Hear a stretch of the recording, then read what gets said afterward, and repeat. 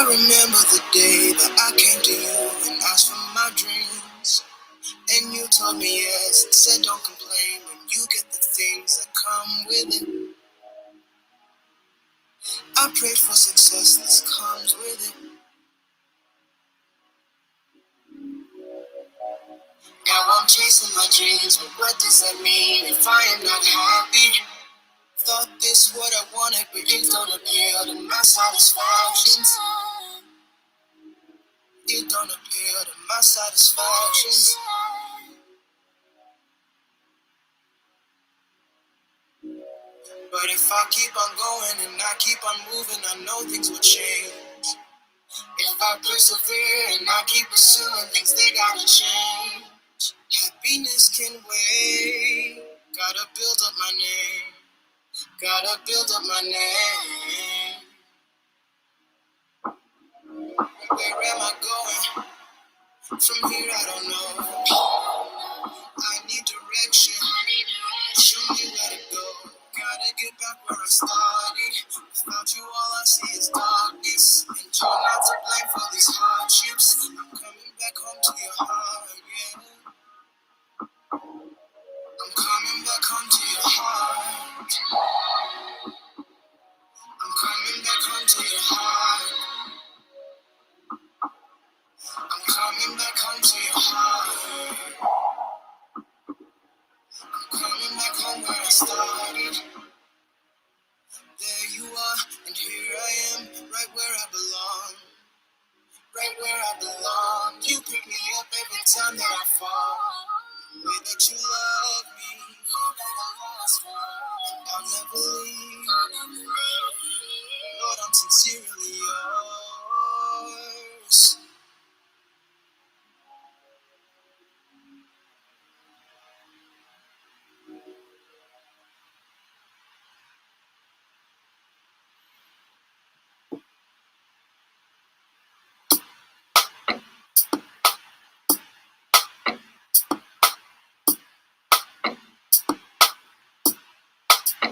I've been all over the world, you know, but you're the finest one. Wanna see the finest times, but all the pretty girls come from VA.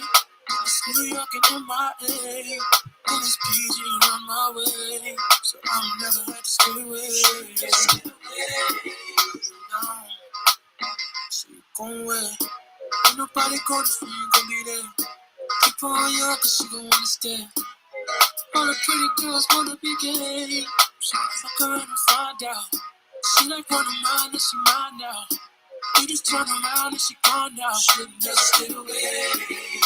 No, best time she's ever had. Best time she's ever had. Best time she's ever had. Your best time all the time. Best time she's ever had. Best time she's ever had. Best time she's ever had. All the time.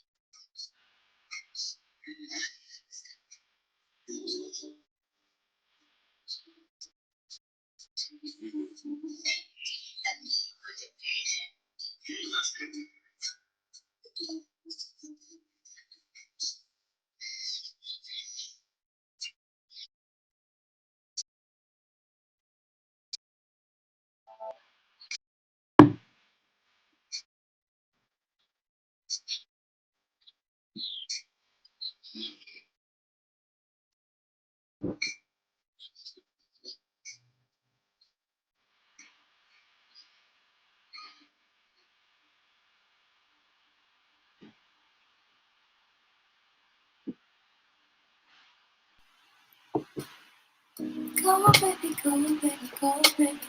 All that God forgives your sins, your sins, your sins, your sins. Go, baby, go, baby, go, baby. Gotta keep moving on, even though you're not living, living, living, living. Go, baby, go, baby, go, baby. All that God forgives your sins, your sins, your sins, your sins. Go, baby, go, baby, go, baby. Keep moving on, keep moving on.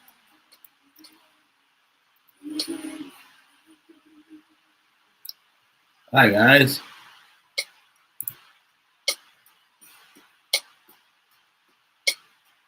Lose your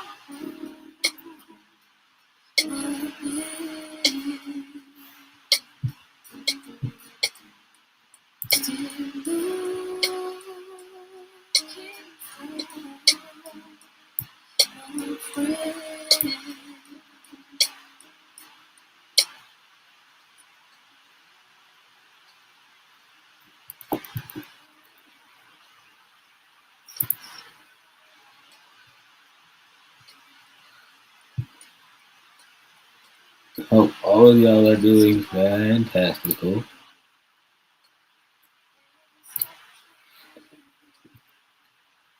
Hope you are having an amazing Friday.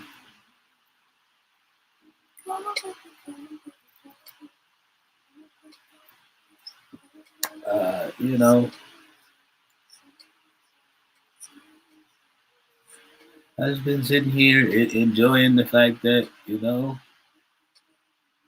we have the terminal halfway set up the way that I want it. Halfway. We almost there, but not quite just yet. Still a couple of other things I want to do with the setup. But nevertheless, more so just been really, really happy that I could give y'all some other gameplay other than just Stardew Valley. I ain't forgot about that. That's more so probably going to just be a Sunday game. Because, I can play that and yap my face off while we do that on that end. But I really do hope all of y'all this day has been well. We are gonna hop back into this here Madden 25.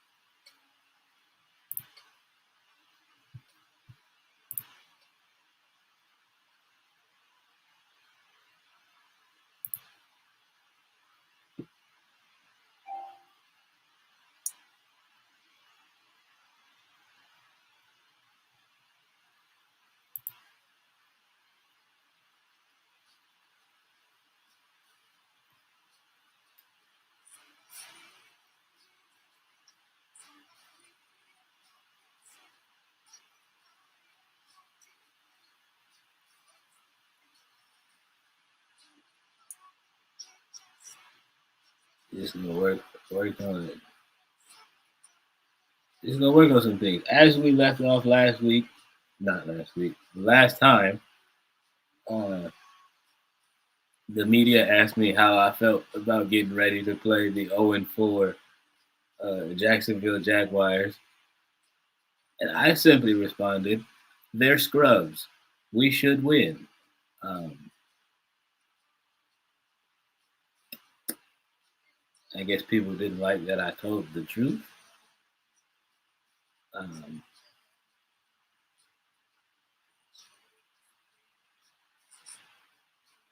but nevertheless, that's where we're at with things. So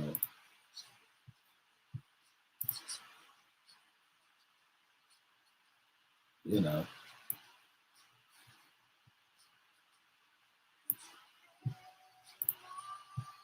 I just know what I be talking about when it comes to my football chat. They're terrible. Anywho, enough yammering. Y'all know what we gotta do.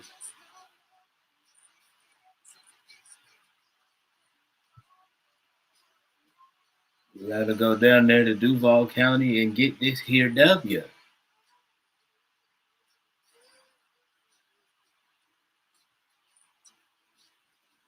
Also, Coach Hightower has made the executive decision to retire the horsepower offense, mostly because you can't make formation substitutions on your own created playbooks. Kind of nasty work.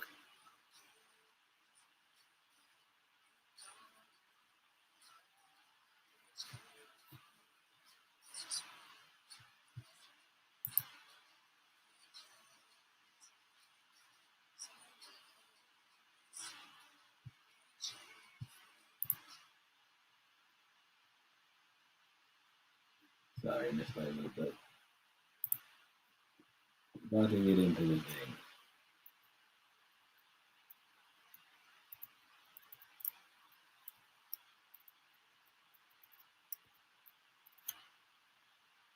Now, today's stream schedule says only 4 hours, but if we wind up pulling another 6 hour stream, then so be it. It's Friday. You know what I mean?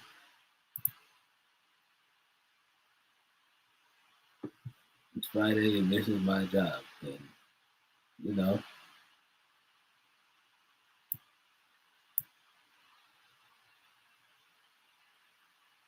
what better thing to do than spend time with y'all? Nevertheless, here we go.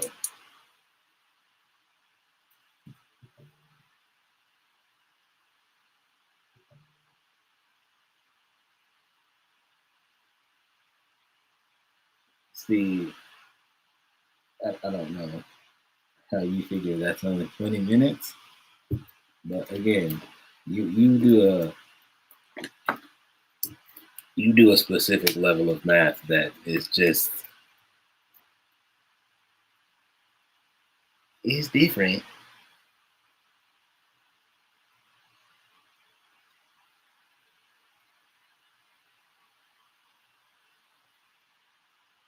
That's all I'm gonna say about that. That's just a different kind of math.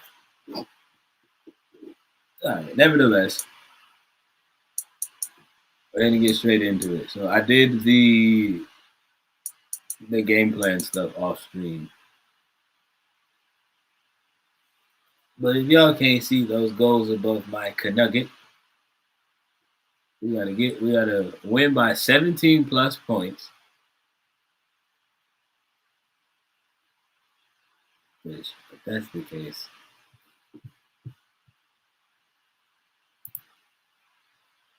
hold on.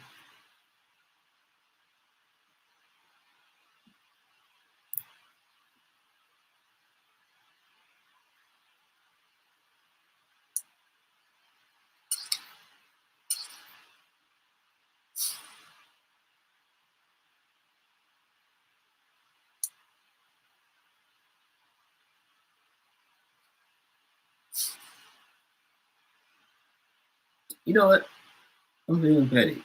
We're here to build out a storyline.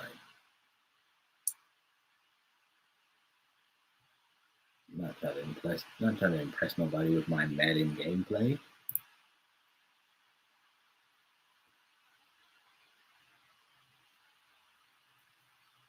All right.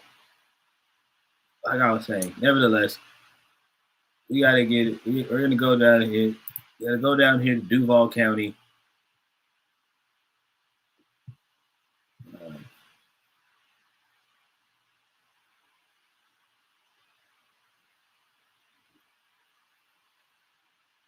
And play that team that they're allowed to have in Jacksonville still for whatever reason.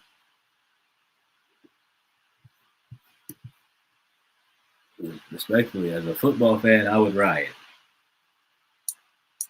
You continually play this much bad football in my home state. Again, I know some of y'all in the comment section will be like, "Oh, but isn't he a Saints fan?" That's shut up. You shut your face. You shut your dirty, stinky mouth right now. Literally, the only thing that bad has happened to the Saints is that we just can never stay healthy. Oh, also, in other great news, we have DeForest Buckner back. He's back from injury, and I think somebody else came back from an injury. I think another one of the O linemen.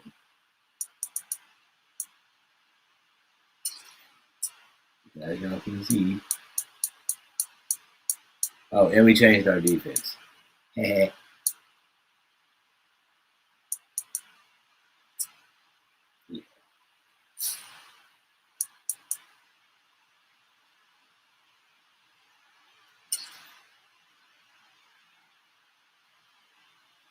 Yeah, Defoe's back. So that should help up. So that should help with some situations on the D line. Yeah, that should actually do wonders for us on the D line. You know what I mean? We have our superstar D tackle back. So that helps out some things. Today on EA Sports, it's week 5 of the NFL on EA Sports.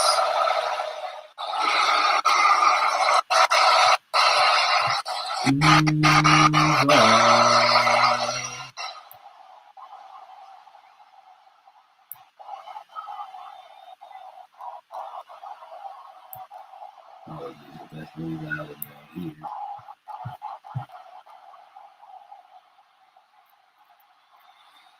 It's the Jacksonville Jaguars taking on the Indianapolis Colts.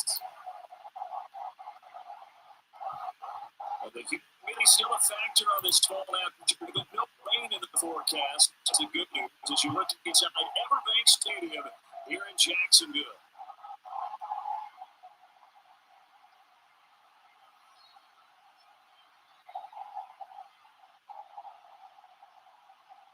Gabe Davis.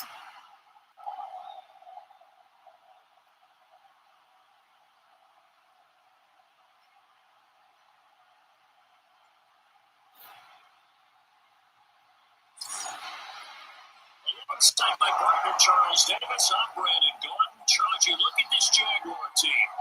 It's been a lost first month of the season, that's for sure, as they come in with a 0-4 record. And the window's not shut on them, though. They still have a chance to make something out of this season, but it has to start right now.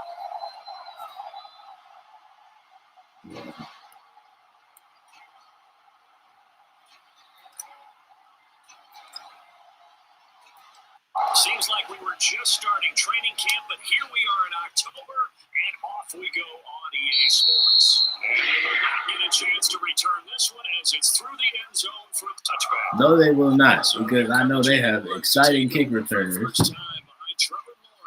We don't need any fireworks on special teams. And this is a game for grit, determination, and somehow finding a way not to panic.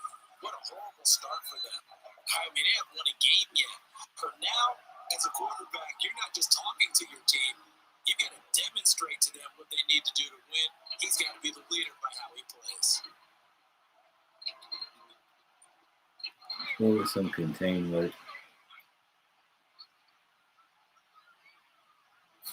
Lawrence going to put it up right away. And his first look is incomplete.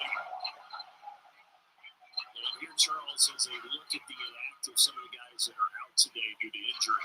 Yeah, this is where the preseason work comes into play for some of those backups. It's not just that getting some experience on the field, but preparing each week in practice as if they were going to play. And when you have guys like that on your team, you've got a chance for success when injury bug hits. Ford's out to his left, and he can't get rid of it. He's taken down. We there. It'll go as a loss of 3 on the sack, and it brings up third down. All right, partner, if you Big count Latu. the obvious right here, not the start you're looking for offensively, right? Incomplete pass followed by a sack. And when he went down, it looked like that right ankle got turned, but thankfully he popped up okay, and they breathed a sigh of relief on that sideline. Oh, brother. Well, he shouldn't have been running. So now after the sack of Lawrence, the Jags looking at a third and long. Ain't no thing. He'll be all right. Now on third and long, they'll look to throw. That quick throw there is incomplete. All right. Quick 3 and out. Definitely what we needed to start this off. Good news, they get a whole game left to clean that up and start clicking on those key third down throws. And Cook now on to punt. He gets this one away.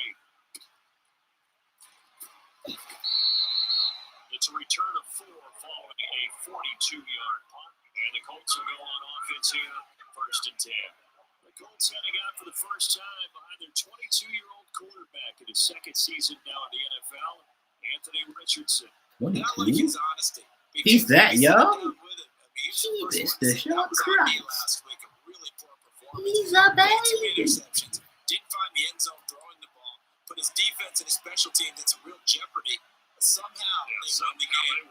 Yeah, what I loved about is when he told us about the defense kind of corralled him in the locker room and said, all right, well, man, we're not going to do that again this week, are we?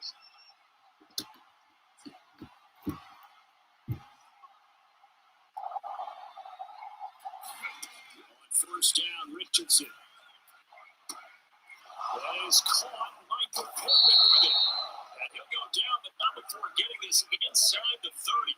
That one good for 37 yards. Absolutely love the play design here. 2 receivers on each side with the outside guy running the short hitch. The inside guy in deep corner. And how about the quarterback? That little shoulder fake like he's throwing the hitch. Then he comes up and throws a deep corner route. This time for big effect. And it pays off for the first down. Mm-hmm.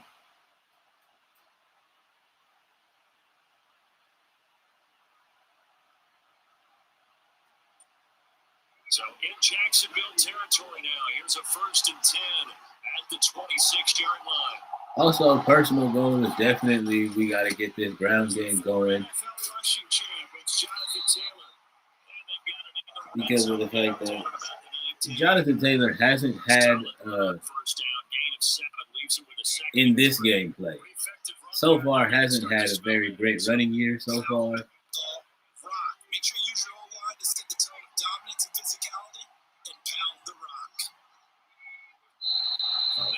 was offsides. No Ali Cox moves. I seen that. Something as an NFC South fan you never want to see. I mean, every time, I'm always going to be a hater every time I see the Atlanta Hawks doing well. Second down, another run with Taylor. And he'll be taken down near the 20 of the 21.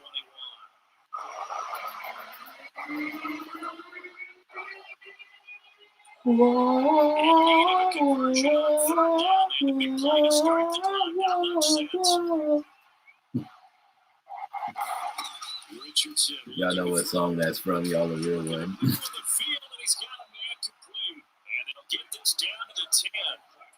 able to convert on third down, and that sets up a first and goal. It's a sharp throw right there on third down. They're looking to get the first points of the game, and they certainly don't want to be on a field goal. So that's a nice job. Of course, it was the lengthy. You know, he just, I don't know. He just gets too excited back there.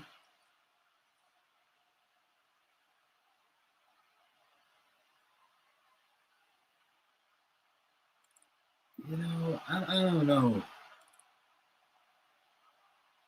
What are you guys doing? You need something where this touch pass is fine. 10, first and goal.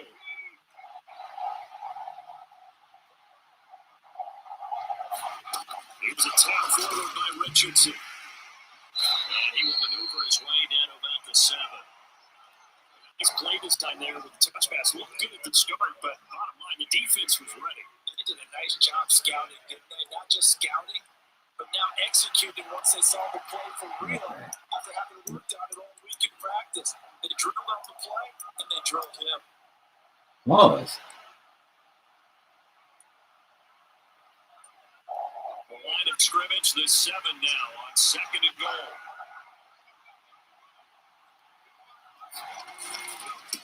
The first carry for Leonard Fournette. Lenny. We got Lenny. Nice run there as he picks up 6. It's going to be third and goal now. Again, because we're not doing the Seattle Seahawks challenge, we're going to go right back to Lenny. Fournette again. And he takes it in. Because that's what you do when you go out and you bring in a power back. For the power.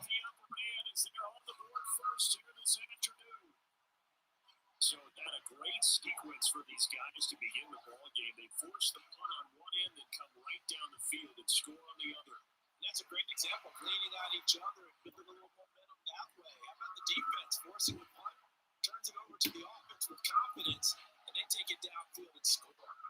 Matt Gay on for the extra point.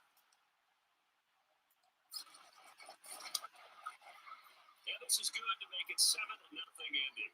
Also, personally hoping that Matt Gay fixes his kicking woes. We have struggled mightily in that area. But nevertheless, we move.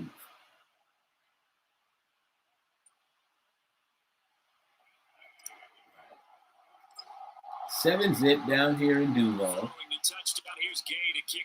Excellent way to start this game off. Yeah. If you are a member of the Colts faithful like me and Miss Lady J, that always makes your heart smile to see anybody from the AFC South losing. Because, you know,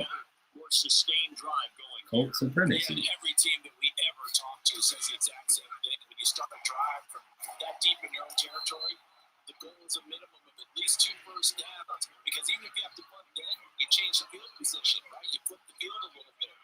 Oh, also, I fixed that situation chat with some of those players that had, like, extra large shoulder pads. I don't know if it's a glitch or if it's just something that the game just does.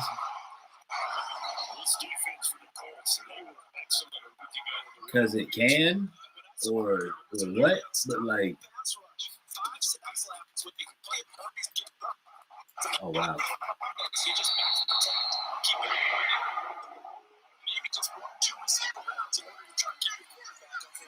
Yeah, you know, y'all remember the mile-high shoulders. Like, This tall. I mean, he didn't take long at all. Slam route, and I loved where he put on the body of the receiver up so he can catch it. I don't know if there was any magical formula there. Defensively, that's just tough to defend. Very much so. And that way, it allows the receiver to keep his body in front of the defender and not allow him to go through him to knock the ball away. Now from Colts territory, here's a 1st and 10 at the 48-yard line. Now Lawrence to throw. A short throw there to Strange. These are his numbers from last week's contest. 6 catches, 62 yards, and a touchdown. And I get the feeling that he loves this matchup. I mean, the unit is going against us at the bottom half of the league against the pass. He had to have circled this one on the schedule and said to himself, this should be a big game. We're right here. What he say F us for, Jack? From the gun, Bigsby. And here he'll be brought down a little shy of the 35 and the 36. You ain't got to remind us that we struggle against teams that pass really well. The disrespect. I get it. He's doing his job. He's just commentating. But my feelings. I got cooked on that one. Mostly because I wasn't paying attention. That's my bad.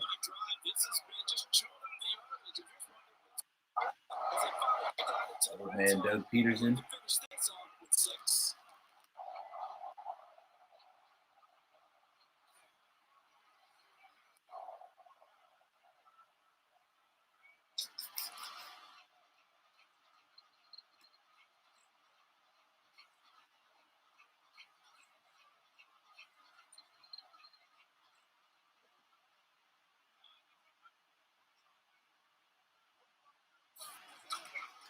Yeah. On 1st down. There's no way. There's no way. Get 10 there all on his own, but then it'll be 2nd down. Yeah. Do that again. Do it again, Trevor. Either side, from the offensive point of view, if he gets established as a possibility to keep it on certain plays, and defensively, they're going to give me up a huge play. One of their first tests in containing a quarterback on the run. Escaping the pressure right. And he's able to get it down to the 2-yard line. Great vision there by Lawrence as he struggles for a 1st down. As a game that relies on Still struggling. to reset the chain, so when he saw the space he needed, no hesitation. He went to the marker and got his guys a 1st down. Yes, sir. He's going to go down back at the 11-yard line. It'll go as a loss of 8 and a tough result there on 1st and goal. Well, if you're going to throw the ball on 1st and goal from the 2, the worst thing that should result is an incompletion for you offensively. But Brandon, this is a different type of football. Back in my day, 1st and goal from the 2, a lot of big people with big neck rolls, they were on the field trying to ram it into the end zone. Okay, again, pause, but you know, I understand the sentiment. Back to the 10, they'll try on 2nd and goal here.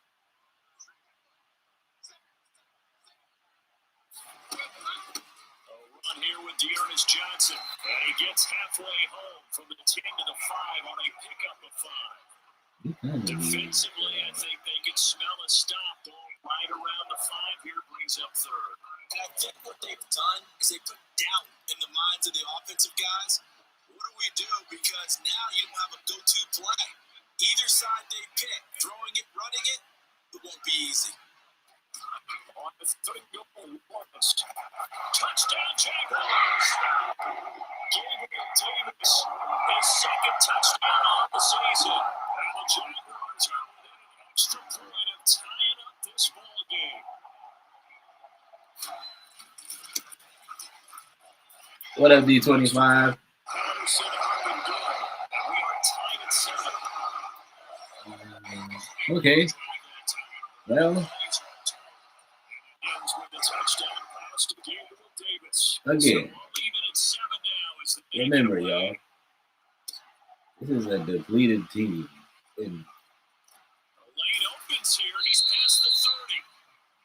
In the nicest ways possible. This is how I mean that. Remember, we just got Defoe back. on the D-line. The secondary we have playing is not our best secondary. Let's just keep it a buck. You're not telling yourself the truth if you don't think there's a one-up special going on right now, because they just had their touchdown answered by a drive of double-digit plays that also found the end zone. Now they want to do something even more impressive to answer that one. Listen, brother. First and 10, Richardson looks to throw it out of his hands quickly to Pittman. And able to get this one across the 45 before he's brought down.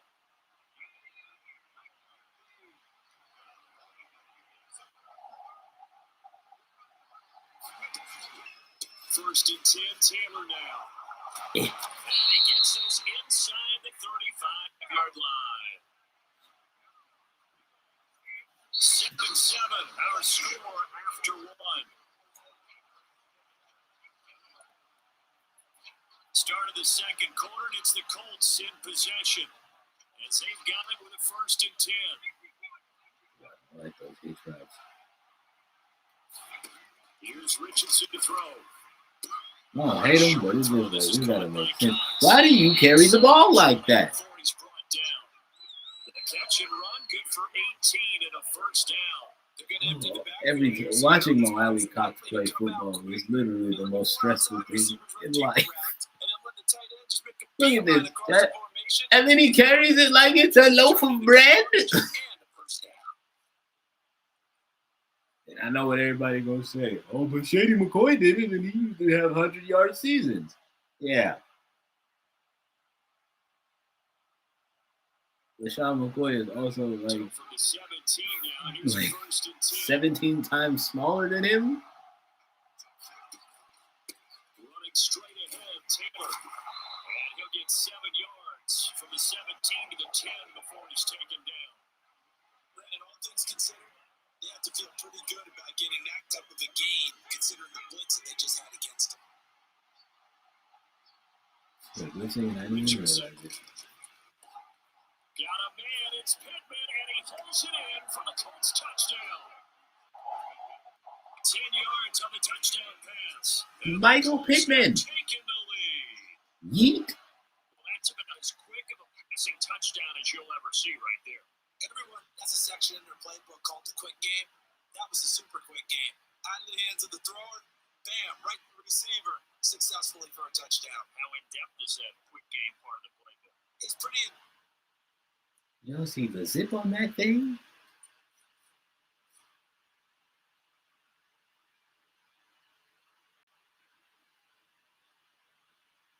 That's everyone? Yeah, everyone's in playing. Oops.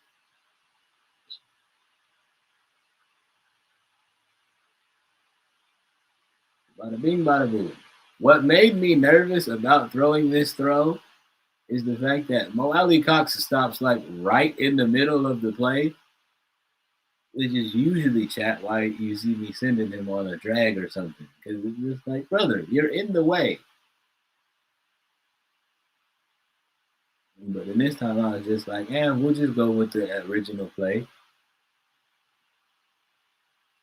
And as soon as Michael Pittman gets just that much leverage, you zip it. Ooh. And that's a tug-a-tug-a-loo. Because people want the ball in the hands of the quarterback into the playmaker's hands downfield as fast as possible. There are a lot of plays, a lot of options involved with that. Mm-hmm. Extra point by Yankees up and good. And that makes the score 14-7. So that drive spanned Because he's a lank bean? It was capped off on the touchdown catch by Michael Pittman. Yeah, man. Mo Alley Cox is just too big to be carrying the ball this dadgum low. After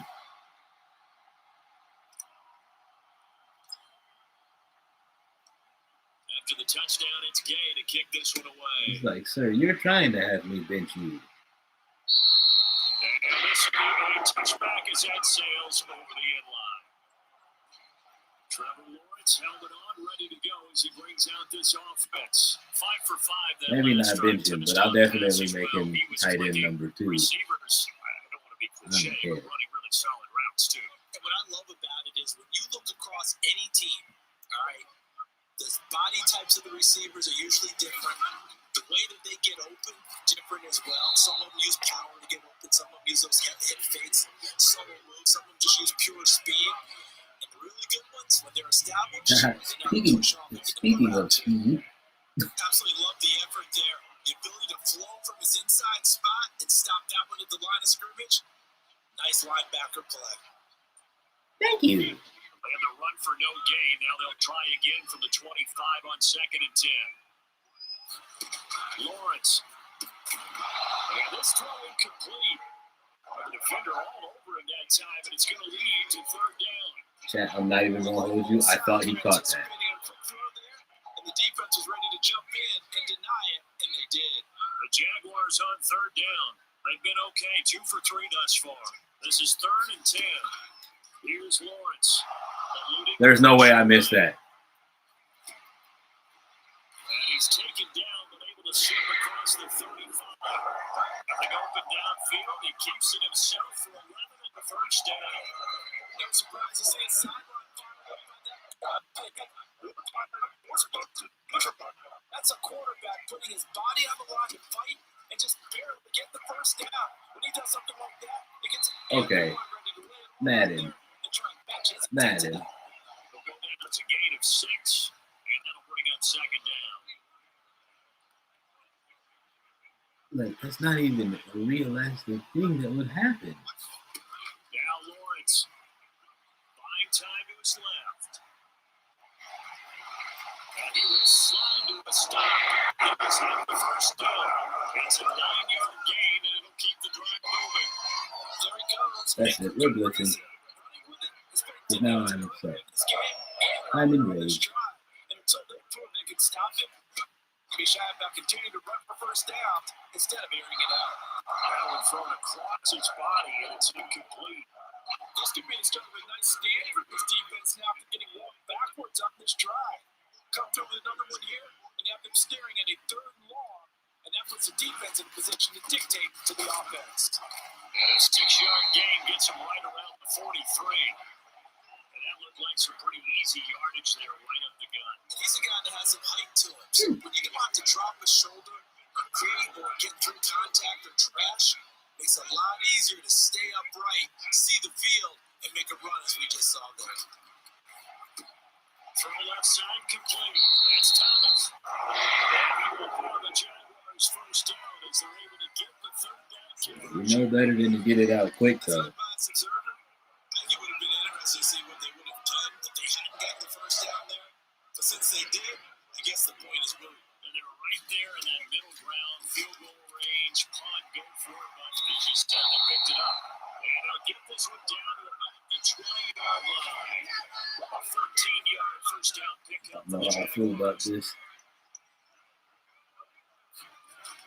Now Lawrence. Dancing to his left. And he slides and covers up at the end as he's going to be able to pick up decent yardage. He'll get 5 out of the scramble and 2nd down. But now you're taking me off, Trevor Lawrence. You're not even that nice like that. On 2nd down, Johnson. And he'll find his way down right around the 12. It'll be a pickup of a couple, and it leaves him with a 3rd and 3. This defense against the run, by the way, they're not top 5, but they are top 10. So what's your philosophy here? Do you try and run the ball against a team that's pretty good against the run? What if you're a pretty good running team? If so, you might want to go ahead and run it anyway because that's your strength. On 3rd down, yeah, go ahead. Try it. Try it. See what happens when you listen to the suggestion of commentators?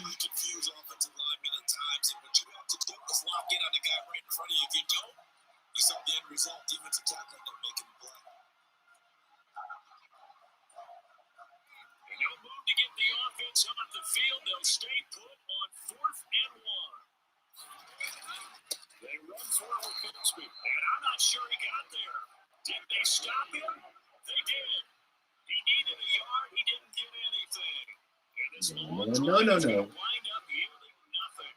And defensively, they were ready for that, a full-on blitz It's on fourth down, and they stop him short of the mark. Someone's got to feel really good about that. That's the defensive coordinator. He dialed up a great run blitz defense, and they hit it just right. Stack that thing up. They're going to feel awesome going to the bench after that big play. 46 yards rushing for him now in the ball game. Now that's a run that warms a play caller's heart because you're actually set up to do whatever you want on offense. You come right back and run essentially the same play because you have momentum. Or you can fake that running play and throw something deeper over the top. Nice. Or you now feel like you have an extra down to play with. Because if you go ahead and just throw it and you don't get it, come back and try and pick it up on third down. A 14-yard gain for Indianapolis and also move the sticks. And this is an example of breaking down a defense because on a lot of these runs, he's getting past the point of attack, and guess what he's doing? Forcing the secondary guys to have to make a lot of tackles.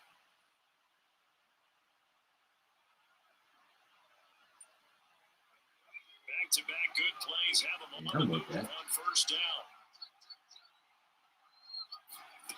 Now Richardson back to throw it. Connecting over the middle with Downs. And of course, when it was Josh Downs right there, reaching the 45-yard line. even better. 11 more on that one and another first down. You always worry about those smaller receivers running through that gnarly patch of land in the middle of the field. But he did a really nice job there holding on to the football and protected himself as best he could while completing the plays. Gnarly, huh? He run the option here on first and 10. And he'll find his way forward to about the 48-yard line. Okay, so if that tackle holds that block, like I'm out of there.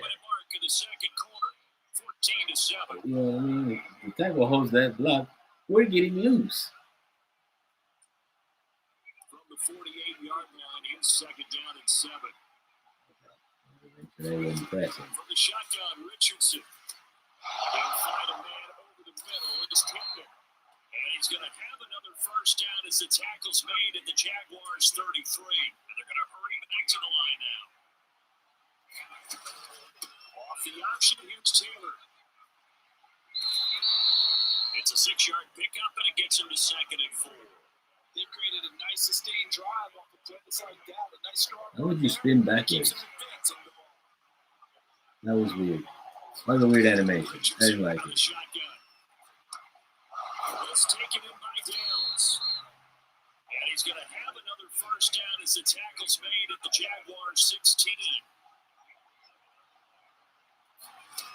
Now Richardson. Flushed out right. And he'll be out of bounds, taking it just shy of the 10 at the 11 or the 12. They'll get 5 out of the scramble at second down. I did like his decision-making there to make sure they picked up something instead of forcing a throw. Now they got more manageable play coming up to try and pick up the first down, and don't rule out the possibility that he just keeps it and runs again. Hey, man, don't be giving away all the sauce. On second down, it's Richardson to throw it. Yeah, Flush to his right. Yep. And he will slide to a stop. He does have the first down, and they're going to speed things up here.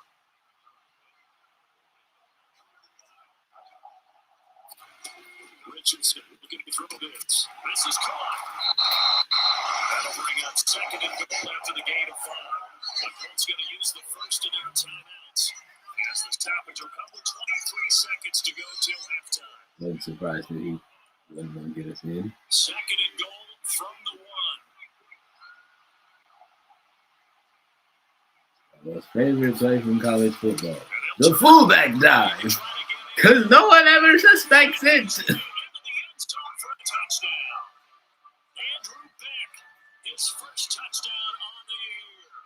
Andrew Beck. Ah!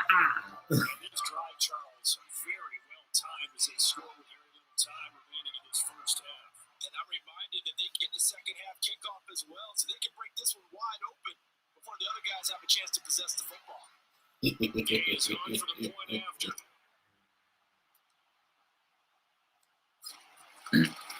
I'm laughing because he said It's bucket good, line. and it is now 21-7. So that one along an 11-play drive, and it ends with a 1-yard touchdown run. All right, we're cooking.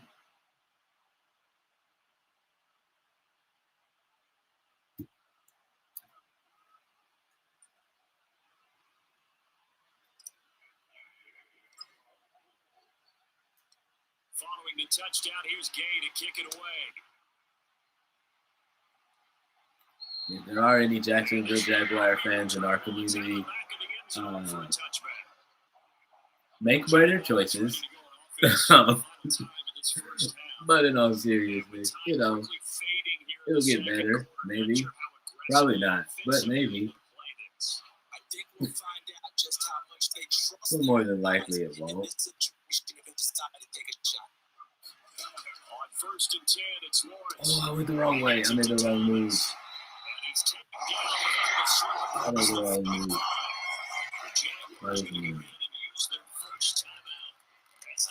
With 16 seconds to go in half number one. Oh, I smell it. It's a 1st and 10 at the 38. Lawrence will throw.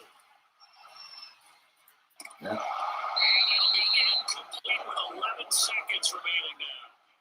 And I think they'd be well served to take that type of a physical approach against him the rest of the game. He's had his way so far. But on that last one, that worked quite well for the defense. 2nd and 10. What are the chances he just tries to bomb this? From the shotgun, Lawrence. And that'll be incomplete with just 6 seconds left on the clock. Some of the fans. Okay, so there's no way he doesn't go deep this time, right?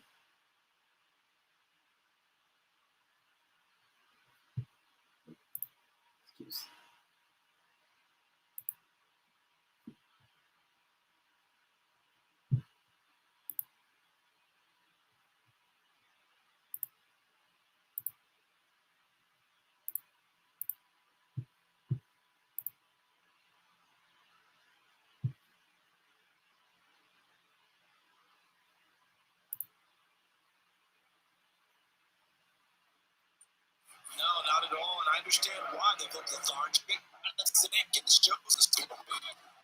Final play of the half. That's me. Lawrence. And all this is taken in one-handed. What a catch. And with just 1 second remaining in the first half, they'll call the timeout.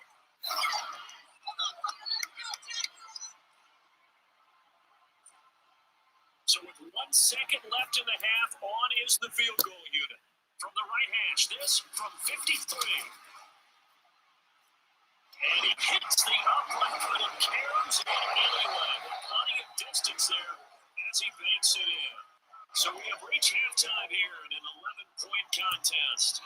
As we now go downstate to Orlando and check in with Jonathan Coachman with our EA Sports Halftime Report. Okay, Brandon, thank you very much. More from you two in just a bit. But first, let's get everybody caught up with what's going on around the NFL here in Week 5. We'll start with an AFC matchup in Texas. Buffalo in town to take on Houston. And it's the Texans out in front as that one is just about to halftime. Stephon Diggs, 2 touchdown catches on the afternoon. Next, we head up to the Windy City. Check on the Bears at home, Soldier Field. And you can see, currently they trail in that ball game. Xavier Legette, 2 touchdown catches on the afternoon.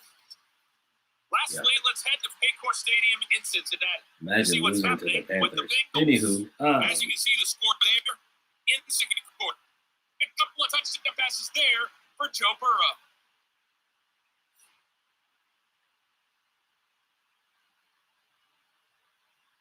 All right, Coach, thanks very much. Fine work as always as we welcome you back for quarter number 3. Second half ready to get underway. The Colts with a lead, and they will receive the football. Well, a dangerous return man showing it here. That's a tremendous start to the third quarter. These guys had their foot on the gas the entire first half. you're lucky. Keep the accelerator down. So here are the Colts to take over. They're on a 3-game winning streak, and right now looking good in this one as well.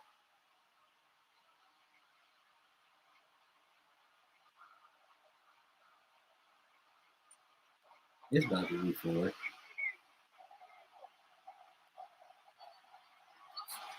Richardson in the air on first down. The toss in completed to Pittman. And he's got this down to the 35.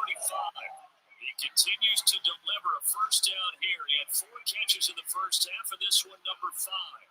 Now we get into the psychology of the whole thing, because a lot of teams with a 2-score lead in the third quarter, they don't have to become defensive with their offense, just playing not to lose. I think with this team, you got to figure at this point, this is a great spot for them to go into attack mode, really try to put the hammer down and finish this one off. 2 yards on the pickup there. It'll be 2nd and 8. In order to play really good run defense when you're playing a 3-4, those 3 guys up front, the nose tackle, the guys they call the defensive ends, are usually big people, because they're going to have to eat up a lot of blockers. It's usually 5 off 3. And when they do their job well, guys who play on the inside, those inside linebackers, they will just roam and hit. He has a first down, and that catch will also put him over 100 yards receiving now on the afternoon. And he's over 100 yards now after that last catch. Already, of course, leading the NFL in receiving yardage. So he's done nothing at all to hurt his cause to stay in that spot. But I've been so impressed with how he got it done. Body control, route running, how the way he competes for the football at the end of the play. Oh, that's right. We extended Malali Cox's contract last time. The pen to the paper this week, get this deal done, contract extension. And I'm sure the coach's front office happy. He's got to be happy too, though. He's got to be relieved. He doesn't have to worry about moving now. Doesn't have to worry about not having a team.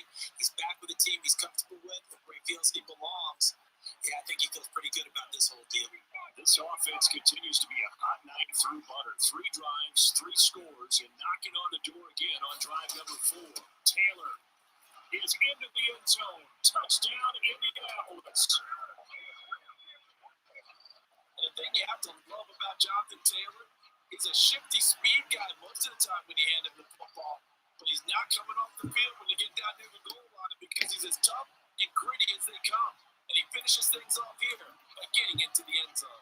Well, I didn't want to hoe him because I sure enough was about to put Leonard Fournette back in there. Here's Gain out on the extra point. Let me get the. And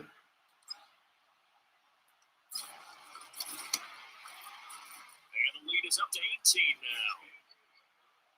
The drive summary that time, 5 plays. And it was capped off by a Jonathan Taylor touchdown. Let's get our superstar back. After the touchdown, it's Gay to kick this one away. Let's get him a touchdown time. Gotta show my boy Jay Tate some love. Hashtag save the running back.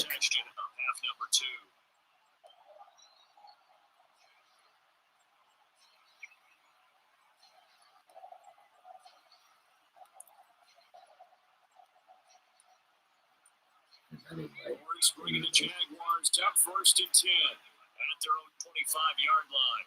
They'll bring a receiver in motion left. Bigsby with a carry to begin the series. And he'll take this ahead for about 4. 2nd down coming up. Okay, so help me understand what tackling him forward did for you. I just want to understand. To really get this ground game established. Yeah, they've really struggled to be multi-dimensional in this one, haven't they, partner? Because they have to be extremely one-dimensional now if they hope to get back into this game. They'll have to do it by throwing the football and hope to have success through the air. Lawrence hit him, the ball is free, and the Colts pick it up. And they are going to score on the fumble return. Touchdown, Indianapolis.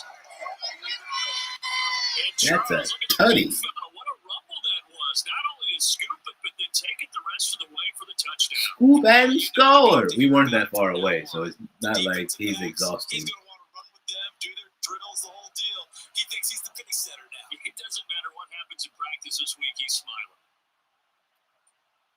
Gay is on for the point after. All right, that increases our lead, which is what we needed. He's been a busy man, 5 for 5 now as he knocks another one through to extend the lead. Because we can't be giving these goofies So not hope. only the cough up, the pick up on the other side, the scoop, and then score the other way, the fumble return for a touchdown.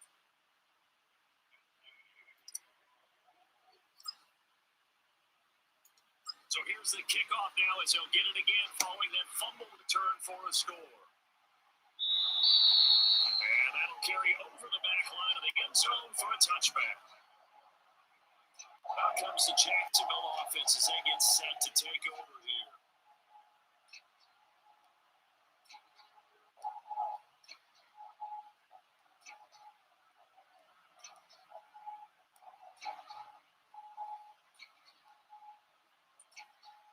Lawrence bringing the Jaguars up 1st and 10 at their 25-yard line.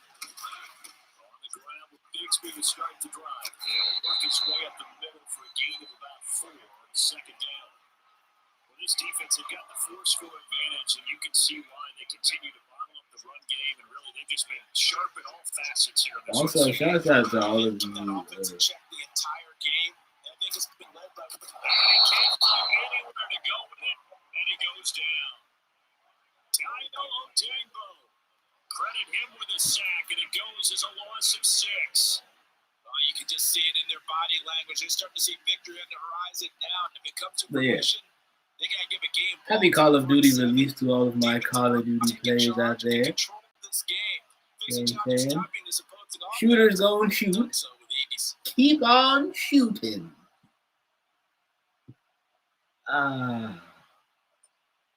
So now after the sack of Lawrence, the Jags looking at a 3rd and long. On 3rd down, he'll drop to throw. That should have been a pick, but that's fine. But the catch is still made. He had the touchdown earlier. This one's going to get him a 1st down. Still in the 3rd quarter here. Now you get a scoreboard. That deficit probably a little too much to overcome. But completions like that may be something to build on for future weeks. It's all about ending things on a strong note here, isn't it? Because my mindset is it's a new ballgame. Corner campers in full effect is hilarious. A loss of a full 3 yards, and now a 2nd down. Well, we saw a lot of negative plays that resulted in plenty of lost yardage in the first half, and that trend is continuing here. That's big Latu.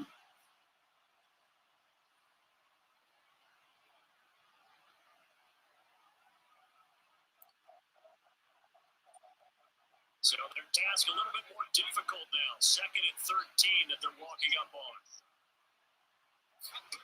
Looking to throw Lawrence. There's no way I missed that. There's no way. And he'll slide to a hold here. Still a little shy of the 1st down marker. And wind up with positive yardage. It's a gain of 3. But now it's 3rd down. They'll come to the line here needing 9 yards to pick up the 1st. On 3rd down, Lawrence. Able to fight through one tackle. And he'll be taken down, but not before he gets into enemy territory. I'm sorry, did he just shrug off Jair? Like he was a little boy?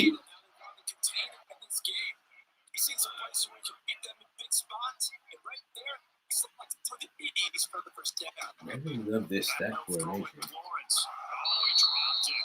And that's pretty indicative of the way this one's going. 2nd and 10, 4th county. No. Keep coming out of that cute little split set. Here's Lawrence to throw. Now a screen set up for Johnson. They do get a yard there, but only a yard. Leaves him with 3rd and 9 looming. Boy, that was certainly well read defensively. And the key to any screen play is basically to be found bigger and tackle it for just a short game. No blitzing, but this may come back to bite us. And it did. He's caught. They'll get him to the ground. He has another 1st down at the Colts 29-yard line. Calling a gain of 19, and it moves the chains. That's the number 2 receiver in the NFL in terms of yardage. And I'll tell you what, a few more plays like that, he won't be number 2 for long. That's what often happens when you have competitors running around the field. These guys know where they stand in relationship to yardage, totals, numbers, the whole deal. Okay. And down inside the 15, shy of the 10. The catch and run, good for 18 and a 1st down. I guess it does pick up right there after watching that play. I'm thinking about all the lost opportunities that they've had so far in this game. But right now, just focus on continuing to move the ball. Yeah, okay, buddy. And he's going to have to eat this one as down he goes. Taken down for the 5th time this game. Multiple defenders there. It has been a rough afternoon for him trying to get rid of the football. See, that's now 5 sacks. How'd you like to be the offensive coordinator, the offensive line coach trying to come up with an answer for this pass rush? What blocking assignments do you change? Can guys play a little bit better? And we're seeing the end result on the scoreboard. Long day in the pocket for their quarterback. So definitely a goal going forward for our secondary. Or definitely a goal for next season is to really look at some secondary players.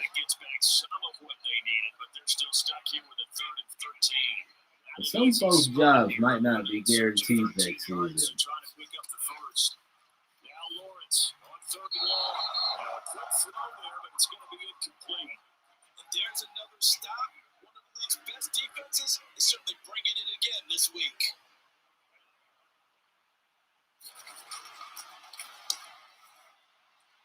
Anderson's kick is good. And they're back within 3 scores as it's now a 22-point game.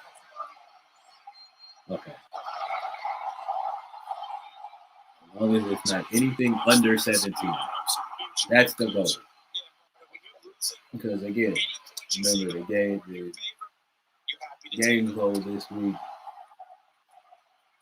We got to beat them by 17 plus. And they'll start this drive just across the 30. Pretty nice work on the return. Okay, let's do it this And one. now Indianapolis set to take the field. And now you've got the clock winding down here in the 3rd quarter. You're 3 scores to the good. What's your approach on this drive? Too early to fully commit to playing the clock game. Yet at the same time, you're also not going pell-mell like you would 2-minute offense. This is what NFL offenses call 4-minute football. Take the clock out of the game a little bit, wind it down, but at the same time, keep advancing the ball down the field. Zone coverage there, and they were playing deep. That makes it obviously a little bit harder to run by guys. At that time, it was not much of a window to get the ball in there, and it winds up incomplete. Man, that was weird because he was open. On 2nd down, it's Taylor. Open and chasing. 5 yards. Now it's 3rd and 5. That 2nd down play call was not to pick up the 1st down. It was accomplished from they didn't get him 3rd down because they had incompletion on 1st down, so they were behind the sticks, so to speak. They needed to make up some ground, and they didn't. With a great grab. Go, Michael! 1st down and then some. Honey! Indianapolis. Michael Pittman, his 2nd touchdown of the game, his 3rd on the year. And the Colts get another 3rd quarter touchdown to add on to that lead. Well, Charles, he's still a young signal caller in this league, 2nd year in the NFL. But I don't know if last year as a rookie, if he would have worked through his progressions like he did on that touchdown pass. I think you're right about that. We're seeing him grow up right in front of our eyes because when he went to the primary read, he recognized that they were all over that. So he continued to survey the field, picked up another target, delivered a pass exactly where it needed to be. A very mature play for the 2nd-year quarterback. Extra point by Gay is up and good. And that'll push the lead up to 29 now.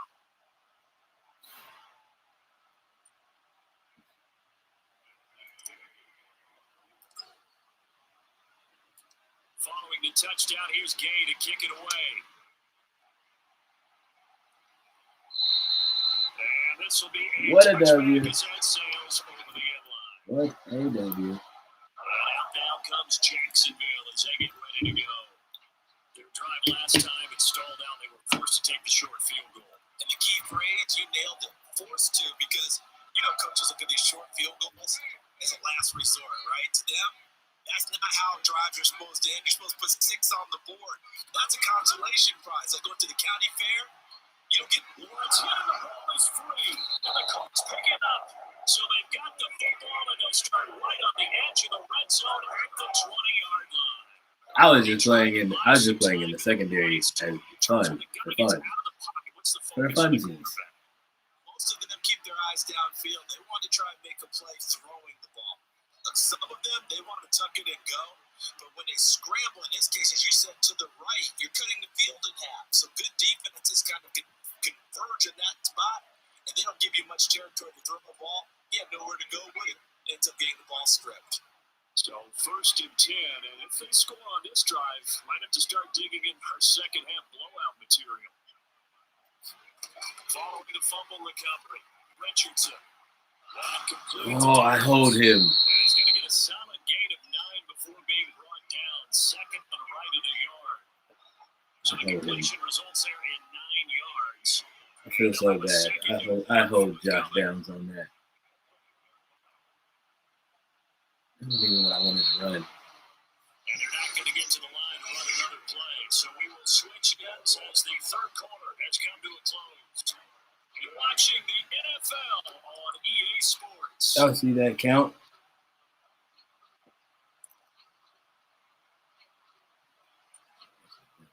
Just need a yard here, second and 1. Up the middle, here's Taylor. And here he'll get it down to the 7. 4 yards on the play. That's going to lead to 1st and goal. They got the ball in great field position after the fumble, but this defense tried to stand tall. They certainly are, and a lot of times after you pick up a fumble or get an interception, you have momentum on your side, you kind of walk. And he takes this one in for a Colts touchdown.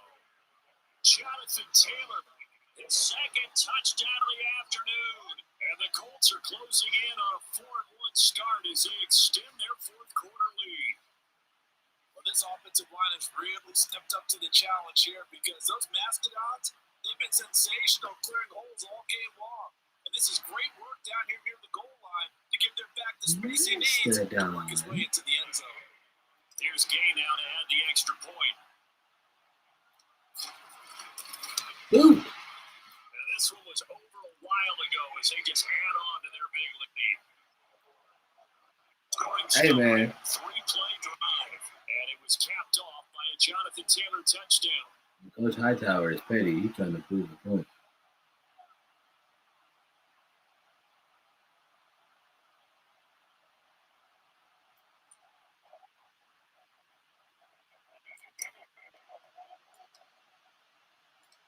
After the touchdown, it's Gay to kick this one away. And this will not be returnable. It's at the back of the end zone for a touchdown. Out come the Jags.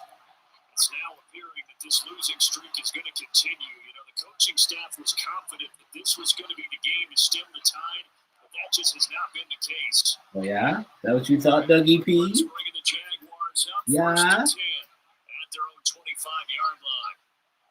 You thought you was going to come in here and cook? Screen play, Johnson. And he is going to lose yardage here. We there. He was unable to we right there. They'll cover him for a loss of a yard. You know the key to a good screen pass is, don't you? You're going to tell me good blocking? Well, good blocking eventually. But first is good acting. You want to let the defenders go past you, leak out to whichever side or even in the middle where you want to set up the screen, and then you do your blocking. How about the read, though, by the defensive guys? They weren't fooled at all and actually ran with the lineman to where the play was, and this mother 12 months of yardage. 1 second down, Lawrence. And he can't find a receiver, and he's brought down. Quiddy Pay in there to get him, and that is sack number 6 now for him on the year. Nightmare of a game continues for this quarterback, brought down with the game already decided. Hi. Against injury for him, multiple turnovers, down by multiple touchdowns. Right there. Boom. Hello.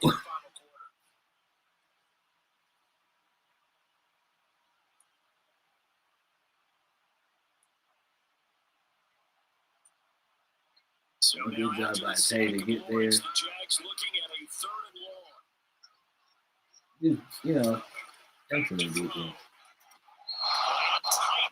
There we go, Jonesy. Here's Logan Cook now as the drive goes backwards, so he's on to punt it away. His first punt, 45 yards. This looks good as well. Receive.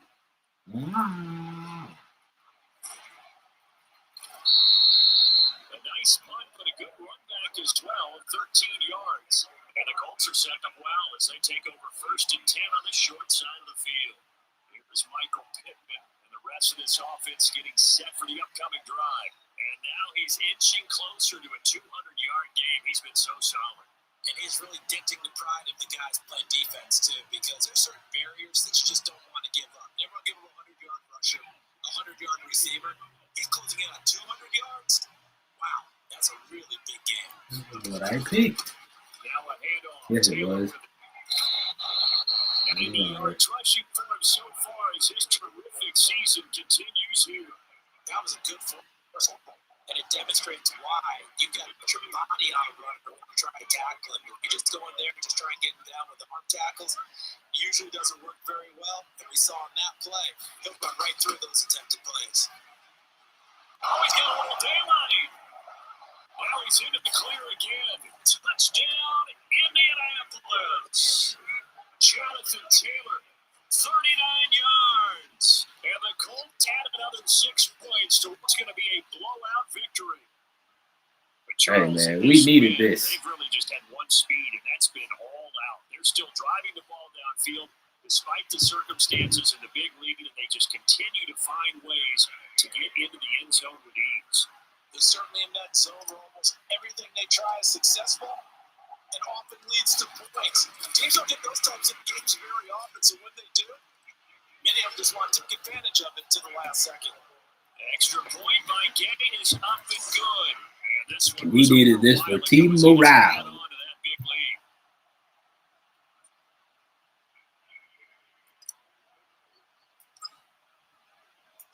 Following the touchdown, here's Gay to kick it away. And they will not get a chance to return this one as it's through the end zone for a touchback. Out comes the Jacksonville offense as they get set to take over here. And you hate to see this for them, but you mean to put me in the stadium Sunday and run these plays? Listen, man. As they trail here, starting this drive 1st and 10 in the fourth quarter.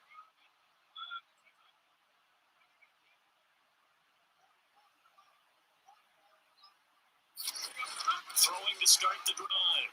Lawrence looking for the out route here, and it's completed to Kirk. And he's out of bounds. Able to take this one up to the 35. 10 yards there to start the drive, and just enough right on the length of the football for a first down. This guy didn't do it. Yeah. Back to throw. Lawrence throwing quickly to Airbot. It's incomplete. The secondary is definitely an area of concern. Put a little too much heat on it, don't you think, partner? Absolutely, just needed a touch more air under it. Instead, he fired an absolute bullet. Here's 2nd and 10. We fixed the one issue with the safety issue. Throwing again. With our strong safety. Open man is Kirk, complete. And he slips up past the 45 before being tackled. This is the issue I have, fellas. What does tackling forward do for you? You do realize that there's nothing but help them. Back to throw again. And that one drops down, incomplete. Yeah. Coverage there, forced the ball through. It seems like that. But all the time. Again, it's Lawrence. And he drops it incomplete. And their struggles continue here. Again, like that. But all the time. This is what you just said. Honestly, game takes from this one. You might just want to throw it in the trash, act like it was never there in the first place. Yeah, just say we're good. I actually have heard of a coach in the past who took his team out to the practice field and ceremonially buried the game films from the prior game when they got clobbered. That was his way of putting it behind them.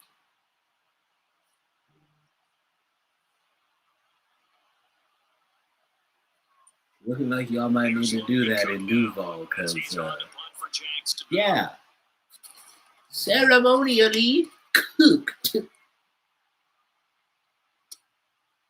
What did I say in our press conference? I said they were scrubs, and I said we were going to come out down to Duval, and we was going to cook. And what are we doing? Cooking.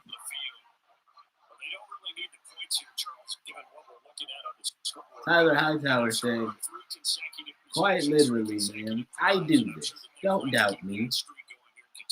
I'm one of those ones. And things have gotten that way in the NFL, haven't they, partner? Because in the old days, people would, they get off the gas a little bit, right?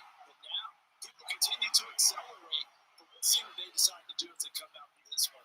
But the way this game got to be awfully happy with their execution overall. Honestly, we really don't need to throw it anymore. We could quite literally just do this. Two straight runs of 5 yards, 1st and 10. And Brandon, that's what it pays to have a big back who can take over a football game, especially in the fourth quarter when you've got the lead. Your ability to not just wear people down, but close games out. That's what I'm saying. And he can only manage to get a couple. I'm a fan of running backs like a Jonathan Taylor, but straight ahead positive gain, just keep that clock ticking. So from the 37, it also is really good, you know what I mean, at times like this to have your big brute in there. On the option to give to Taylor here. Oh, if I didn't trip over that lineman. 49 yards rushing for him now. This team has been tremendous all day long. But yeah, like I was saying, it's also good if you can get one, get you a big brute, get you a big bruiser back. Consciously thinking about your cuts and your moves, you're just doing them. And I think that's what we're seeing tonight. He's about to run them into submission. You took the words right out of my mouth. You know what I mean? Get you a big old Derrick Henry type freight train and just hand him the rock. And just watch what happens. 2 first downs have him up near midfield now on 1st and 10.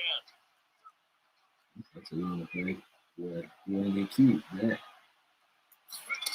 Here's how this works. Now with Richardson. That's complete to Peoples-Jones. Touchdown, Indianapolis. Talented Peoples-Jones. 51 yards. And the Colts have now opened up a 7-touchdown lead. Unbelievable. So still throwing here in the fourth quarter with a pretty sizable lead, and now that lead even more sizable. And if nothing else here, CD, a chance to pile on some stats before this one wraps up, but he did just that. It wasn't even that. I wanted to run the ball. Y'all seen me, Jack. I wanted to run it. I wanted to be nice. I wanted to let y'all live, and we was going to get out here and let y'all leave with y'all dignity. Not you looking back at me while I'm looking at y'all. Look at me, looking at y'all, looking at me. I'm just saying. Tyler Hightower went into that press conference with confidence, and he said, we're going to win this game. They're 0-4 for a reason. Everybody in the media cooked it. On ESPN, on FS1, on the local news. Everyone called him a nut.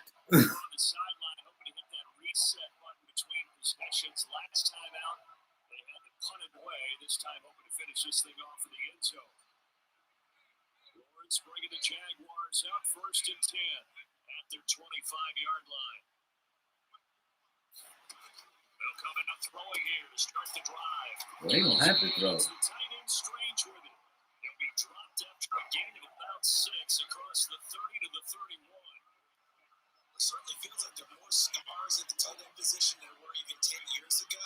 Another thing I don't like is that sometimes when you click over, it clicks you over to the wrong human.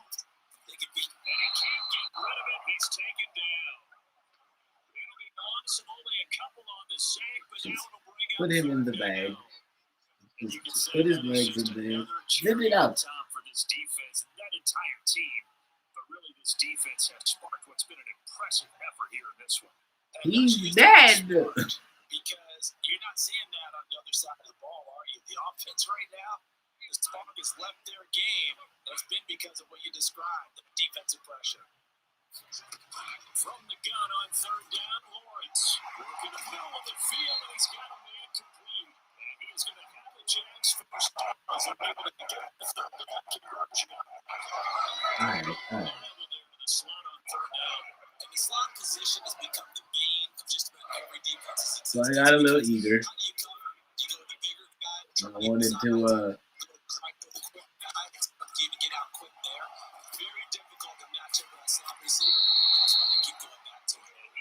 I wanted to take Trevor Lawrence's head off. be not even for gonna a hold second you. and about a foot.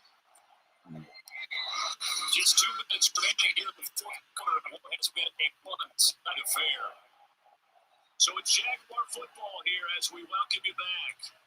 They're looking at second down now. There are too many timeouts. We just had our conversation with the guy. He said, "Look, man, I'm gonna go back On second down, here's Lawrence. to manning up." Incomplete. This has been a rough one to put it mildly for him, but after this one's done, you just feel like in the post-game press conference, this team's got a lot of questions and definitely not a lot of answers. Lawrence going to throw again. And he'll be taken down here just shy of the 30. They're going to need to get up and set in a hurry. They'll throw on first down with Lawrence. Oh, Complete. That's Thomas. And finally down he goes as they work inside the 10 of the 7. 23 yards, the final tally. Just because of the yardage of the okay, that was kind of cool. You did good, though. just like that, they can be set up for the first and goal. Johnson, and they get him down at the 1. He had the broken tackle, but ultimately could not get into the end zone. Second and goal from the 1. Now Lawrence to throw. And this is caught. Well, they get one back. Picking up the late touchdown here, but still down big. That touchdown counts for their team. And it counts more for the fantasy guys, doesn't it? Yeah, it's just something maybe positive to look at on film, but this one's over, let's be honest. Yeah, I agree with you. That was cute. That was definitely a morale touchdown. As they make the score just a slight bit more respectable in the final quarter of play. After the touchdown, Cook now to kick this one away.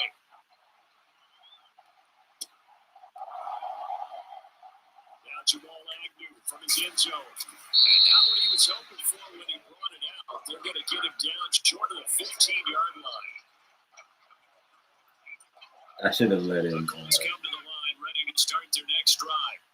And it would seem as if their 3-game winning streak is about to go to 4. There's still a little work to do as they start first and 10. And he's going to take this ahead for right around 3 yards, but no more than that. Second down. That was a particularly nice play because not only was it his job to force the play inside, he was actually able to fold inside himself and make the tackle ultimately. Very nicely done.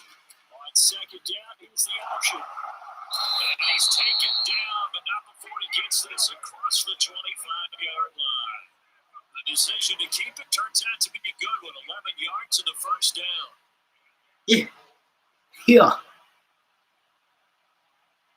Kind of night like that.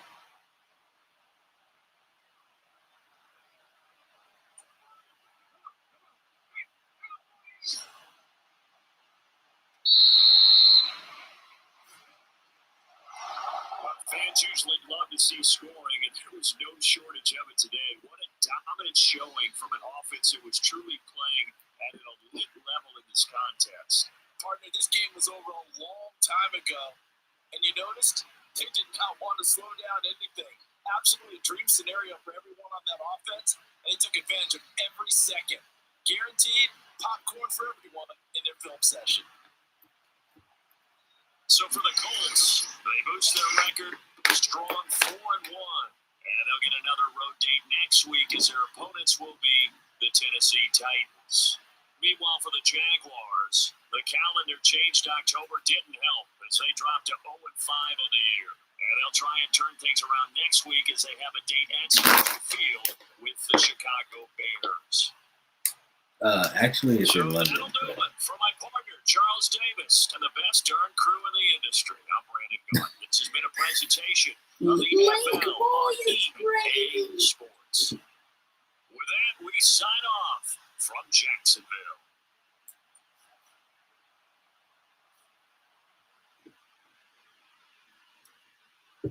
But yeah, he was just standing there, kicking it, getting his pose on.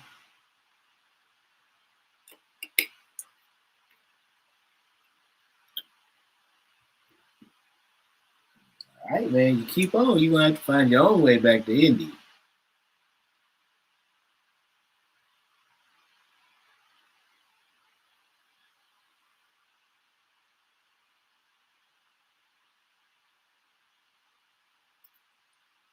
Oh, I didn't force the 3 turnovers that we needed for the defensive coordinator. But hey man.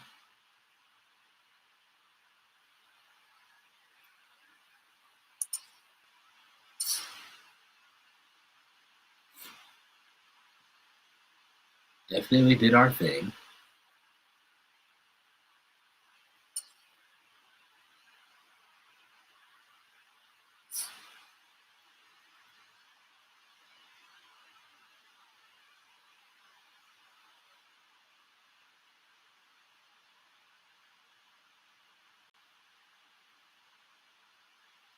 Yeah, man.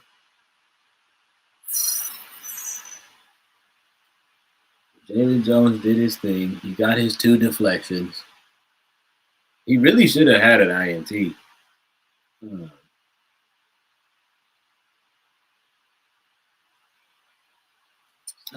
Yes. Let's talk to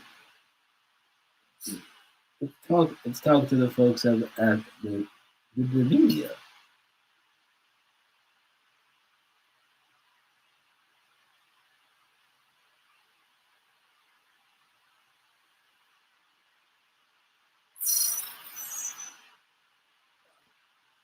We're talking to our center, I guess. Something about taking no wins for granted. First of all, this is the NFL. If you take winning for granted in the NFL, you deserve to lose when you do lose.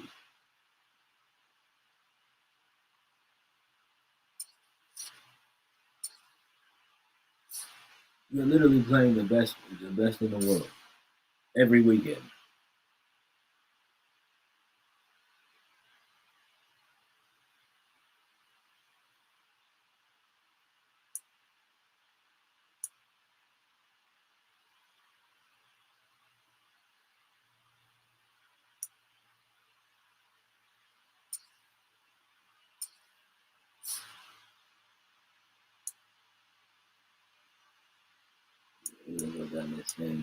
I want that versatility. Again, remember, chat.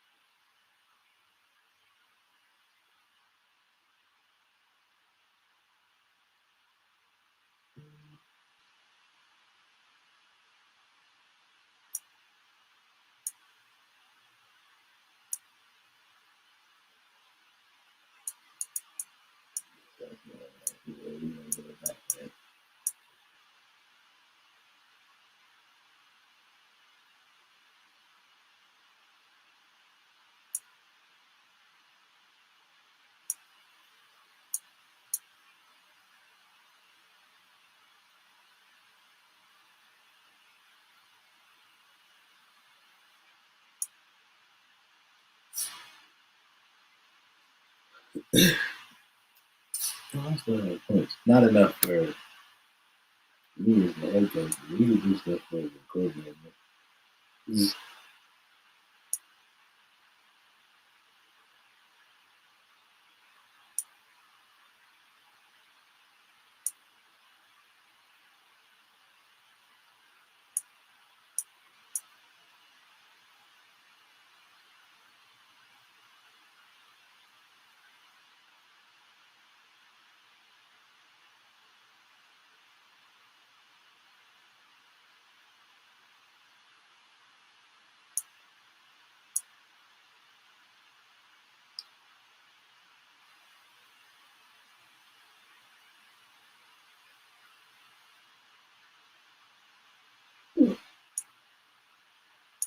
Interesting.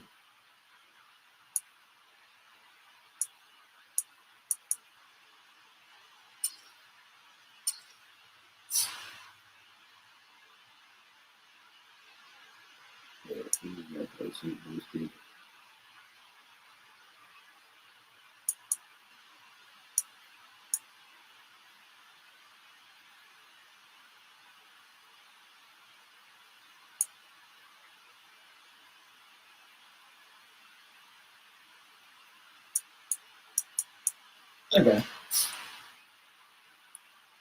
Cool. So we've allocated the points. the parents.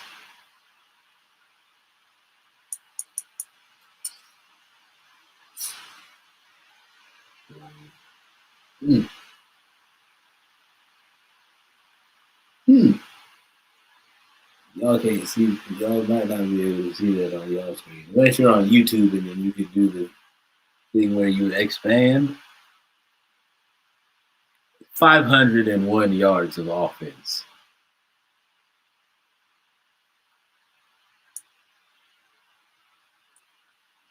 The total offense is what we got. 192 on the ground. 309 passing.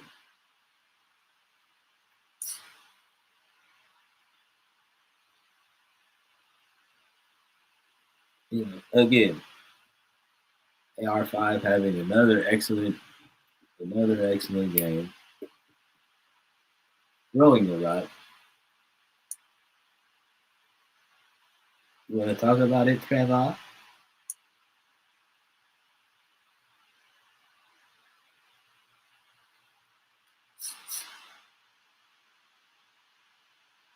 No.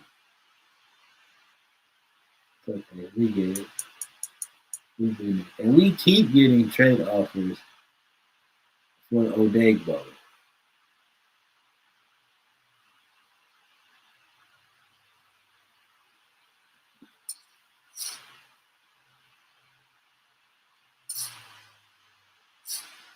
Unless somebody gonna offer us like a left end.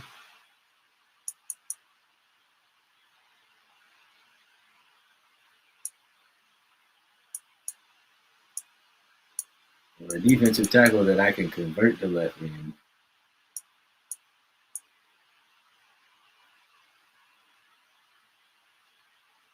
Phillips, I don't think that's the move though.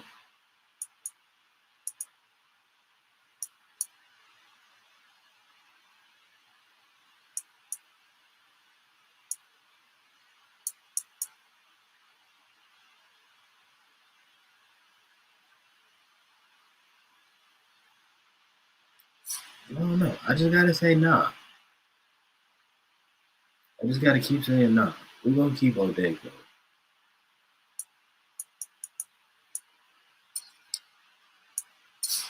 Because worst comes to worst, what'll just wind up happening is we'll just move him to left end.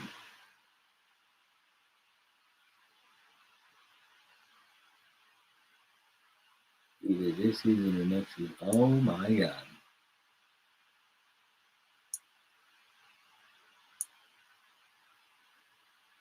Oh my God. My guess is that we did have a player of the week. Yet again, another defensive player of the week.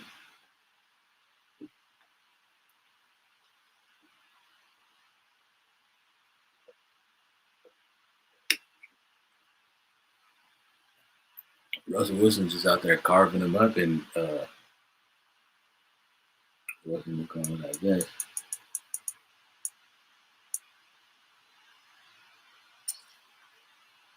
First of all, let's upgrade these plays. I thought it was one.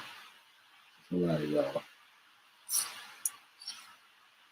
We're gonna actually upgrade Jonathan Taylor.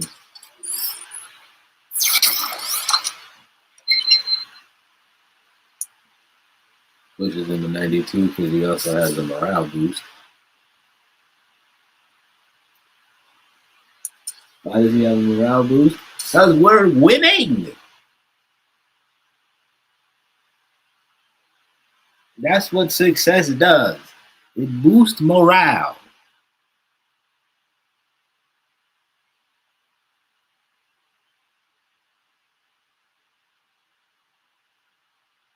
Win the turnover battle.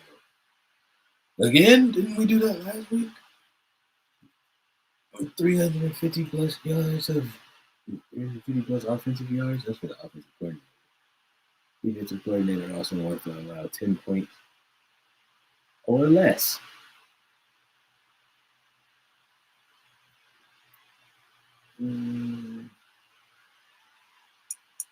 Quite possibly doable. Oh, and for those that might be wondering why I don't want to automatically part ways with our guy, that's why. With Odegbo, we have 100% scheme fit across the board.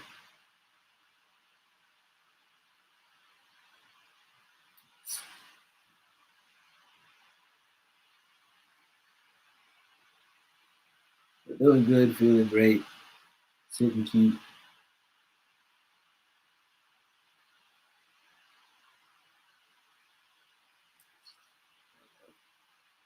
We got a D lineman that wants to upgrade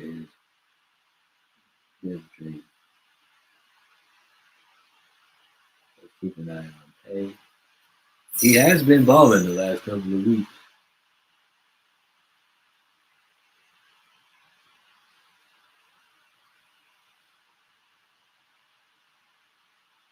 Hold the Titans to 75 rushing yards, 1 rushing TD, or get Quiddy Pay 2+ interceptions, a forced fumble, and forced fumbles, TFLs, and a sack.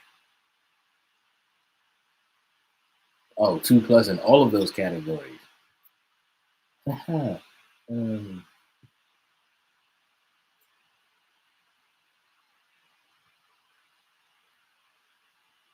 That's a doable situation. Possibly, maybe.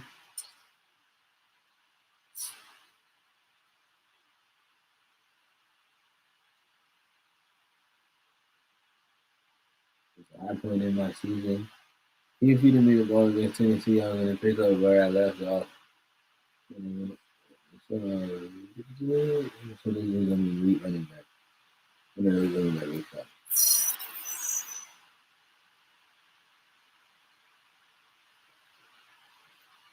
Okay. So we got some big game day goals. The biggest one of all is get that dub.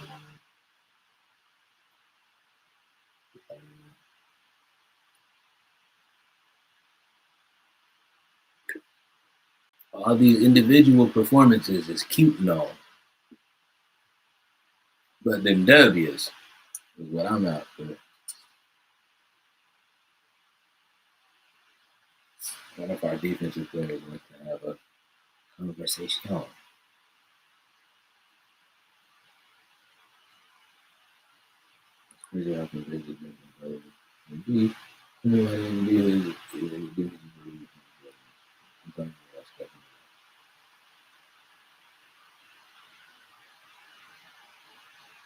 Hello?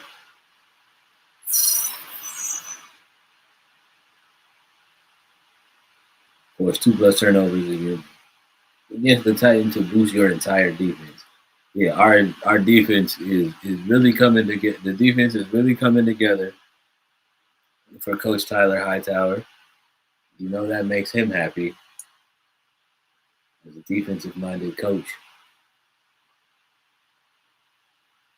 We're going to look at the rest of these breakouts first before we go back to looking at negotiating. Looking at these negotiations.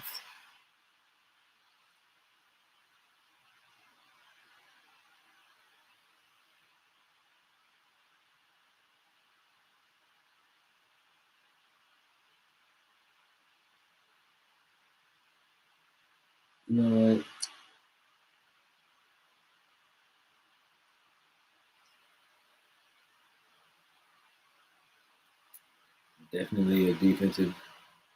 Definitely something a defensive-minded coach would say. Make the opposing defense terrified of you. Make them pee the bed.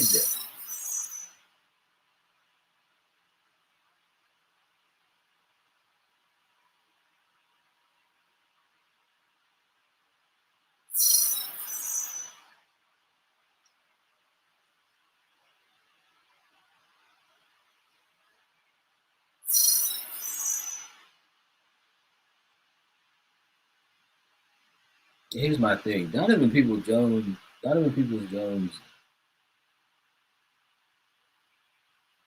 is an excellent wide receiver too. You know what I mean? It's just in the heat of battle, I can't always be like, oh yeah, I gotta get such and such the ball. Religion is coming off of a stellar game in the process. Is he in the process of taking the next step?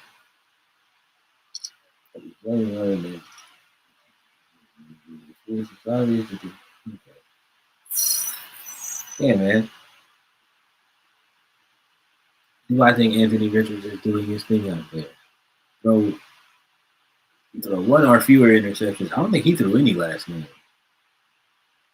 So yeah, let's continue on that trend. The first couple of games, a couple of them were my fault. Well,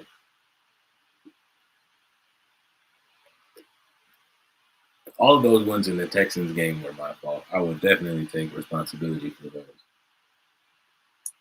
I just pressed too hard. Balls if needed, but you know.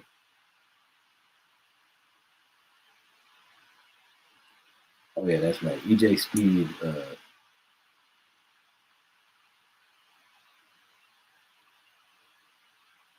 his little feelings.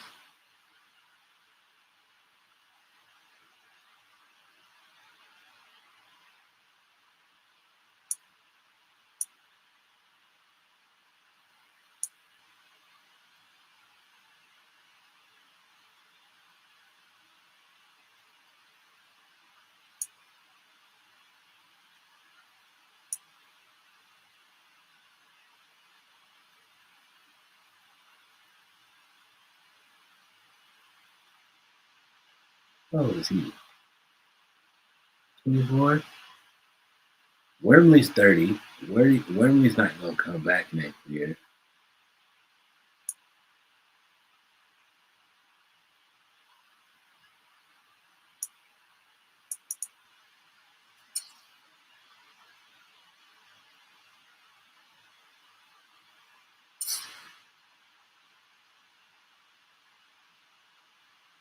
I gave him the team-friendly deal.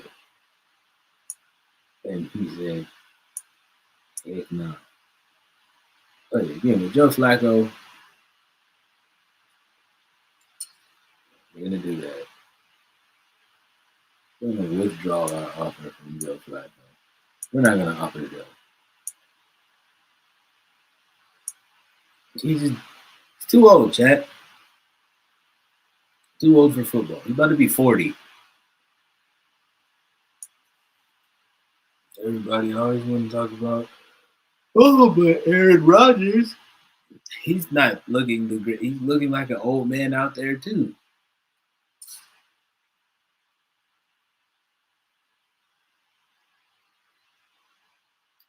What does he want?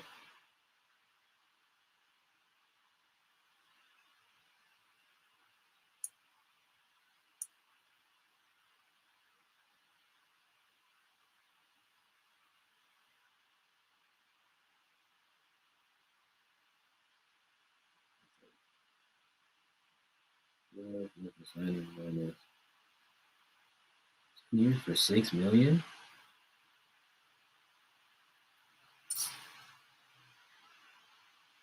What's his player from the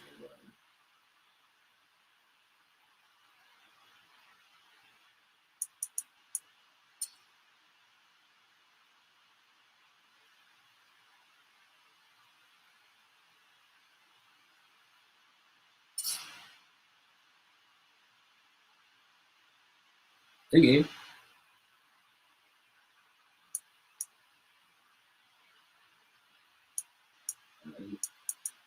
I'm not gonna accept it, but no.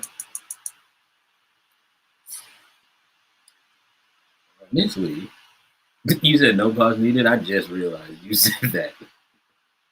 Because of what I mean. Oh yeah, chat.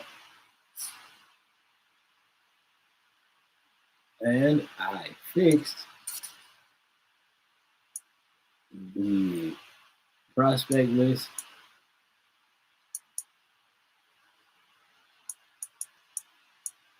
I just loaded in a different class. So now we can see Kyle Monungai's name.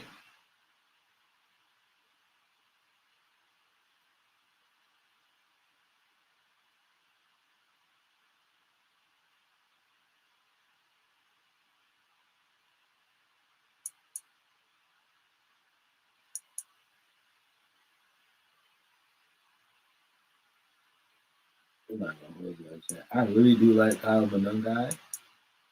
For us, he's not a bad player in real life either.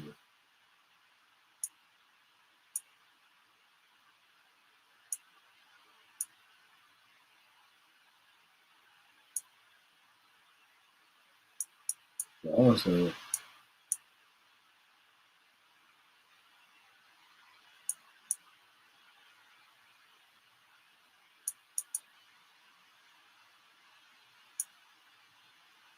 Marion Hampton.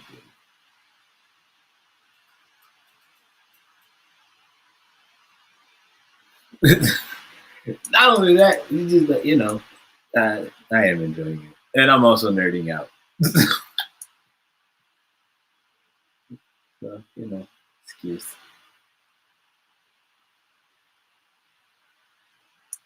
I don't think that's really Quincy Junkins' actual weight.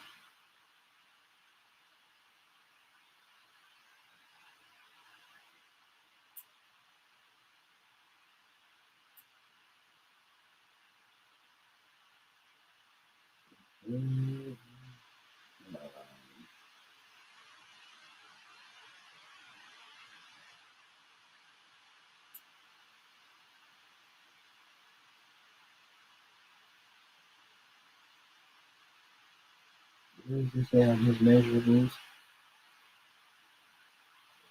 Oh no, he's actually 219.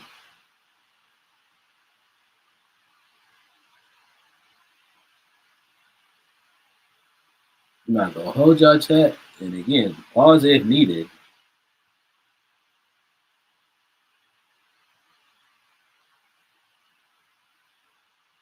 Yeah, I totally am.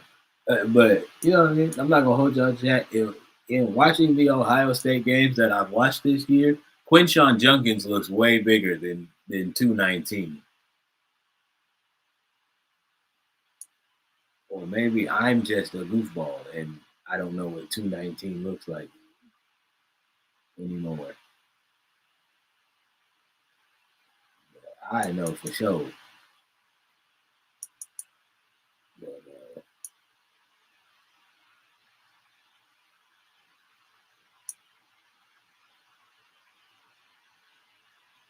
yeah, man.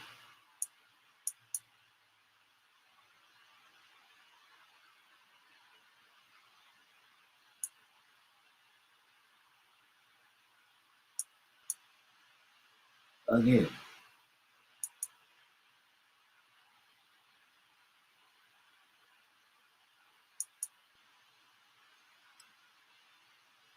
that's also a reason why I'm not concerned about old boy talking about he want a better contract.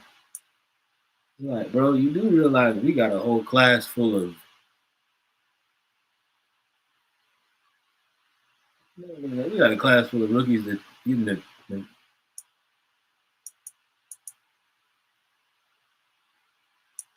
we got a class full of receivers that are about to take your job swiftly.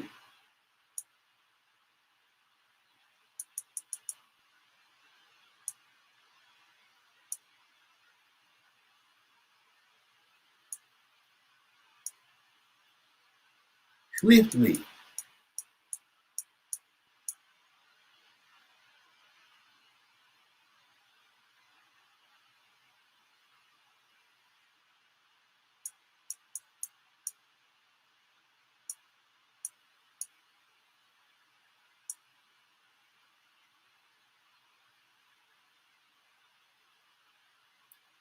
Okay, check. So here's my thought process, right?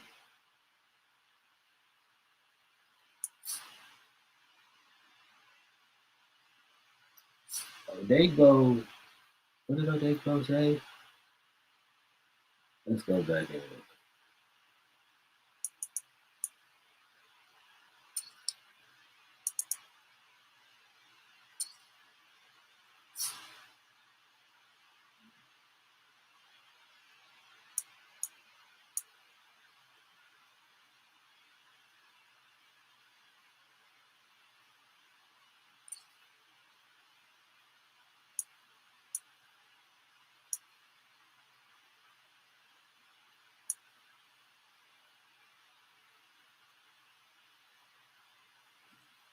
Odeko wants to be here for like 3 or 4 years. For like $11 million.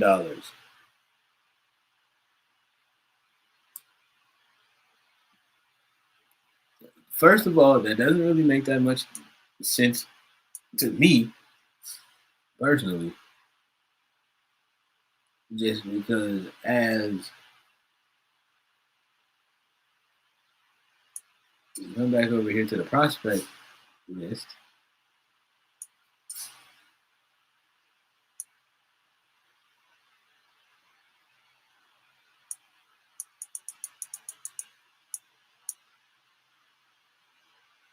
we got guys like Jordan Birch, Yaya Black, like Riley Mills, like so many guys.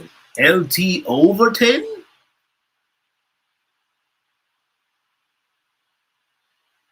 LT Overton?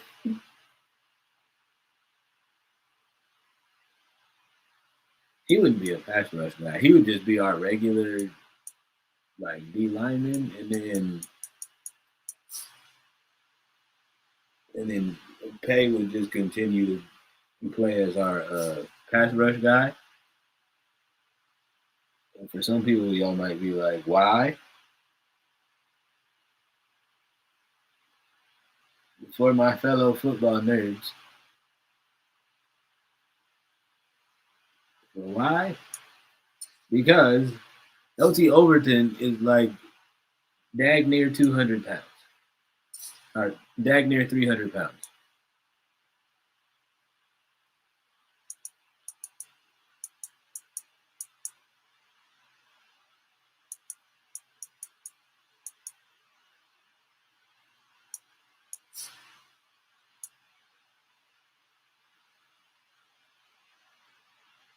Yeah, 283.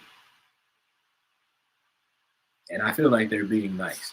LT Overton looks like a good solid 300 pounds if you've watched an Alabama game in real life. Man is large.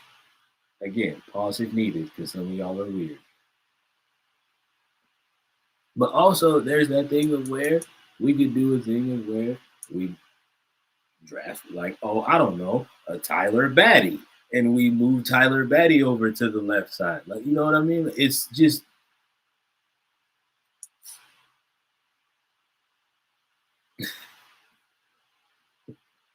He said no pause needed. I mean, he's a big boy.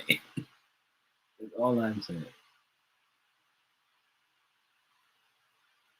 And then also, for Mr. Who's that wide receiver that was talking crazy to us? We're going to get back into the things in a second, but, you know, that's not what I needed. Yes, it's over here.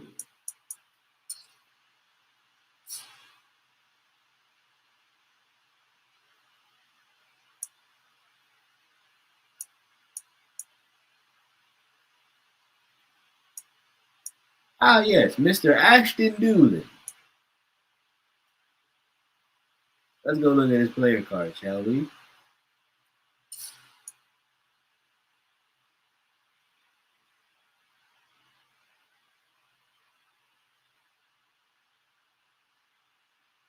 Okay, so he's a fifth-year man out of Malone. He's listed as a deep threat. just go over to this next. Oh, what do you know? He hasn't done a thing for us this year. Why? Because we have Jamal Agnew, DPJ, you know what I mean? Michael Pittman's balling for us. Josh Downs is going crazy as a slot receiver. So, like, my boy, I understand you're a 6-year man. You want your bag. I get that. In all actuality, you should probably go to another team that could, like, you know what I mean, that could give you that bag and make sure that, you know what I mean?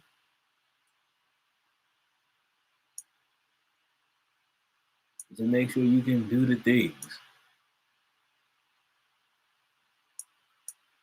that you want to do. But also, one thing I did forget to mention, chat. One part that I noticed, and when I was just goofing off playing around with my Saints dynasty, they have this thing called motivations. So, you know, like for Odegbo, he wants to play in a warm weather state. We're currently in it, you know what I mean? We coach the Indiana Colts.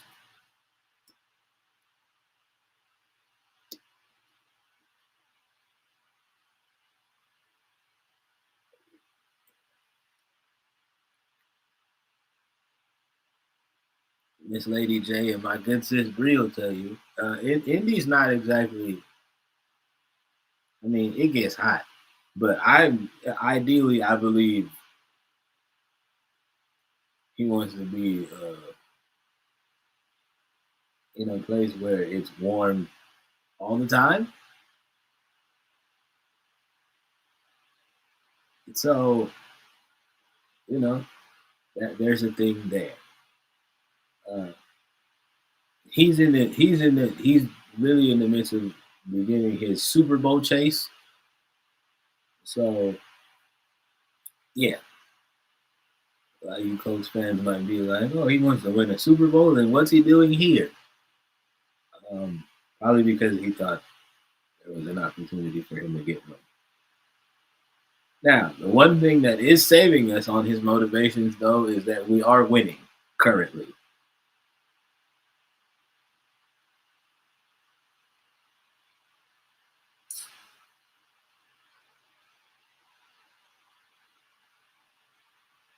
We are literally currently winning. So that's a thing.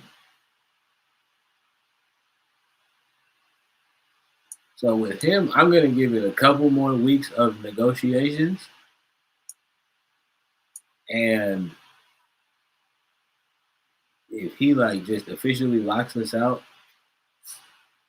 or says, nah, I don't want to do that, then then we'll revisit those trade offers.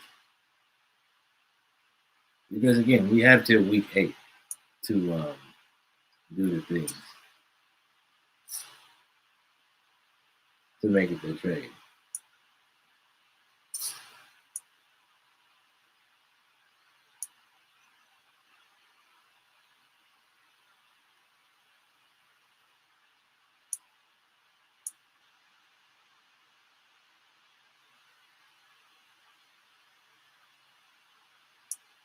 If I have somebody looking at what's it called?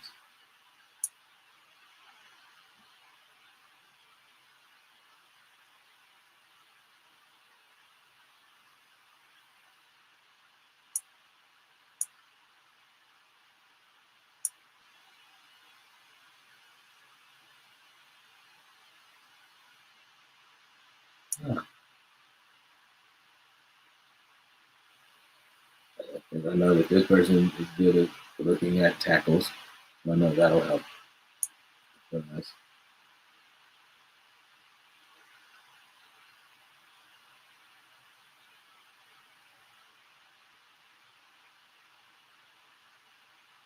Position mismatch.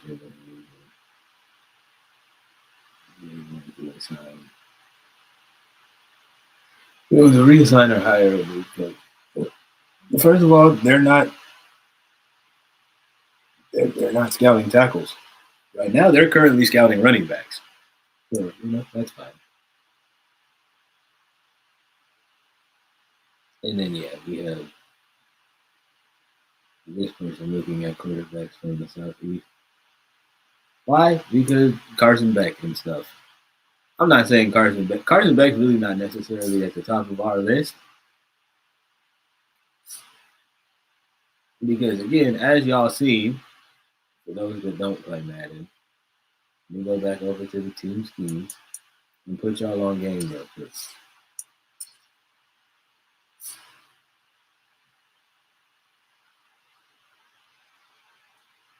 Right here, like on defense, it says the archetype right there that you have for your left edge, for your left defensive end, you want him to be a run stopper. The right defensive end, for a base 4-3, you want a speed rusher on the right side, which would make sense, right?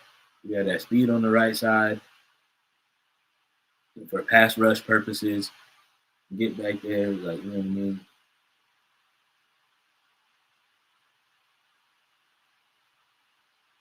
Get back there, hit the quarterback, and cause havoc in the backfield.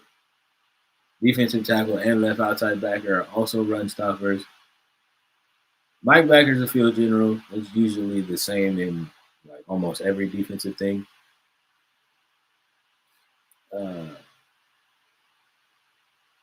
Right outside backer, we want pass coverage guys. We have at least one of those. We really only needed one in both of those, in both the left outside backer and right outside backer area. And we have zone coverage safeties, run stop, run support, strong safeties. And our corners are usually man-to-man guys. Now, going to this offensive side of the thing, we want scrambling quarterbacks. Hence why we're not bringing back Joe Flacco. Also because, cool, like, you know what I mean? Yeah, great, cool. He can mentor a lot of the younger talent. Cool. If Joe Flacco wants to come back and be a quarterback coach for Coach Tyler Hightower, then he can do that because that's the only way he would be able to, you know what I mean? Mentor the youngins on this team. Because as far as mentoring somebody and still being in pads, it just makes no sense. With the fact that we have guys that, we have guys that are going to want to get loose. Elusive backs. We have two of them because, again, remember, we also have plenty because, you know what I mean? We wanted that power on the goal line. We have three utility fullbacks. You know what I mean? For the people that are maybe wondering what's the difference between a utility fullback and a blocking fullback, well, blocking fullbacks are usually heftier, and they just block. They legit just block. Usually, you're not sending a blocking fullback out on a route. Whereas a utility fullback is more so like a Kyle Juszczyk for the San Francisco 49ers. You know what I mean? He's very useful for a lot of different things. He'll block. You can put him out on a route. You know what I mean? You can put him out on a route. If you really want to get crazy like Kyle Shanahan does, like, put him in the backfield. Run the ball with him. Like, those are things that you can do with that. They want us to have 6 playmaking receivers. We have 3. And of course, they want you to have vertical threat tight ends. We have 3 of those. And they want your left tackle to be a pass protector. We only have 1 of those. We could grab another, even if it's a right tackle, that's a pass protector. We could just move him to the left. Because again, specifically like with the offensive line, I'm not really like tripping like that. You know what I mean? Whereas the reason of why we have no right guard, because as far as O line is concerned, I understand there's different like techniques and stuff to it, but essentially, unless you're a center, there's not too much about your job that's like complicated.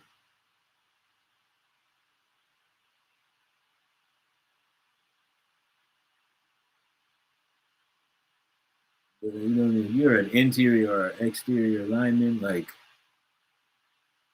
you're a tackle, protect whoever your quarterback is. Make sure those edge rushers don't get back. Make sure those edge rushers don't get home. That's really it, and that's all. It goes to you.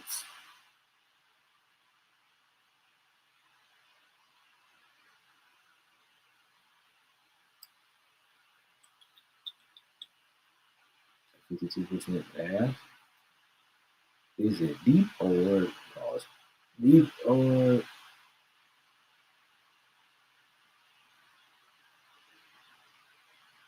deep practice? We do pretty much decent in the run game.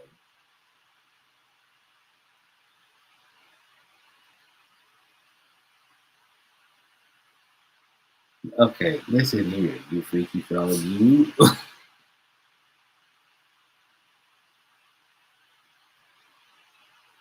Zone coverage. Okay, so they're gonna kind of blitzes. What we're gonna do is focus on countering these blitzes.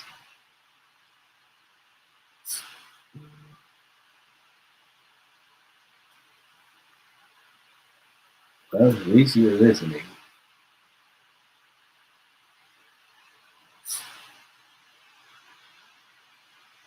Yeah, we're gonna counter the blitz. We're counter the blitz. We should be able to have a good running game, so that we should be able to have a good ground game for Jonathan Taylor. The 28th in rush defense, 24th in points allowed, which is good news for us.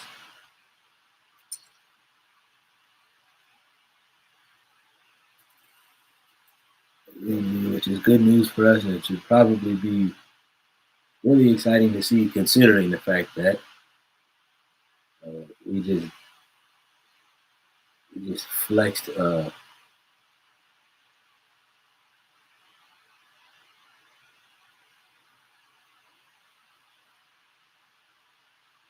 Just flexed Jacksonville last week. I'm also going through this chat because what I came to find out with my Saints dynasty that I do off stream, people can get hurt in practice. Yeah, because it happened to Chris Olave and Marshawn Lattimore twice. I was furious. I was furious. I was literally enraged.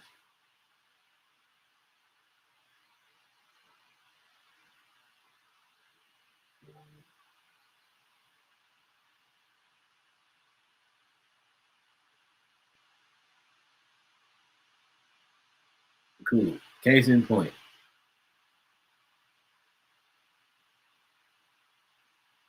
Denbo and Brown both got hurt in practice. One has turf toe and one has a hip pointer.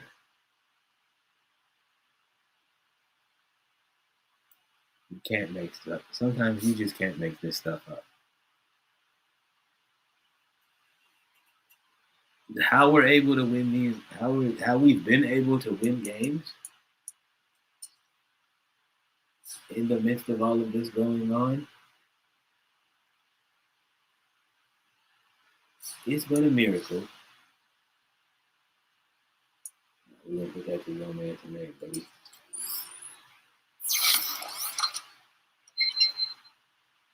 We have man coverage corners here. You gotta be this little bit.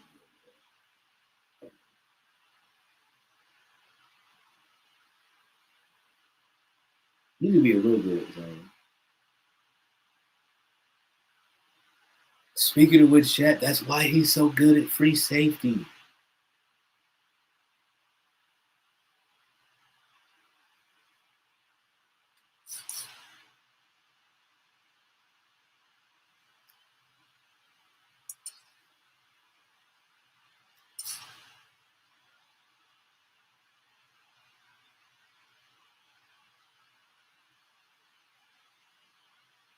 Again, man, shout out to the guy Wesley Fitch. Okay, walk with me here, chat. Let's go to this Neo depth chart first, so I can explain.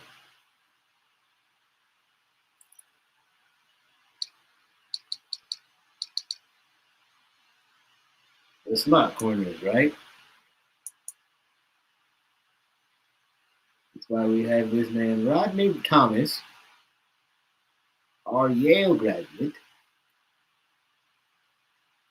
here as the third string slot guy. Who's the top slot guy for us? None other than Kenny Moore. So he's usually, like, you know what I mean? So that's why Kenny's usually, when we're in those dime and nickel packages, Kenny's in there locking up their slot receivers. Sub linebackers. Again, when you're in those dime and nickel packages, these are the two linebackers that are in that middle, usually. The two or the one that are usually in that middle. You know what I mean? First of all, Zaire Franklin is not only our defensive captain, but he's also a veteran. He's been here for a minute. So he's there. EJ Speed, he won too much money, but he's there for this season. So, you know, nevertheless, we ball. And then Jalen Carlisle our rookie out of Missouri, is here as the third string guy. But quite honestly, chat, I'm not gonna hold you. If EJ Speed keeps ticking me off, Jalen Carlisle is gonna be playing in his spot sooner than later. Pass rush D tackles, Dio Odegbo, that's where he plays, right? And of course Grover Stewart. But now,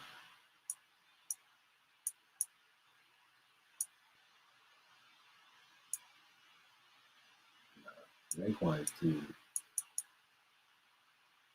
Again, chat, the overall necessarily isn't the, I think I said this before, but I will say it again. The overall isn't the like, you know what I mean? Their overall isn't the part that bothers me about that, because that's just based off this position. Like, the thing of what concerns me is more like this, like, you know what I mean? Like, so for pass rush purposes, awareness. Kind of got to be aware to know what you're doing. Play recognition. That would be important. You need to know whether it's a run or like, you know what I mean? You need to know whether the quarterback is running it or passing it. Because if I have you out there for pass rush purposes and they run the ball on you, like, you got to be able to help communicate that to the rest of the defense. Power moves. You know what I mean? Like, that would have me sold. But again, the finesse moves. You can't spin off nobody. You can't give nobody the loop-de-loop. That's concerning. Block shedding. You can't, if every time they say hike and that offensive tackle is just pushing you 16 yards the other way, you know, that's not gonna work for me. The 84 tackle is what has me kind of like, I would try it, but then again, this hit power kind of leaves a lot to be desired. And then, well, zone and man coverage. I don't expect him to be good at this as a defensive lineman.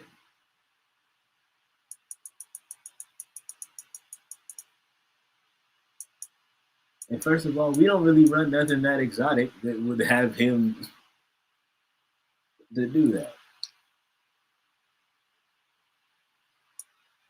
And pass rush right in, that's the same. This is the same thing. Where is brother?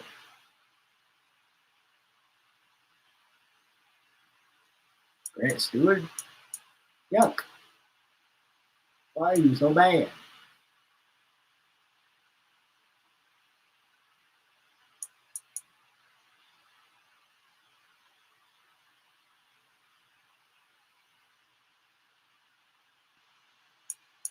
Honestly, chat, I'm gonna leave this naked for right now. Because I'm thinking something, right? Essentially, sometimes outside backers can be edge players. Especially if you watch a lot of college football like yours truly does.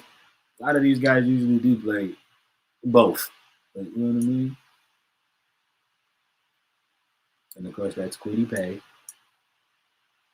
We got rush package left in.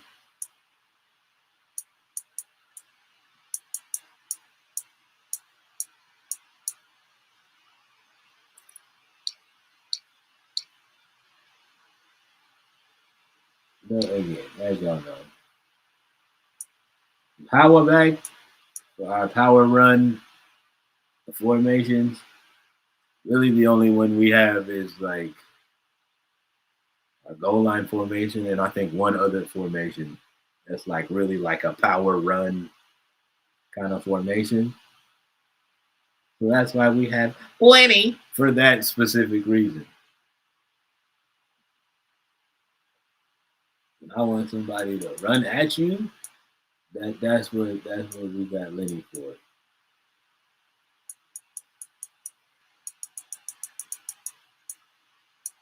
When it's like first and goal or third and goal at the 5-yard line, you know, we're not gonna do the Pete Carroll challenge. Run it at this man. And then of course, you know, originally the third down back was supposed to be for the running back that came in on third down. But I don't know. EA's been tripping lately, and so like the third down back is also the back that comes in like certain shotgun plays. Which what? But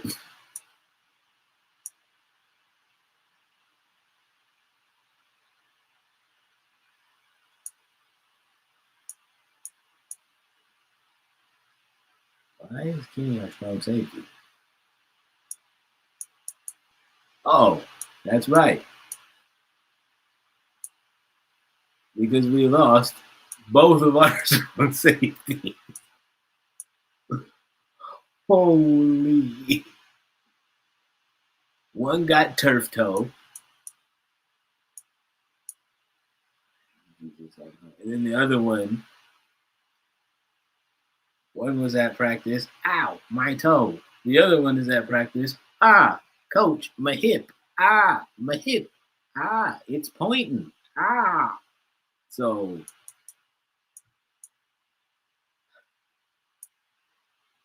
okay, this creates a situation.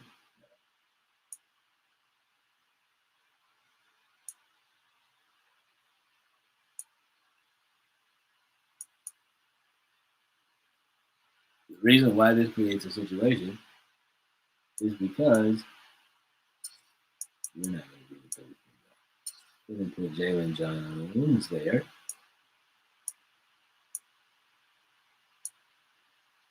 Because he's a good zone coverage guy. And we need zone coverage free safeties.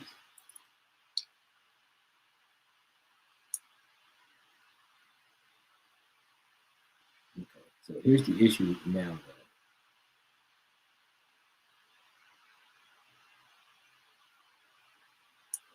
Have to move Womack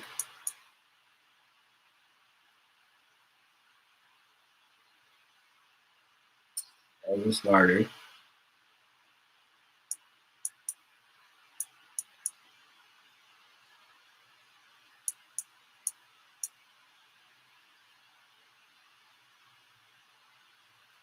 And Chris Lammons is going to also have to do that.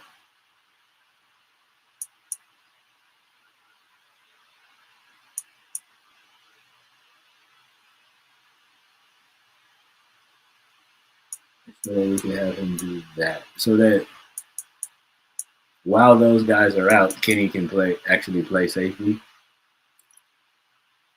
And it don't create no confusion. And don't create no confusion for us. Yes? Right outside backer. Let's get this right. We have some right outside backers playing right outside backer. I think I did that on purpose. Not Chris Wormley, though. But Latu, I wouldn't be opposed to Latu standing up.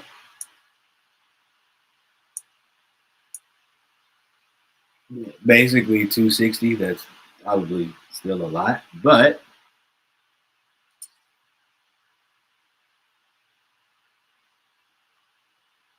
you know, Latu's a solid guy in that position. And of course, we got Zaire Franklin. Sengun Olubi, Grant Stewart, which again, yuck.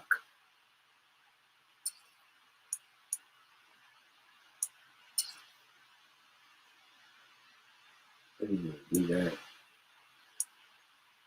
And then swap y'all, so he would be alive.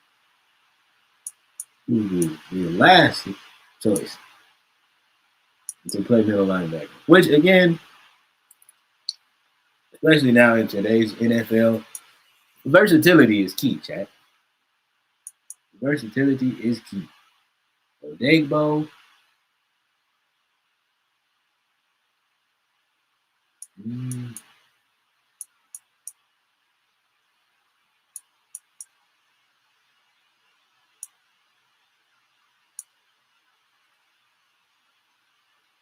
Odegbo's 276. I don't know how comfortable I feel having somebody that's 276 pounds standing up. So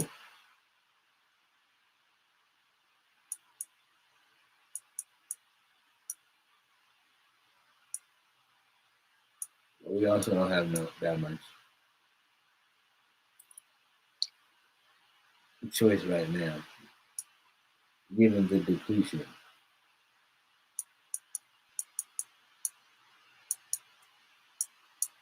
First of all, where in the flim flam is default?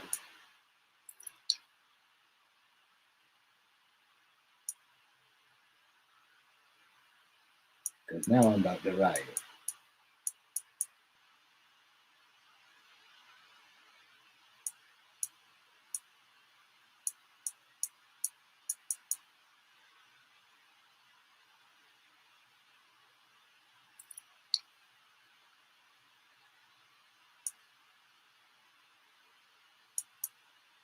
Grover Stewart.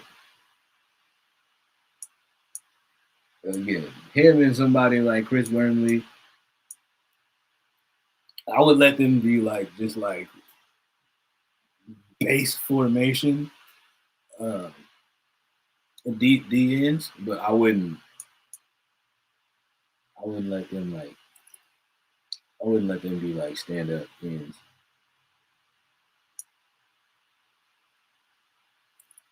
And again, no line is no line. It's a whole bunch of people technically out of position, but not really.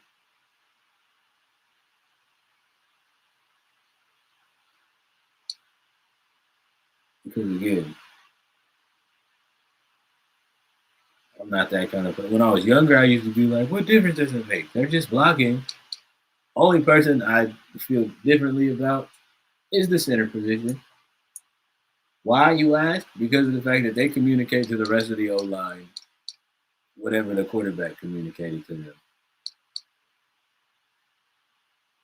You know what I mean? They help maintain communication and, you know what I mean, keep that O-line. Keep that O-line solid. Oh, and Doolin don't even play. But he's sitting here talking about he want a bag. Crazy. Couldn't be me.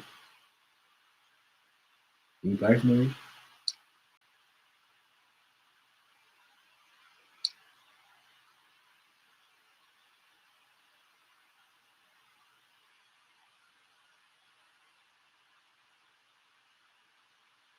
Shoot, he keep tripping like that. I might just release him. And then we bring in Anthony Gold back from the practice squad. Why are you playing? Okay. Situation number 2 being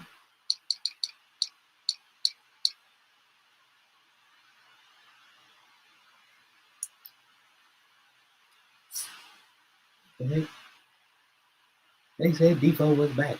Wait. I gotta figure this out.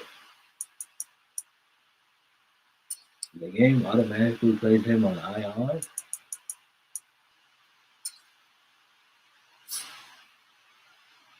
Which means I would have to remove it.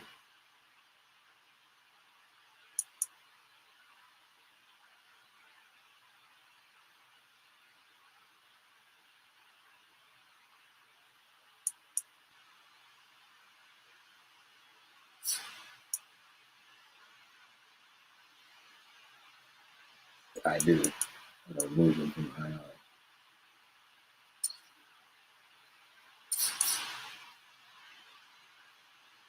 I knew it was something.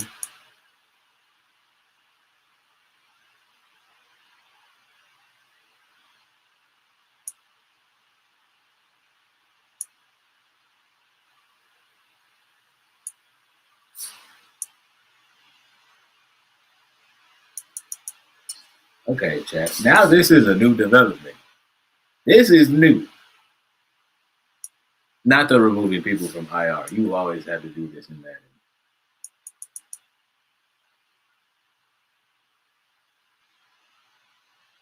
Brother.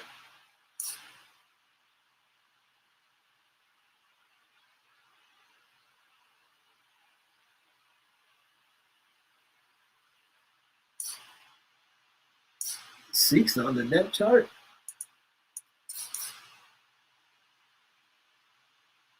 Why is he sixth on the depth chart?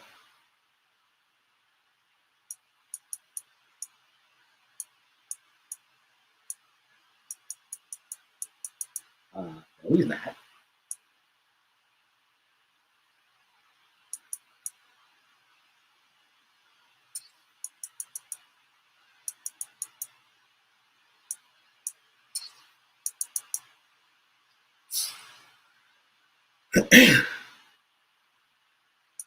Okay, this is a bug.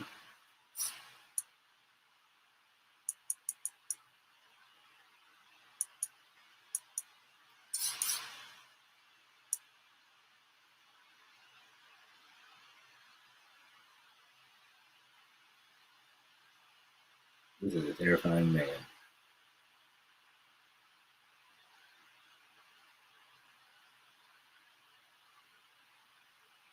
This is a terrifying man. Only other man I've been that scared of is Aaron Donald.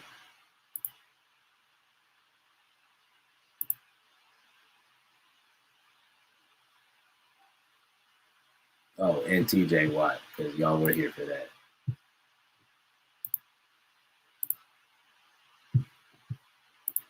Y'all were here for that stream when I was panicking about TJ Watt.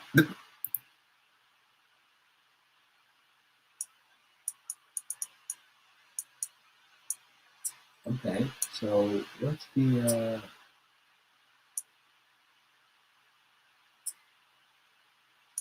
there a thing?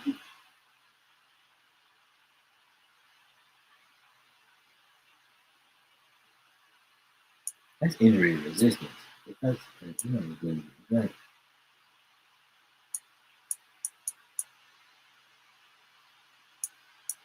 What do you need to fight for extra yards?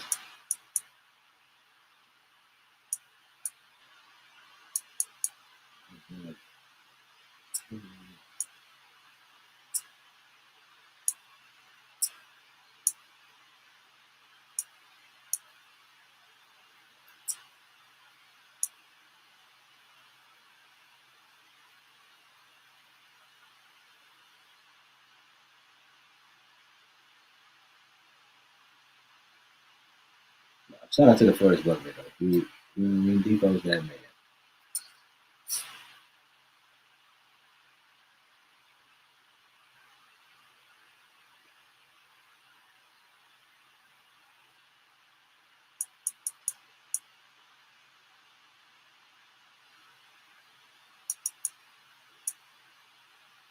Turf toe.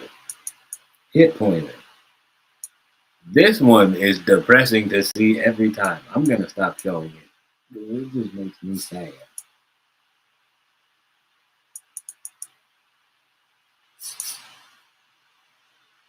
You want to know what the thing might be? Yeah, we have too many people. That's why he's not popping up.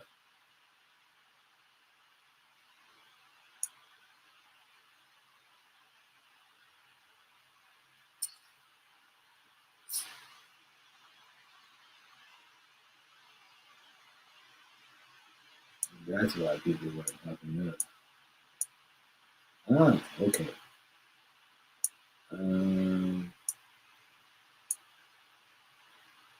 Cut Jamal Agnew. Oh.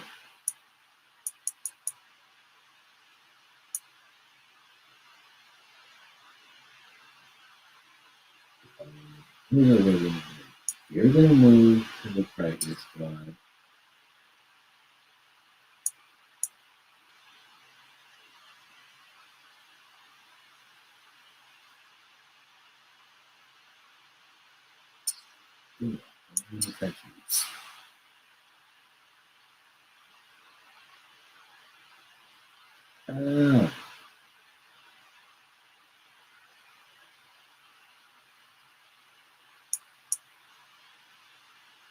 Okay.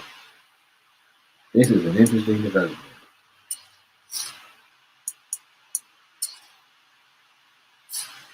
Which now means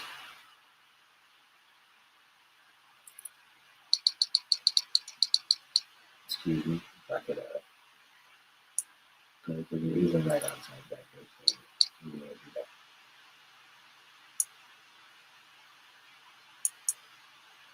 Until you'll have to be in that position over. One of our guys back.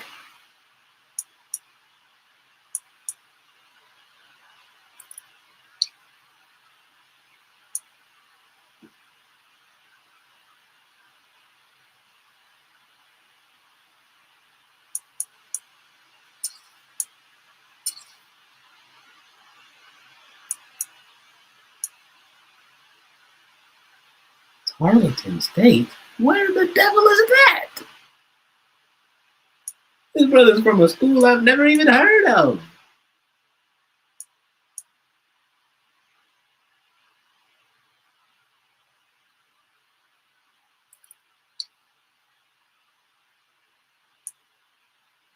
Yeah.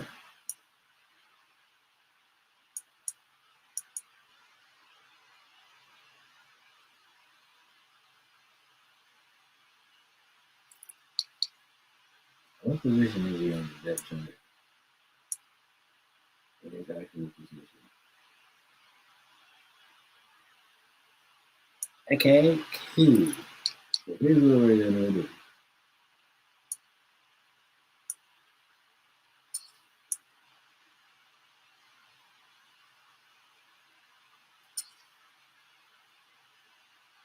Do that. Take Odegbo out. Because he's just quite simply too big to be playing there. Dylan Carlisle there.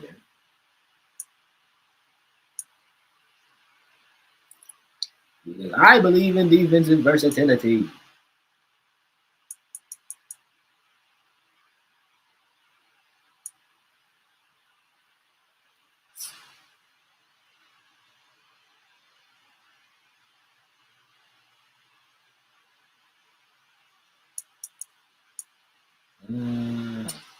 This makes sense now. Let's go back to the IR.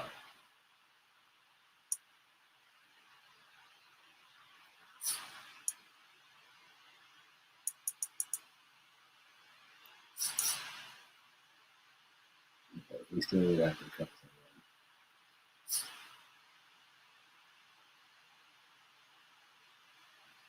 Actually, if I'm not mistaken, 3 people. I'll double check before I start to hastily make decisions.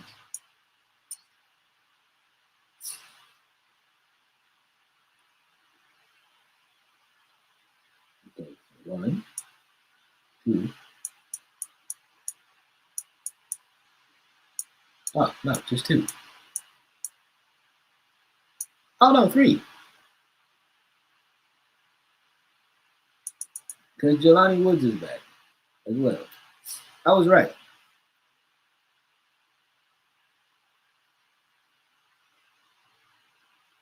Cool. So here's what we're going to do.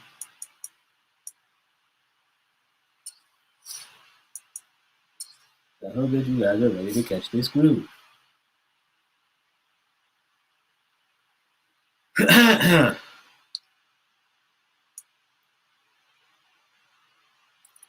I'm there.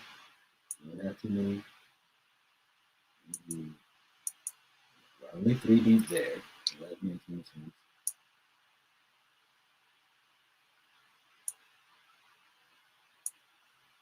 We quite literally would probably be fine with just 2 fullbacks. I like the idea of us having 3. I'm not opposed to us getting rid of.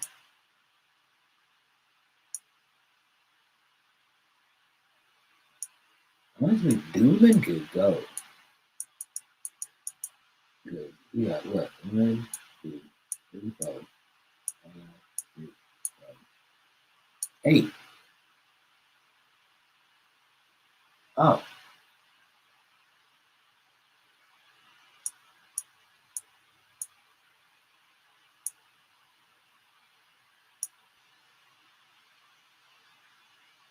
Oh. Well, this is a problem.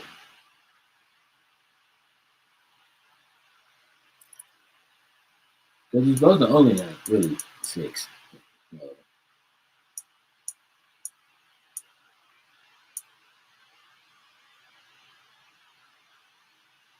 he's hurt and will be hurt for quite some time, so he doesn't count.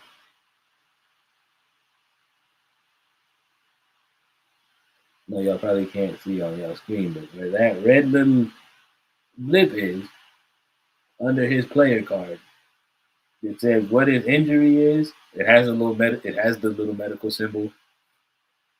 It has what his injury is and how long he's going to be out for. And to read that out to you guys, it says 38 weeks is how much longer he will be out. So, yeah, we're not going to have him till next season. It's essentially what I'm getting at.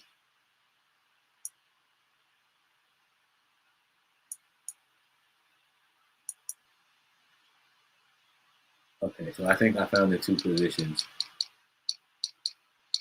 that we need to clear up.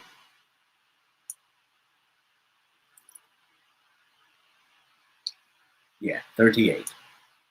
Unfortunately. I too am sad. Yeah, because there's that thing of where like DeForest Buckner is like Defoe is on the roster, but because of the fact that he was placed on IR,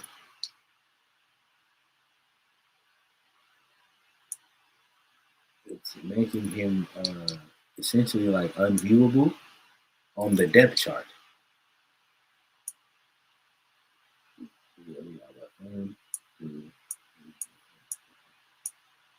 6 pointers. You're supposed to be 3. 5 safeties. We're supposed to be 3 and 3. That would make 6. But, all 3 of our strong safeties are hurt. I mean, we'll have Denbo and Brown back after this week, but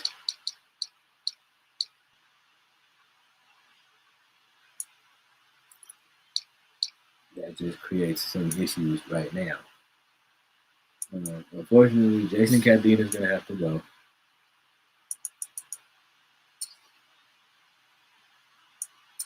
We free up some money in cap. I think I also took a cap penalty for releasing him. It's whatever. I'll live with that. We'll just have to eat that.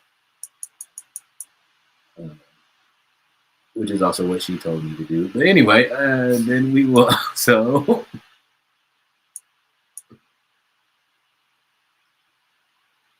We're also going to release Ashton Doolin.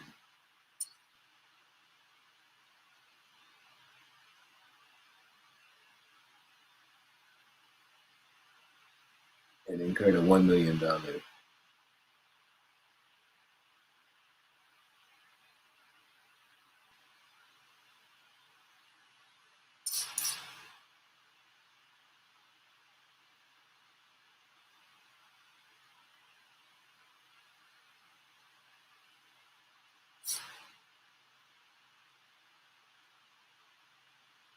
Oh yeah?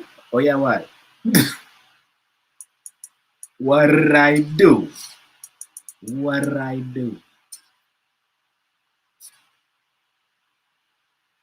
So now we come back over here.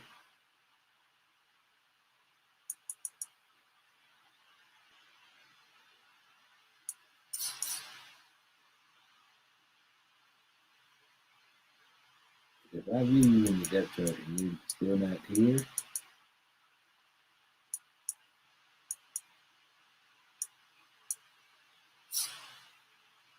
okay, this is a bug. Nothing yet. Oh my.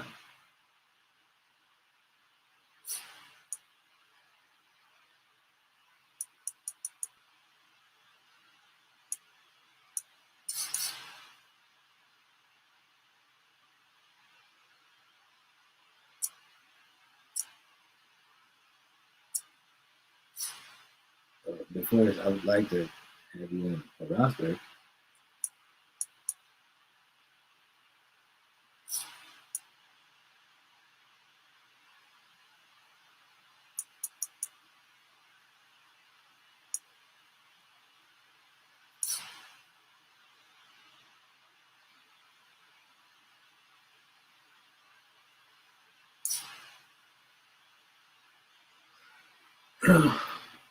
Okay, this actually has now created an issue.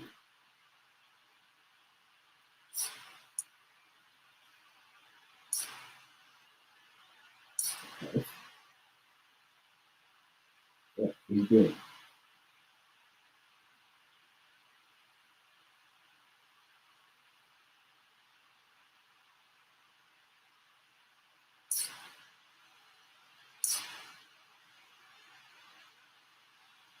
He's good to go.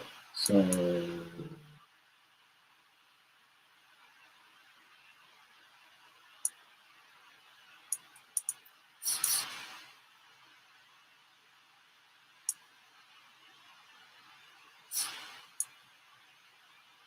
this is like a weird bug.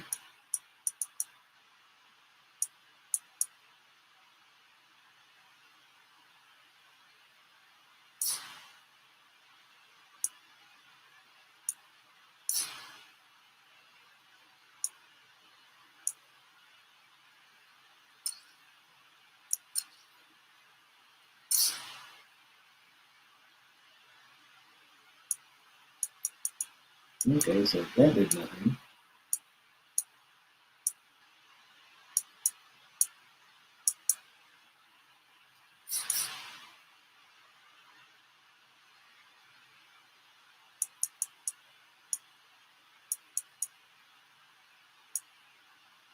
God.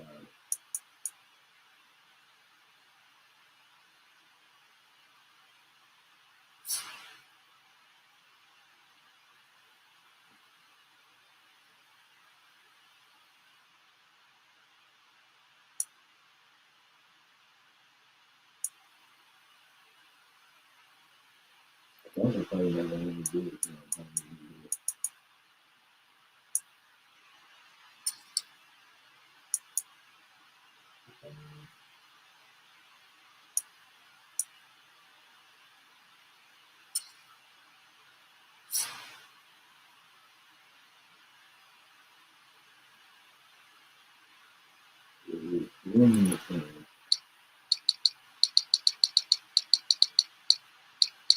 But speaking of which, how many right ends do we have?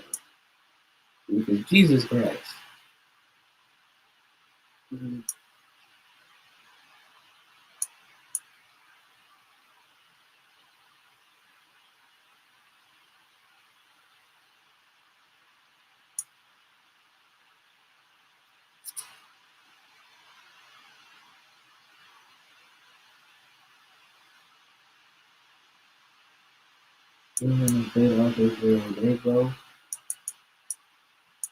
Because I might just take him. Take it at that point. And we'll make it our third guy.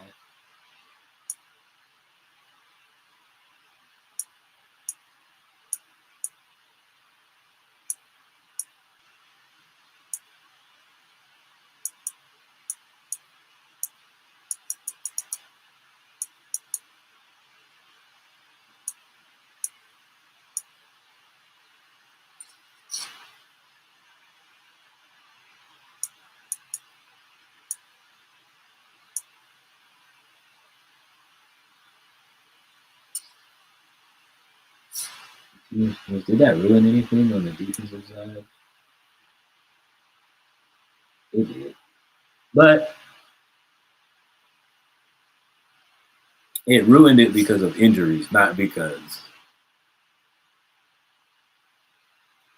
of anything else. Just everything's weird.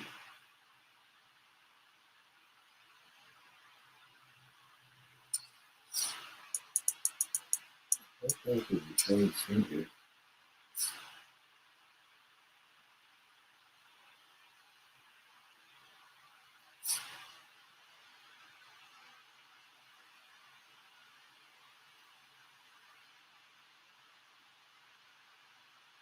What position was that?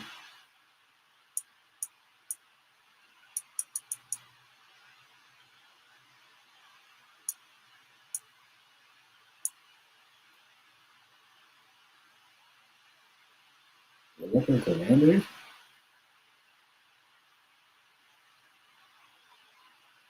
All the way past their name. That's insane. Maybe it was right,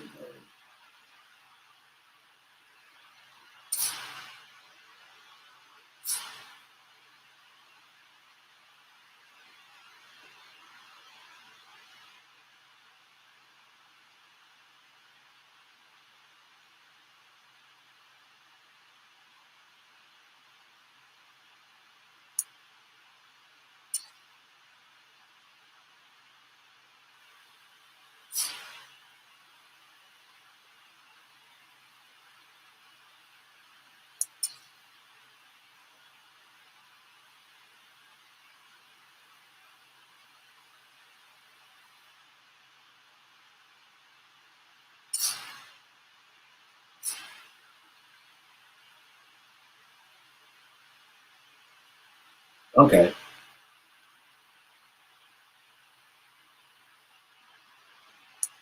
And that gives us 3 empty slots. How do we still have 51 players?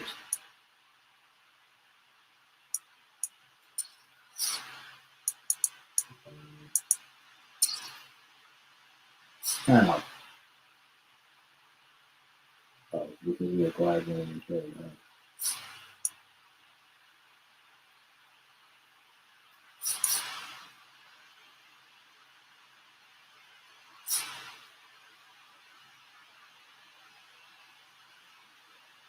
and changing his position doesn't do anything.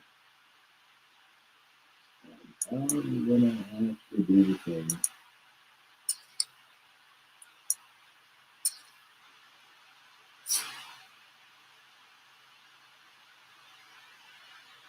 Because yeah, changing his position would do nothing. Okay.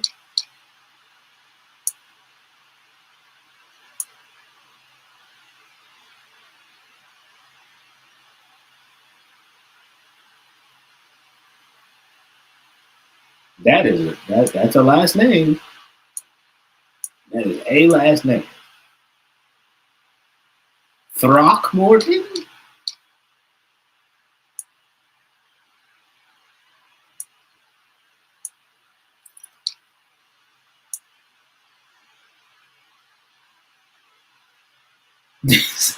Someone hiding in their locker? Well, they gotta go.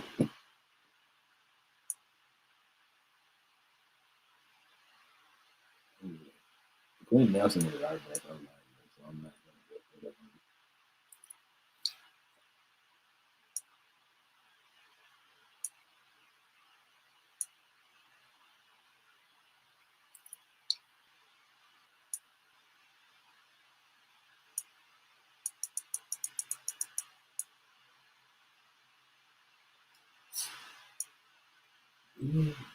Just do the thing. And yes.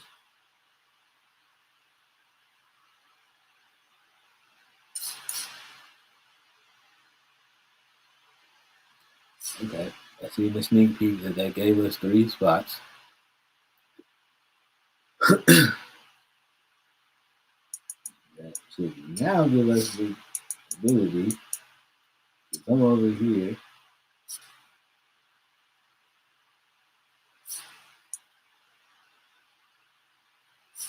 and take this move up for IR, but it's not letting us.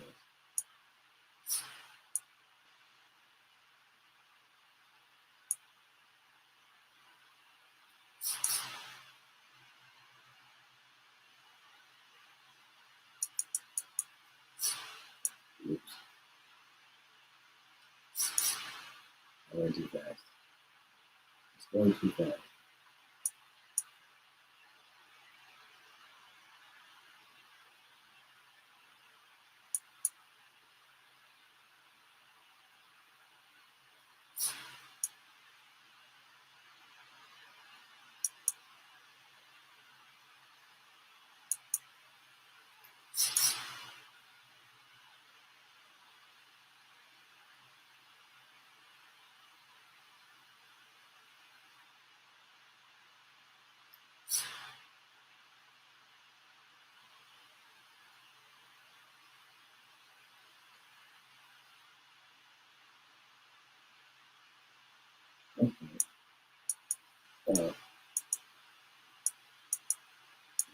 Then also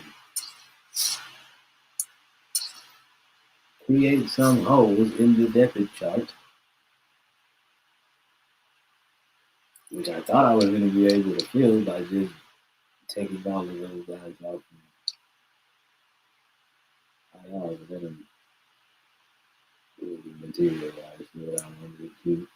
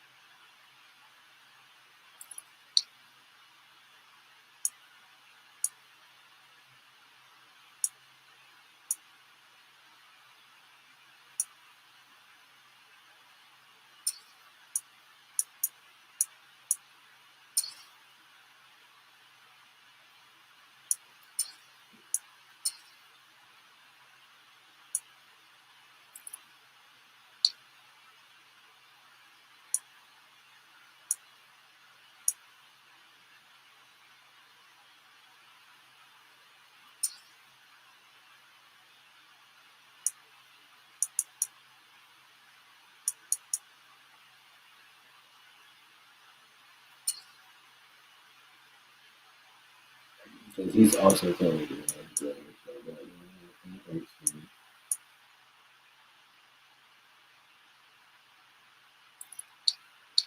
That's what I will do.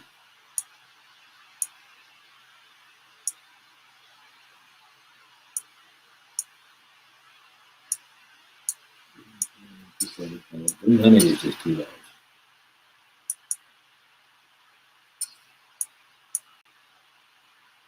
It would be a rush in.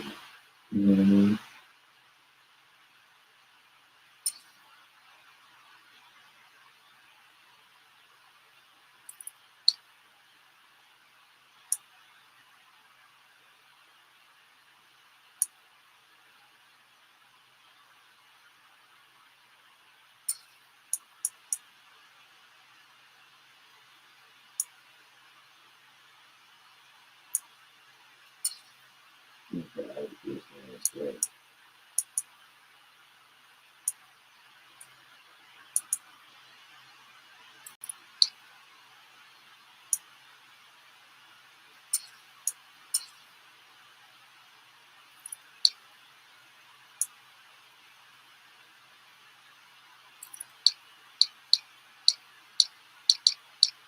I forget some stuff moves back around. Trade people. Put a bone with it right there.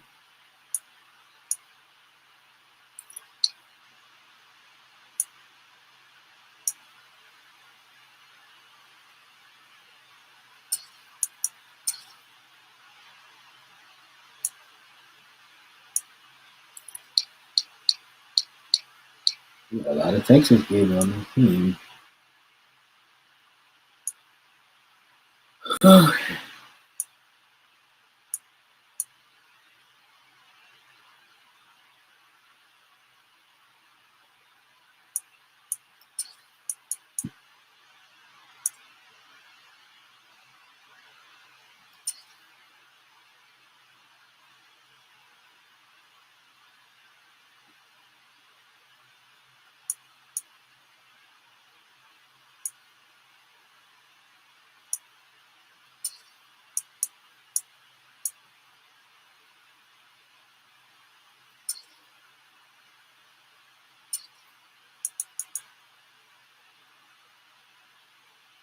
Honestly, we might just do that.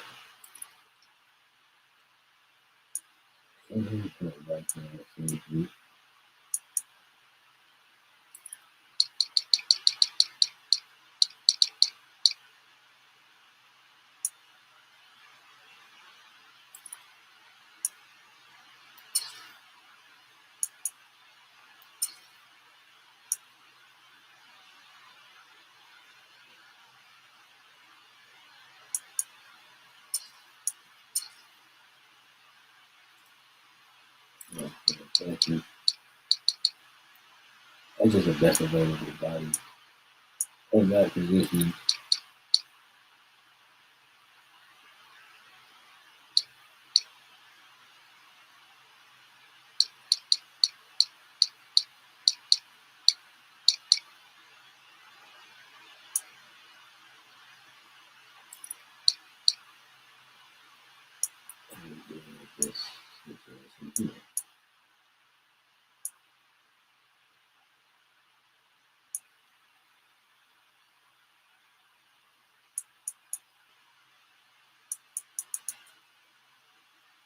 There's definitely a joke to be made about the fact that his last name is Long Jr., but I'll let him make it.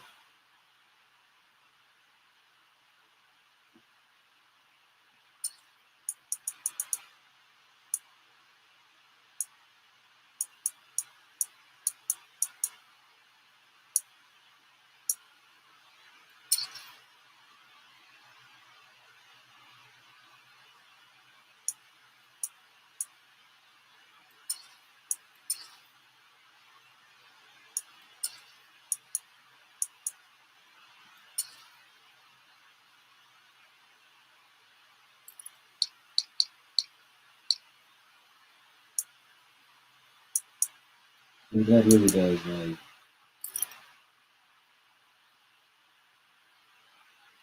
I'm hoping it fixes itself after this game?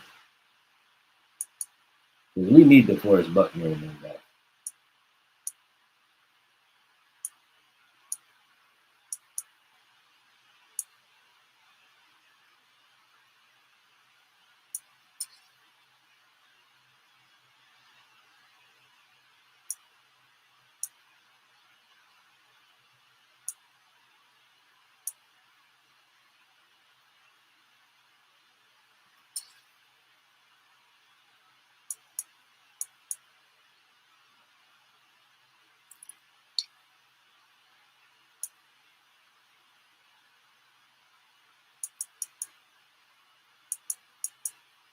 We definitely need.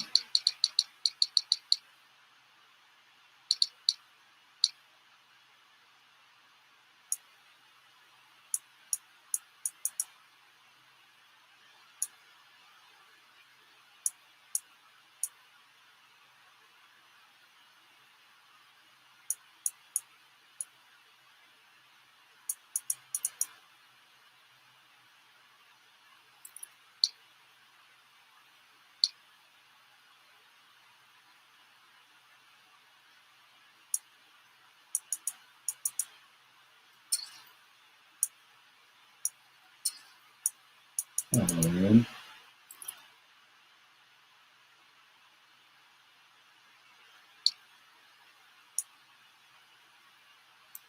All right, man. Kind of stalled enough. Trying to figure that out. It still is great news, though, to know that they're no longer injured.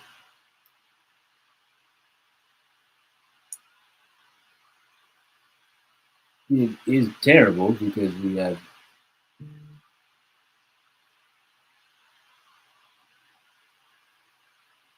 two of our, we have our two strong safeties that are hurt.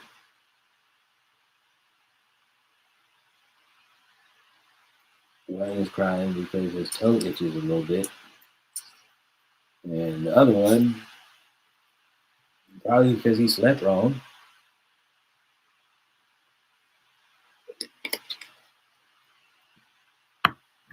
And now his hip is cooked.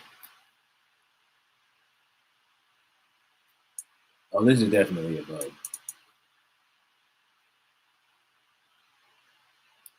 Because how is it that he's popping up on our? Okay.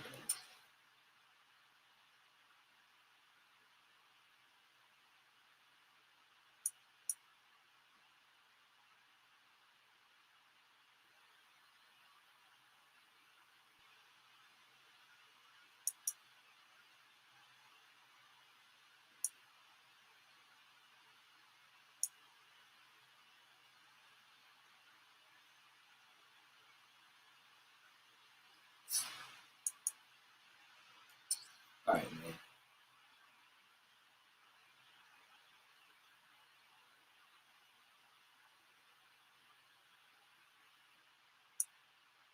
I don't even remember what I said, but it's probably a big word. Big word. Knowing me.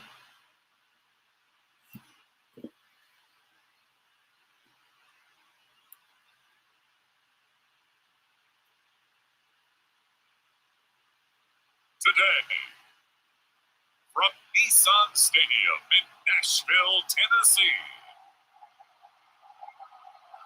it's Week 6 of the NFL on EA Sports.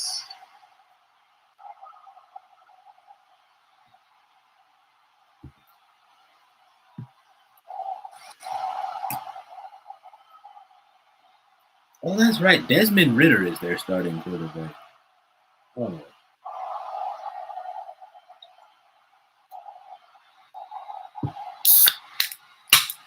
It's the Tennessee Titans taking on the Indianapolis Colts.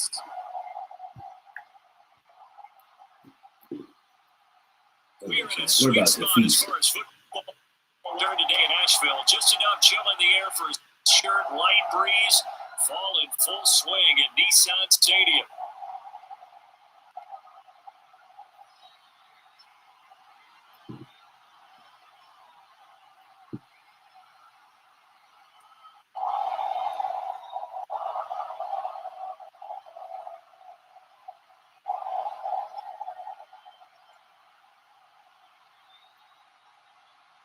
Brandon Gordon and Charles Davis on Charles commentary. Davis on Brandon Gordon. Charles, we take a look at the BRB, chat. I'm not even gonna hold y'all.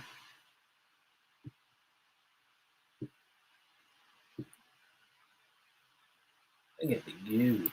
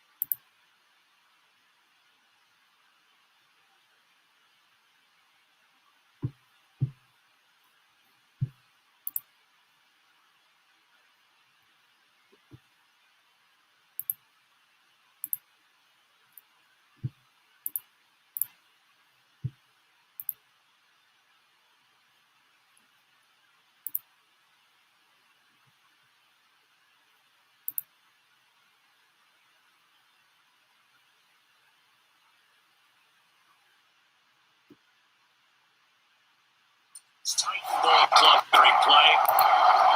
Some fresh legs. They got the week off last week thanks to the early season bye. And usually your bye comes a little bit later in the year. But when you get a chance to get fresh legs back, you take that time and you run with it. Let's take it in at the goal line. And a good return as he'll be stopped just shy of the 30. Jamali Agnew. So the Colts now coming out for their Top tier. and they will be led out by their second-year quarterback. His game last week reminded me of the old song, accentuate the positive. That's about all he did, right? Yeah. 3 touchdown passes, over 300 yards in the air. Receivers happy. And they got the win. Got the win. If you're running back that likes to catch passes, they're happy as well. Big-time game.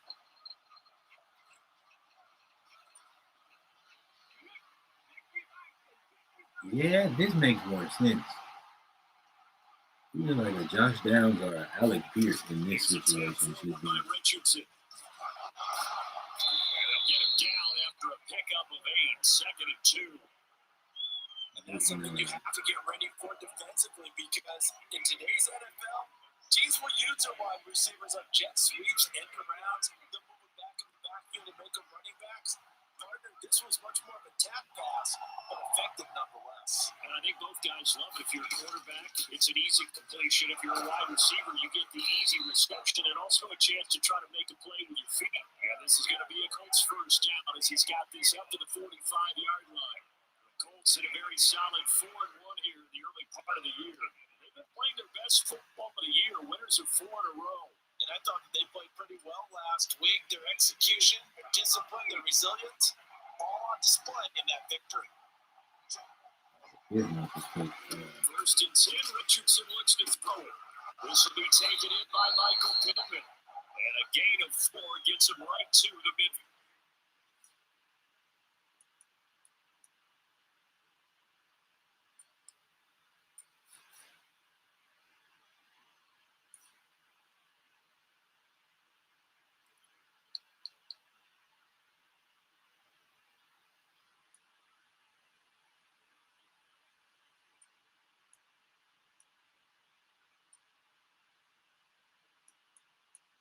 Spots. No, but that's why.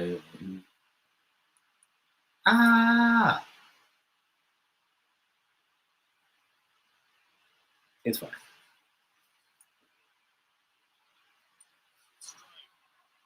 But also, chat, we need DPJ there. Obviously, hoping to get these guys back on the field in a hurry.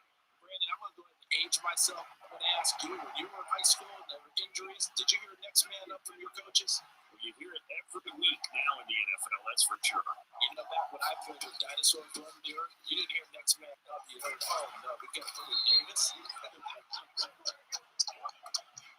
Indianapolis moving the chains there on a gain of 12. Well, there's plenty of real estate for him to maneuver on that run, and let's face it, this shouldn't be a surprise. He's one of the better backs in the league. Had to come into this game with the idea, slow him down, otherwise it's going to be a long afternoon. Mm-hmm.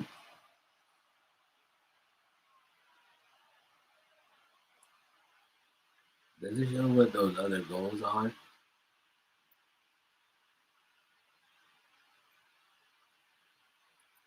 Not all of them. The 2+ turnovers on defense. Force 3 turnovers. That's the weekly goal. Yeah. DPJ needs 150 receiving yards. If he also scores, baby.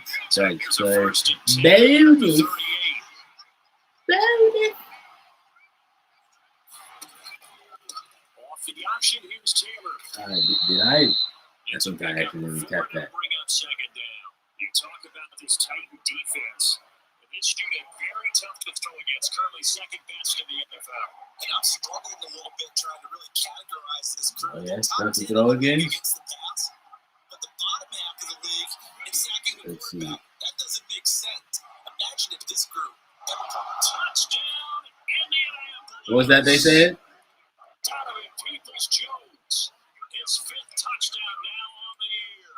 And the Colts will jump on top with the game's first score here this afternoon. What was that they said, Chad? Looking sharp on that first drive. These guys, of course, coming on back-to-back victories. And you see that. Something about being hard to throw against this defense. You certainly do. And when you have a team that doesn't get too full of itself, even though they've won 2 games in a row, you get the end result that we saw there. That nice opening drive because they're sharp, they're focused, and they're locked into everything that they're doing.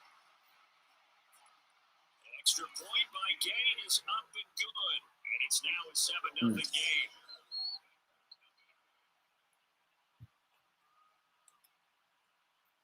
Couldn't tell. Respectfully.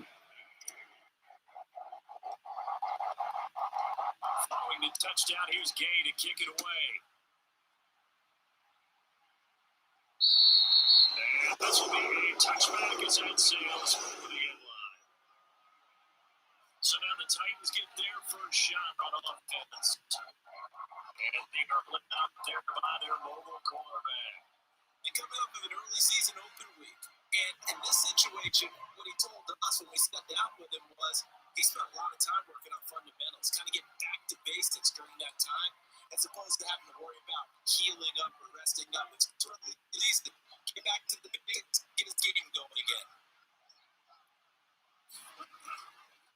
The first carry down for Tony Pollard, and nothing much materializing there on the first down run. He'll get a couple. Oh, I'm also supposed to get, what, 75 or less rushing yards?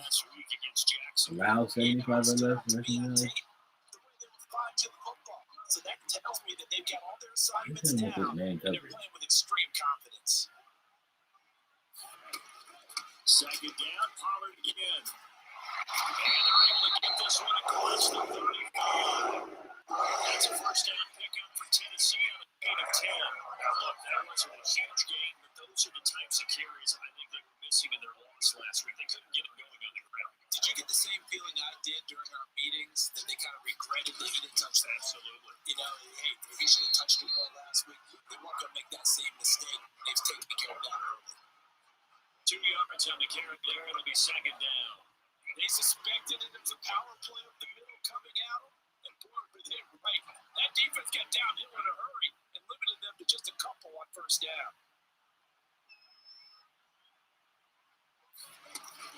On second down, it's Pollard. They'll get about 3 as he's brought down right around the 42. You look at this Colt defense. They find themselves just a couple of spots outside of the top 10 defending the pass, number 12 in the league. So prepping for this game, I kept asking myself, he can't find anywhere to go with it, and he goes down. Latu.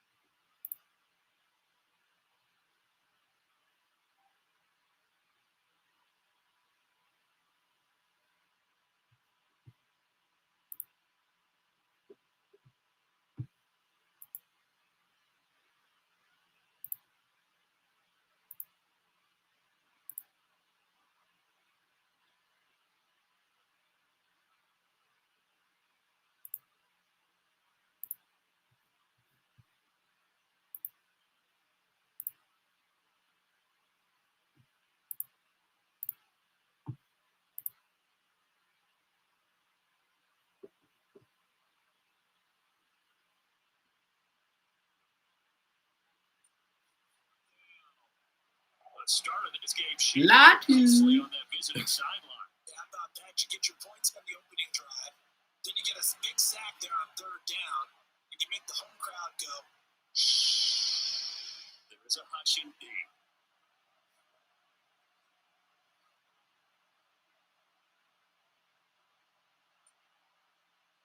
Here's Ryan Stonehouse now. Jamal Agnew is deep to return it.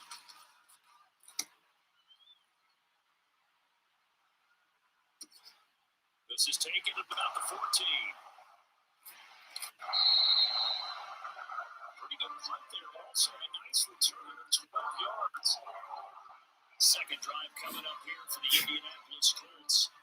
They'll be looking to duplicate that first drive, the one that got them that 7-0 lead. of course they would. I don't even think I was already on the So getting the 7-0 lead was huge for them, right? Imagine getting up 2 touchdowns on the road, taking the crowd out of the game. It'd be ideal. Oh, I thought he. Taylor to start the drive. They'll get this up just shy of the 30. Look, all that your running back wants is a little bit of room, a little bit of space in order to maneuver. But he also understands how difficult it is for his offensive line up front. So if they give him any space, he realizes his job to make more. That was on me, Chad. That was a bad Picks up read. 3 on that carry. Second down, here's Richardson. And that is incomplete. Those are the Richard dream of his defenders. I think if he gets eyes on the ball moving early, he might come away with it. Instead, it's going to wind up as just an incomplete pass. That's going to be caught by Peoples-Jones. And he is going to have a Colts first down as they're able to get the third down conversion. This is a nice job of just taking what the defense is going to give you on third down.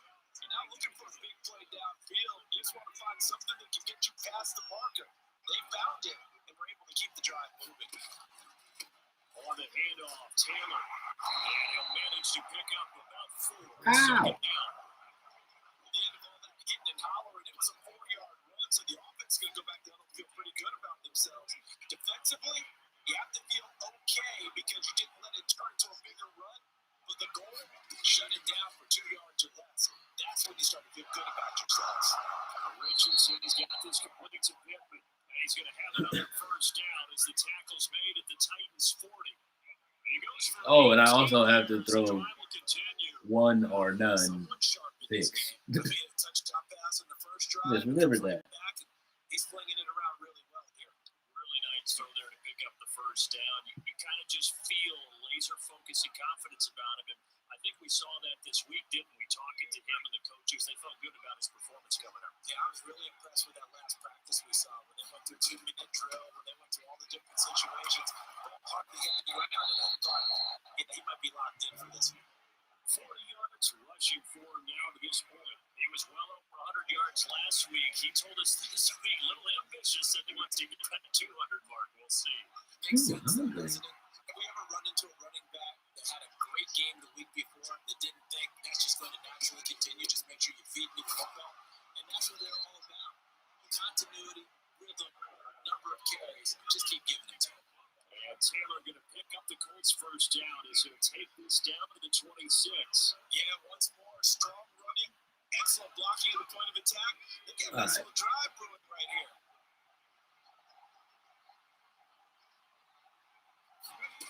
First and 10, it's Richardson. That's going to be caught.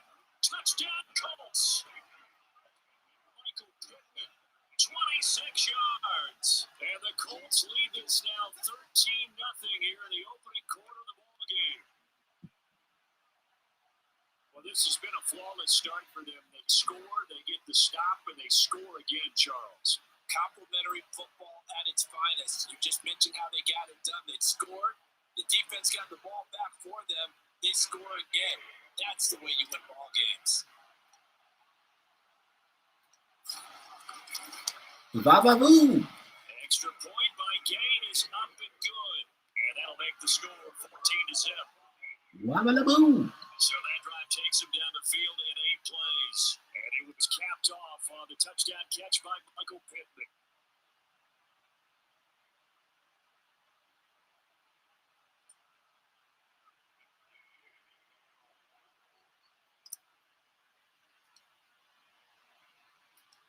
After the touchdown, it's Gay to kick this one away. And this will not be returnable. It's out of the back of the end zone for a touchback. The Titans coming back onto the field for their second drive. They've lost 2 in a row prior to getting the open week last weekend, so potentially a chance for them to get away for a bit, heat them up, and come back strong. That's what the hope is anyway, because you're going to find out now with your team, are you still focused on being the best you can be for the rest of the season? The things they had earlier this year. And he'll take this ahead for about 4, second down coming up. It's time for them to be good teammates right here. What I mean by that is to test the ball for a little while, get at least 2 first downs, give their defense a chance to settle down a little bit after they give up a touchdown. They go back to Pollard on second down. And he'll scratch out a yard up to the 30, and that's all. And this is why aggressive defensive coordinators love to blitz. And it wreaks havoc because they end up taking their attention to the blitzers, freed up the D lineman to make the play. Looking to throw it here. Ritter. Oh, his first throw of the game. Going to be intercepted. And they'll set up shop right near midfield. That's me. That's me. That's me. That's me. Already 2 scores down, and here they give away the football.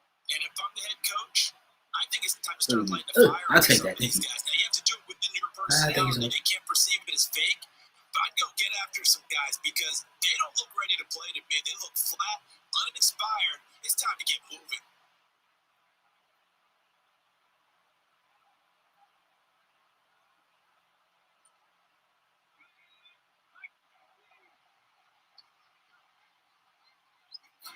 Looks like a touchdown. Play action. Richardson. Oh, that's okay. Get this one to That's Pittman. cool. And he's corralled, but not before getting it inside the 35. Caught that in bounds. We're going to the next half. talk about it a little bit. 14-0 to score. This is the NFL on EA Sports. Start of the second quarter. It's the Colts in possession as they've got it with a 1st and 10.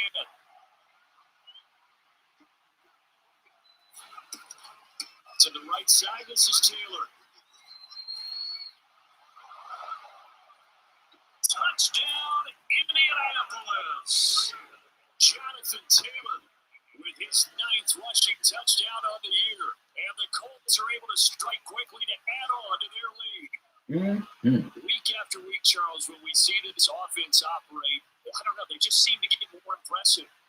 They certainly do, and let's face it, it's no surprise they're the best in the NFL in scoring. This team designs things well and executes even better.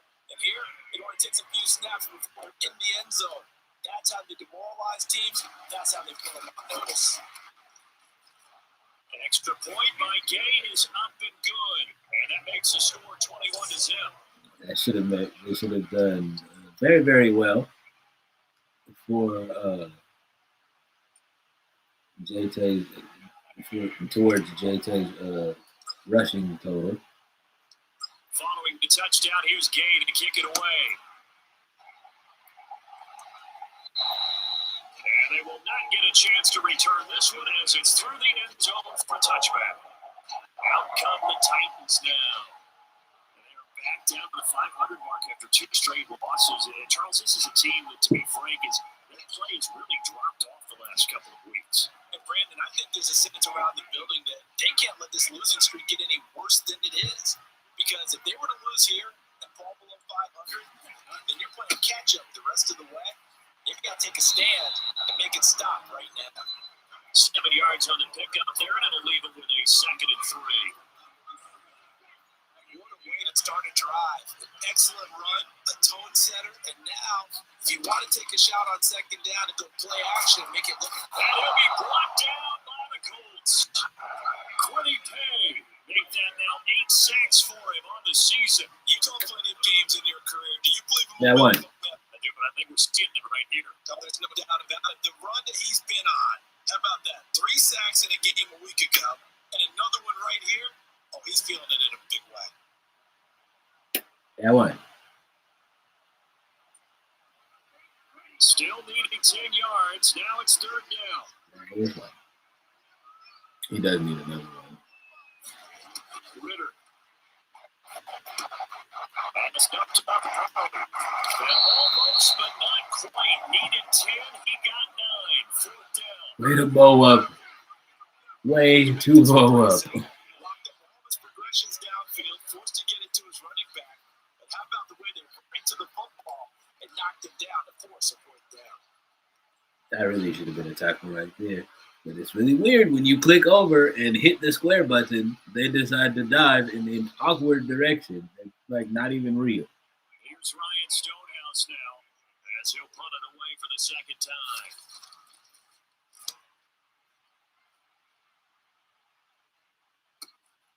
Having down a return. A 41-yard punt, 9 on the return. And it will be 1st and 10 as they take over.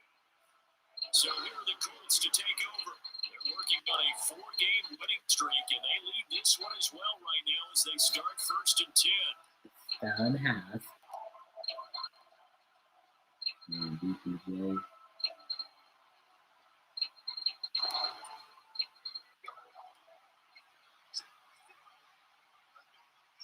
The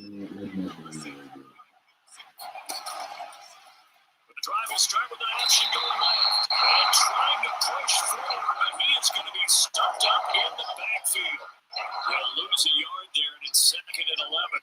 That's what I like to see out of this defense. A little fire, a little toughness. It hasn't been the best first half for them. They did do a nice job there, forcing the loss on that play. After the loss to start out, here's 2nd and 11. Back to throw. Here's Richardson. Good slam caught by Pierce. And they bring him to the ground just shy of midfield. 2nd catch for him today, and it'll wind up a 1st down. And that's a more than acceptable read right there because the zone coverage, the timing is everything. This time he waits for his man to come open, puts it right on him, and they pick up a first down. Zip it to his hands. Oh, what did I do? Change that. We can do this.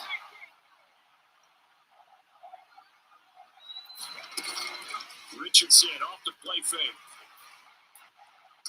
They'll fight for it, and this is caught. What a catch. 36 yards on the play. There's no doubt in my mind that not many guys in this league have had the impact that he's had here in the first half of the season.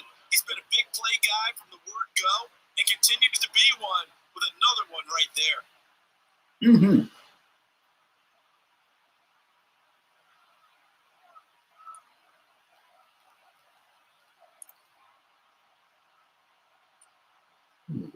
So the ball down to the 16 here for 1st and 10. On the handoff, this is Taylor. And now they're inside the 10 as he's brought down at the 9. 86 yards rushing for him now in the ball game. Good, strong run against the 3-4 set. And that 3-4, you got to have your guys up front eat up a lot of blocks. The guy playing over the center, the nose, he usually has to take on double teams. But when you're able to successfully move in them, you're often able to get some yardage. And the linebackers have to clean up and make tackles. He's thrown incomplete. That's a surprising face there, partner. That is a rare completion for him. He's been on point this entire game. He has percentage completion-wise way up. Not that time.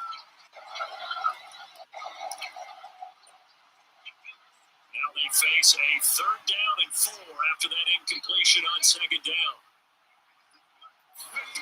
Richardson looking to throw. Pass taken in. Miles big tight end. Touchdown. Ollie Cox. His first touchdown on the year. The Lank Bean. Here this first half. For good reason, quarterbacks wanted to get the ball to the perimeter to their wide receivers for big plays. But in this situation, it felt like based on coverage, he knew that he wanted his tight end to have the football, and for good reason. Gay is on for the point after.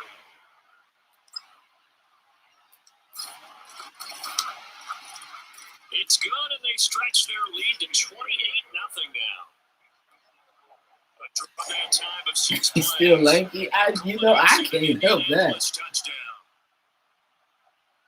He did give us a tutty, though. So that helps.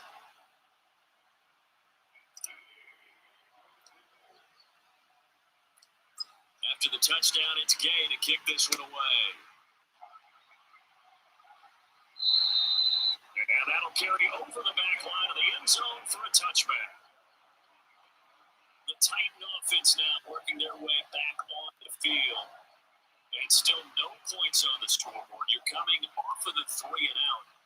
They're just looking for anything to grab onto right now, aren't they? I'm wondering if someone's going to take charge in the huddle. You know, we always look to the quarterback, but sometimes it's another player on the team, a star, a veteran, someone with some excitement and energy. It's like, all right, guys, let's shake things up and let's go, because they still have an opportunity to make things happen. Shake it up.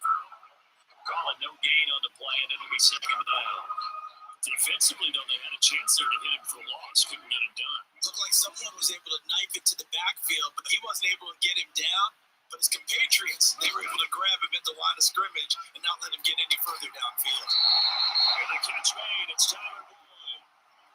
His first catch good for 16 and a first. It's been a very one-sided game so far. They got to change what they're doing right now, don't they? You can't wait till the halftime speech to make an adjustment. No, you can't, because if you're doing it right, you're adjusting from series to series, and they need a big adjustment here to try to put some points on the board. They'll go with Pollard here on 1st down. And boy, this defense again really making things tough on him as they stop him for no gain. Looked like he was trying to bounce it outside, but no success. Yeah, sometimes you got to just figure out where you're going to go, and sometimes you just have to take it to another spot. And trying to get it outside, the defensive pursuit was there and just ran him down. Here's a throw that's taken in out of the backfield. And he'll get it out to midfield. It looks like a spot right at midfield at the 50. 9 yards, and that leaves him just short. So it'll be 3rd and less than a yard.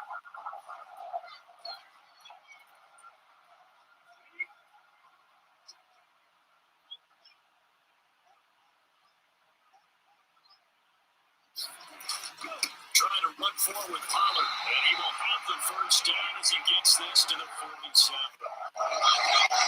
They get to run the ball on this drive, but 3rd and short, that was a great time to die. This offense finding its legs now. Here's another 1st and 10. Here's Pollard again. And they nearly sprung him that time as he takes this all the way down to the 37. That's a first down pickup for Tennessee on a gain of 10.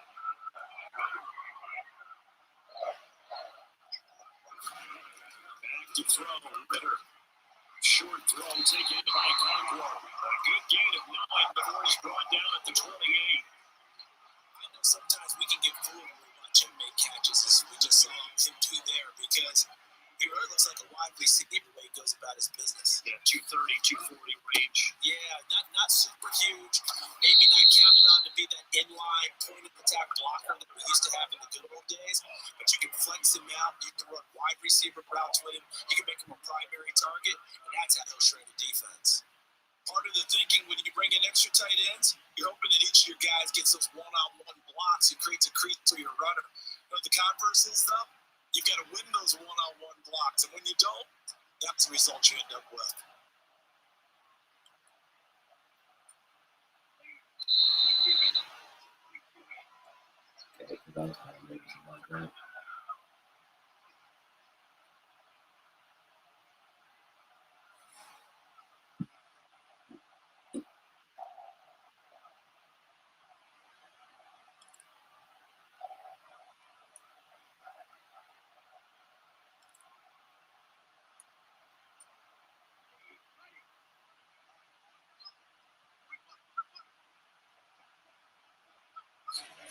We're here on 3rd and 2. He's got his running back out of the backfield. And down inside the 15, shy of the 10.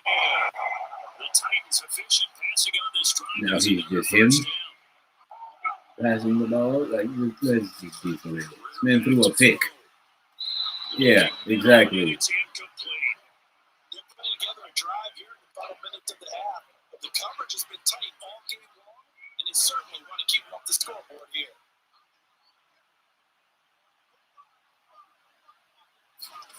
Second down throw coming for Ritter. Swinging this out for Pollard. And he's going to be brought down shy of the 5 to 6. 4 yards. Third down. Looking to throw once more. Here's Ritter. He's got it. And inside the 5 here before he's out of bounds right at the 3. So just 3 yards on the completion there. And that'll bring up 4th down. They'll run forward with Pollard. And into the end zone for a Tennessee. I know you lying. Tony Pollard on 3-yard touchdown. And the Titans' decision to go for it pays off with 6 points. Nick Folk for the point after.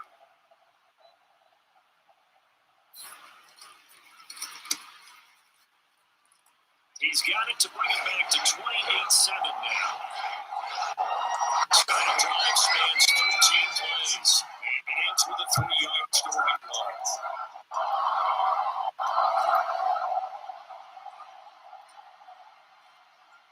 Sure, I guess. I mean, not really, but, you know. Jamal Agnew now to return it. And he brings us out past the 20 to the 24.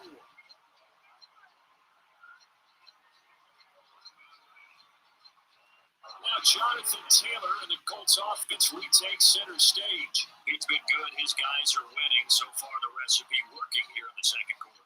He doesn't like to just tilt the rock.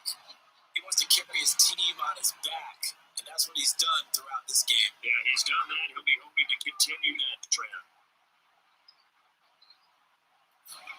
On 1st down, Richardson. His throw here is incomplete. They kind of forced that one there. I mean, it's almost like he predetermined where he was going to go with the football. Yeah, he wasn't really going through progressions. He wanted to go to his top guy. You do that against this defense, they'll make you pay, won't they? Yeah, they certainly will. They react very quickly to the thrown football. Weird. Now Richardson. That's into the hands of Noel Charlie Cox, a tight end. The big fella. And he's going to be shoved out of bounds inside the 15-yard line. A big touchdown just before halftime. 65 yards. They made that way too easy for them. No one is supposed to be that open against an NFL defense. Once he caught the ball, there wasn't anybody close enough to stop him. And he was able to continue downfield after making the catch. Why do I keep suggesting these nasty routes? All of a sudden, they've got a first down in the red zone. Here's Richardson to throw. Eluding the pressure right. And he'll get into the end zone. Touchdown, Indianapolis. Anthony Richardson taking it in from 11 yards out. And the Colts will extend their lead in the final minute of the half. They have really had their way so far in the first half, but they wanted to continue to build on their lead. They know that no lead is safe in this league, so they decided to try their best to get one more as they headed into the half, and they got it done. Well, also, I'm petty because they just scored. So, Kane is up and good, and the route is on here in this first half. yeah, I'm petty. I'm trying to ensure this W.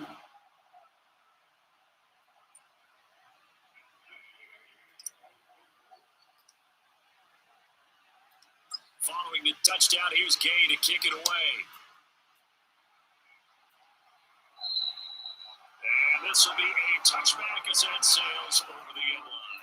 In all actuality, chat, again, I want to definitely go super NFL nerd here for a second. The Colts actually have the opportunity to be like a contender. Well, for some people that may be like, what the what? How? I mean, they have the pieces. Ritter on first and 10. I don't know if they necessarily have the coach that can coach those pieces, but the pieces are there. 30 seconds to go in the first half of play. There's a 2nd and 2 now for the When people aren't hurt, obviously. Here's Ritter. And that one will fall incomplete. Clock here now, just under 30 seconds to go in this first half. I ain't going to stand down forever, but there wasn't anything available. Ends up throwing an incompletion, and I think he'll take that. After the incompletion, here now, 3rd and 2. Ritter to throw it. He's got his target. That's clean. Now Tennessee going to use the second of their timeouts as they'll stop the clock with 24 seconds to go in this first half. So from the 39 now, they'll come up on a 1st and 10. Ritter back. The throw there is incomplete. He shook his head right when he released that throw. He knew it was going to be a little off target. Yeah, the excitement got him on that one. Wasn't able to control the fact the receiver was open, and it would have been an easy throw. He finds his man, Pollard. And he'll go out of bounds. It appears right at the 45. They get 6. That'll leave them with 3rd and 4.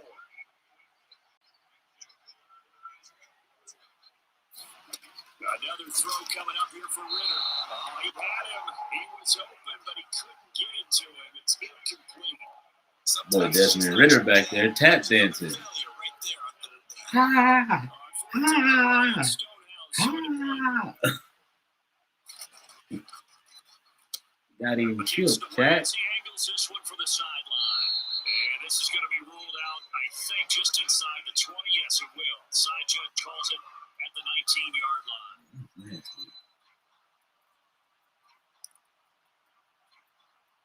It's actually diabolical work. The Indy offense at the line and set to go. And with only 9 seconds remaining, with not much time, we'll see how they play this. Now a timeout taken. Perhaps a chance for one more quick play and then another timeout if they hurry. We'll see. Wow.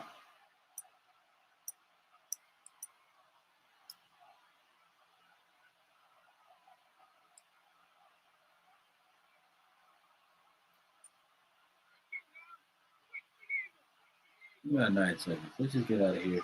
Do the thing. And with time running down, then you go down to a name.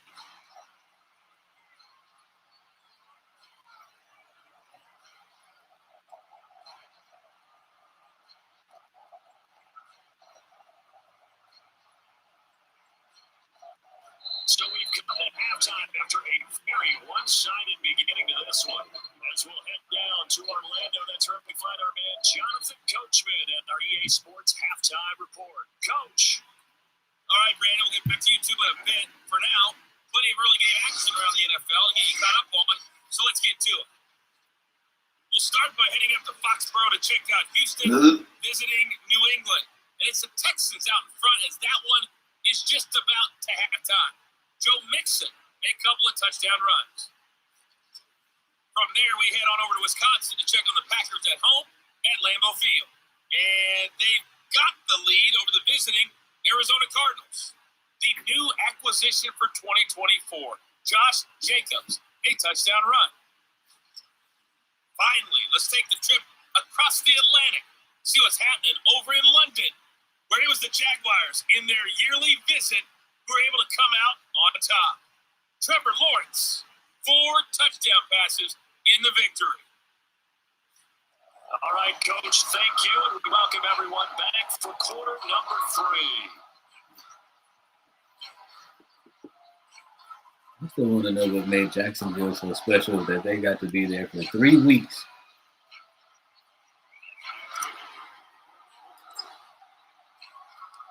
The Titans going to get the ball to start the second half, and they trail here as we get back to it on EA Sports. And this will not be returnable. It's out of the back of the end zone for a touchback. 0-6 Bears is disrespectful. I mean, listen. First on offense to start the third.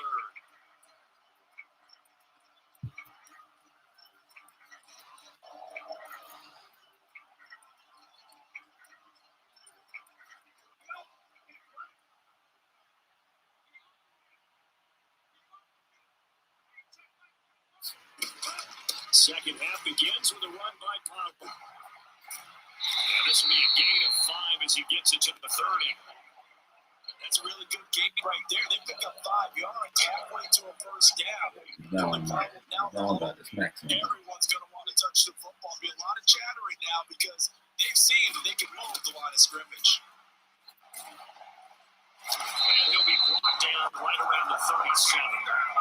55 yards on the ground for him now as he's done that on 15 carries. Line of scrimmage to 37 on first and 10. Gonna run again. He was confident. And it's just no chance of turning the corner. He can only get back to the line of scrimmage. Second and 10 coming up. We own you, buddy. We own your head top, bucko. To give to Spears. And that play is blown up. Losing yardage back at the 35. 2 yards the loss, and now 30-12. Continues to be a struggle for this offense and this home crowd. They're growing a little restless here in the second half. And I think they just got to look at how they're trying to move the football. Yeah, you want to run it, but maybe you spread it out, maybe some swing passes that can take some runs and give you a little more space.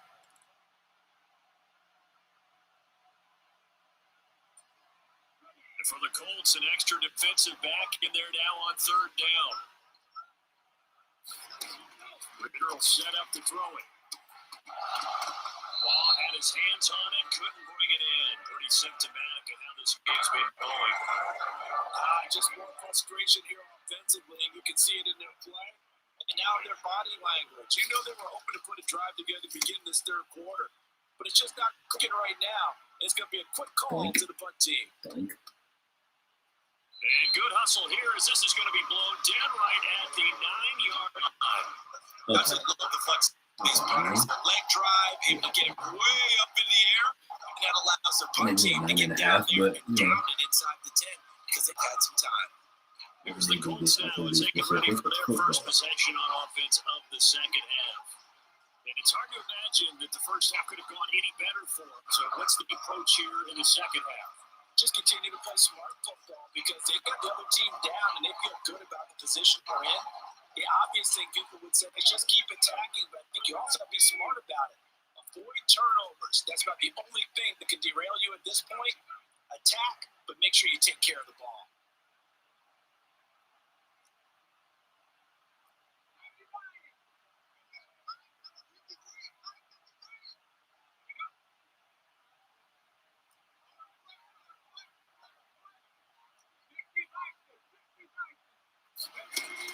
They'll run with Taylor to begin the drive. Shedding the tackle, and now Saru. Oh, get loose, JJ. Get loose, JJ. Get loose. Get loose. Get loose. Touchdown, Indianapolis. Jonathan Taylor.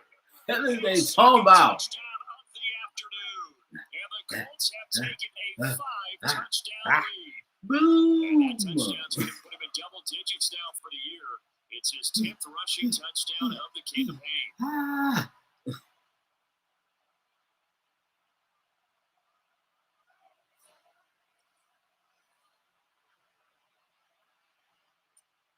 Here's Gay now to add the extra point. I was worried about nothing. And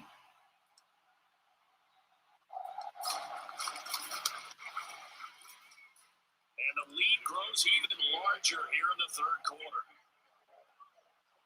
I was all scared, chat, because I was like, oh no, they stacked the box. From that distance, what an effort, it results in the touchdown. The joint might go backwards.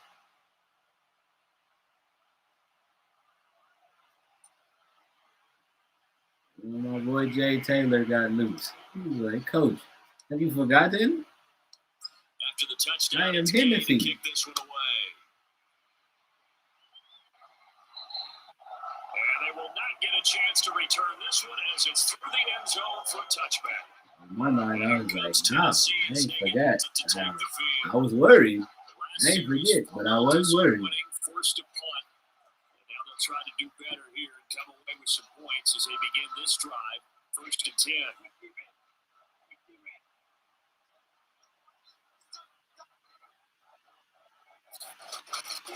So the drive can start with Pollard. Oh, yeah. And he will lose yardage here back at the 23-yard line. 2 yards the loss, 2nd and 12. That's big. Maybe go back to some downfield throws here. Yeah, anything. Change it Big up. Because the being an teams that win, understatement. those teams, they're the ones that make adjustments. Doesn't mean you can't come back to what you thought you could get done. Sometimes when you open things up a little bit, you get back to what you wanted to do before. The opening play of the time goes backward. Now they'll come up on 2nd and 12.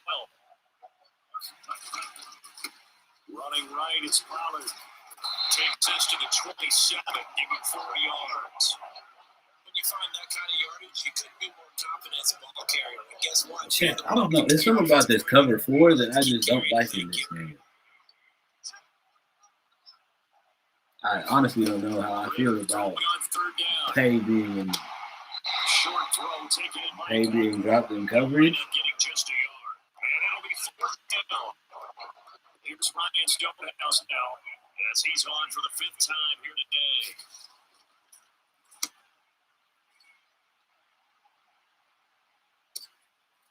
It's taken to the 26. Whoa! That should have been a face It'll be mask, a but I was too quick. 44-yard punt. The return goes for 8, and they will take over 1st and 10. Indy's set to go on offense once more. It's going to be pretty tough for them to match their efficiency, Charles, in that last possession, needing only the one play to find the end zone on the rushing touchdown. Yeah, they got that together collectively, didn't they? Total group effort. Although the guy toting the rock, he gets all the credit. It was blocked up so well. The only thing stopping him was running into the goalpost in the back of the end zone. Play action. Now Richardson. Well, he'll take a shot for Peoples-Jones. Oh, yeah. That one incomplete. Oh, yeah. Penalty flag coming in late. Oh, yeah. That might be AI. We'll take that. Thank you very much. Yardage-wise, as that'll move the football down to the spot of the foul. And what the officials are looking for in these situations, whether you're playing the man or the ball, and if you're playing the man, you get a lot less leeway in terms of what's going to happen at the end of the play. But if you're looking for the football, it's less likely to draw the flag. They give to Taylor out of the gun. A pickup of about 3 yards. He's taken down at the 31. Well, praise has to go to the guys in the offensive line because they've had a very nice, productive day running the You think I'm football. scared of y'all? I will run it right back at you. Knocked around the entire game, and while they slowed them down on that run, can they continue to do so because they haven't had much success throughout this ball game? I don't have a big burly power back. Well, I do, but. Well, that's not a run that's going to make any of the highlight tapes, but they've been moving it well all game. Leonard Fournette is This is another one that keeps it moving forward. Do I have a bell cow like Derrick Henry back there? No. That's complete. That'll be touchdown here, but not before he does pick up the first. But, Jonathan Taylor did get loose on that. That's one of those where it feels like backyard football in a sense. You say, forget about the route. Just run to the open spot in the middle of the field, and I'll find you. Good throw, good concentration on the catch, and they pick up the first down.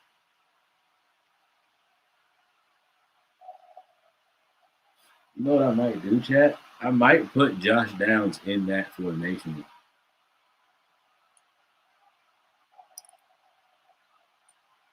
So that he's the receiver in this play. Here's a tap forward by Richardson. And he will score. Touchdown.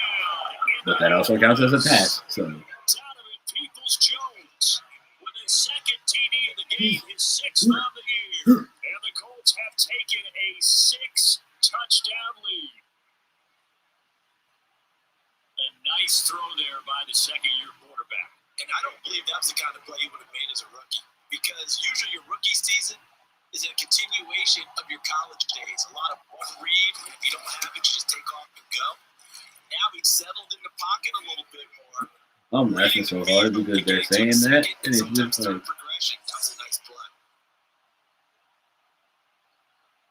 it was like, bro, it was a touch pass. He would have made that in college. Following the touchdown, here's Gay to kick it away. And that'll carry over the back line. In fact, in college, it probably would have been off of some like elaborate like orbit motion or something. See if they can put this drive in the end zone, Charles, because Well, bro, you know what I mean? The receiver would have done like a little loop-de-loop in a spin. because of stalled out drives. So are you saying that you're kind of tired of seeing the punter run out there and do his thing during this game? Is that what you're trying to say? Well, I mean, I'm okay with it. I have a feeling that this offense, they don't want to see the punter again. And frankly, the punter doesn't want to run out there anymore himself. He'd love to see his offense put together a drive and give his leg a rest. They'll come up now 2nd and 4 from the 31. They run straight ahead here with Pollard. And he'll be brought down right around the 37. 63 yards rushing for him now as he's done it on 19 carries. Line of scrimmage, the 37 on 1st and 10. Awkwardly, we really kept Duke Hopkins quiet. Knock on wood, let's keep it that way. But also, Desmond Ritter's the quarterback. These incompletions that we're seeing, they need to turn into positive snaps and soon. Back to the air on 2nd down. Here's Ritter again. Throwing middle, but it's incomplete. Like I said. Right from the beginning, I thought he should have seen the coverage that was there. Tried to force it in. That one he's fortunate, just fell incomplete. Ritter from the gun on 3rd down. On the move to his left. Ritter slides down, and he has enough for the first. That strong pickup of 11 keeps their drive alive. Oh, does that count? Decided to scramble, and a nice job seeing he got the yardage that he needed. Yeah, his teammates are certainly going to appreciate that. I hope that doesn't count. Because they would have wanted him to slide and protect himself, but he chose team I think game that's going to count. personal protection. Calling a gain of 4 on 1st, and that'll make it 2nd down. Nice 20 yards on 1st down. It really opens up your options for what you want to do on 2nd. You go right back to him and hope he explodes, or sucker the defense in before throwing over the top. And his throw is going to be incomplete. The intended target was Calvin Ridley, and that'll make it 3rd down.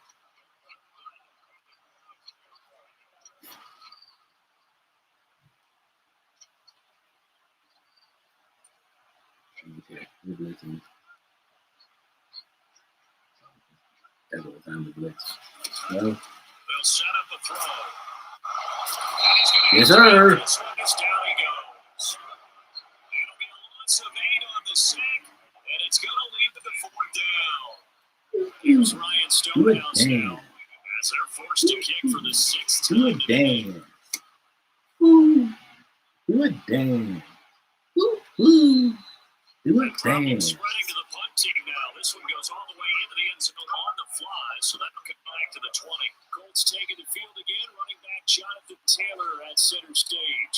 It's closing in on 200 yards on the ground with the 4th quarter still to come. We're in the 3rd. Good shot to get there.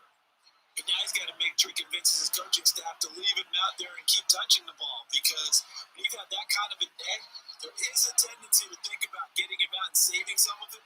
Running backs never like to save yardage. You know he's tapping his quarterback on the shoulder. I'll take the ball again, please, right? Not turning down any carries. 1st and 10, Taylor now. And he's going to get 7 out of this before being taken down at the 27. He might actually get that 200. The drive, let's get credit all around. Excellent blocking. The guy carrying the ball, he was the finisher. A really nice run. Word. They go play action with Richardson. They'll find a man over the middle. It's Pittman. And they'll get to him right away at the 40. 5th catch of the afternoon, and that gets him a 1st down. If anyone thinks they're just going to tuck their horns in and pull back off the throttle a little bit, you can forget it. Even with this big 3rd quarter lead, I think this team's going to continue to take their shots downfield, and there's another completion. Word. Yeah, little shutty. Good word. They'll send the tight end in motion. The option to give to Taylor here, fighting him off. Go berserk. Everybody wanna see this on my shirt.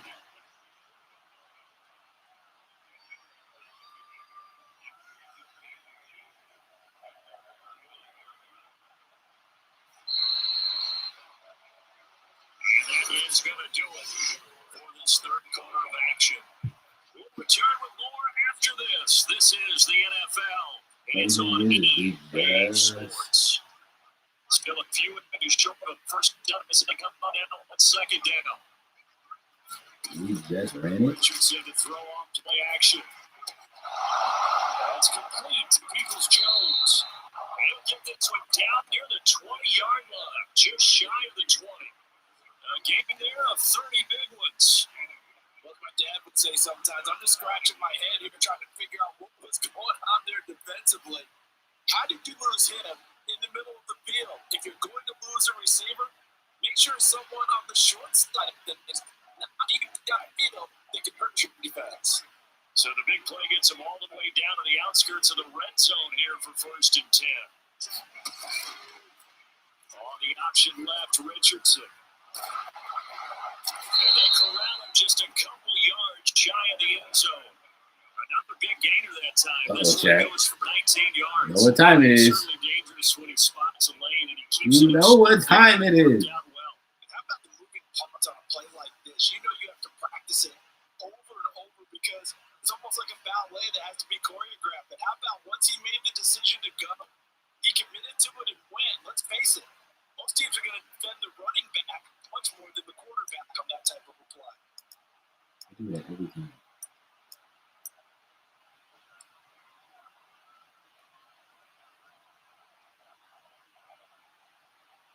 Oh, you harlot.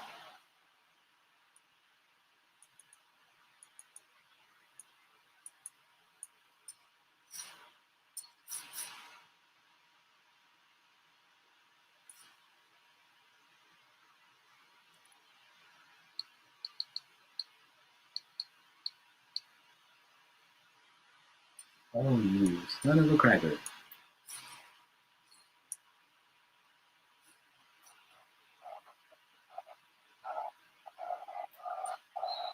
Colts going to use the first of their timeouts. That'll leave them with 2 remaining. We'll be back after this.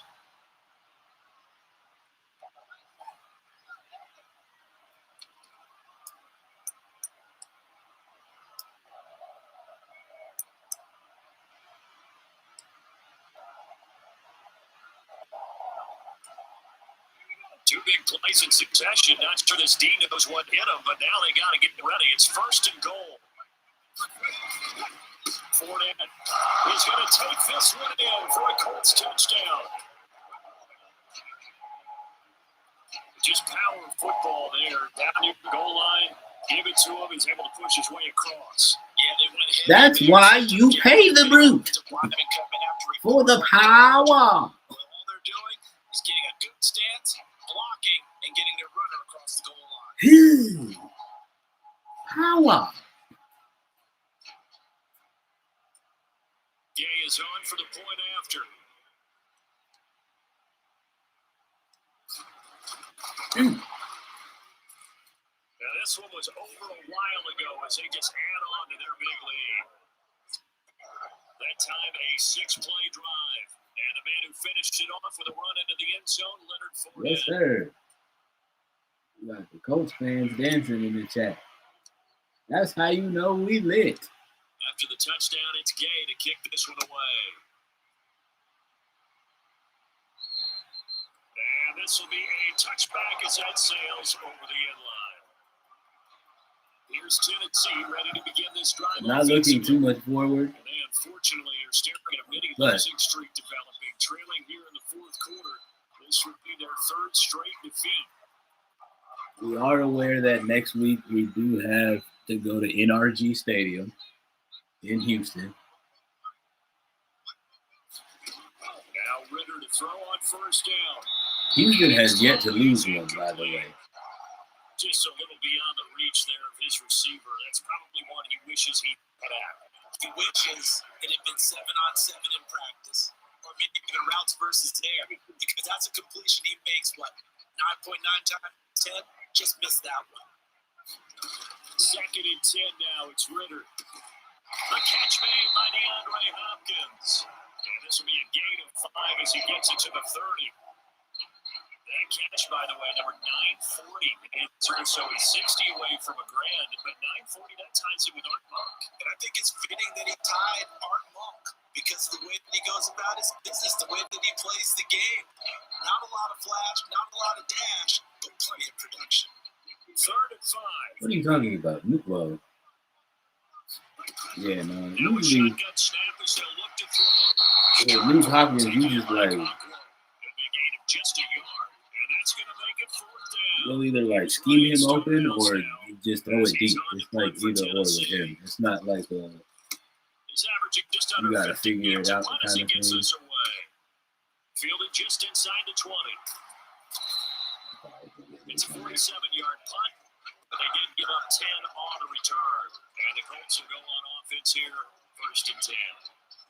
Here comes the Indianapolis offense now as they get set to take over. We paid this offense plenty of compliments already, but I mean, they are deserving. What was the goal? 150? Start another series to be leading by this much with so much time left to play in the 4th. Charles, it's really been impressive to watch. It has been. You have to think to yourself the preparation that went into this, but the absolute focus that they kept throughout in order to have this kind of a result. This is Super Bowl-esque, and they've got to feel awfully good about what they put out there today. And room to run as he's up past the 35-yard line. It's a 7-yard carry to set them up with a 2nd and 3. Yeah, see, this is more so. Downs going in motion left. The kind of person I want. Getting that. And 3 as the drive continues. It's a 1st down. Because of the speed. Just a little touch pass. They said receiver in motion, just kind of tap it forward to it. That doesn't turn into a huge play, but they do pick up a 1st down. A nice, consistent game.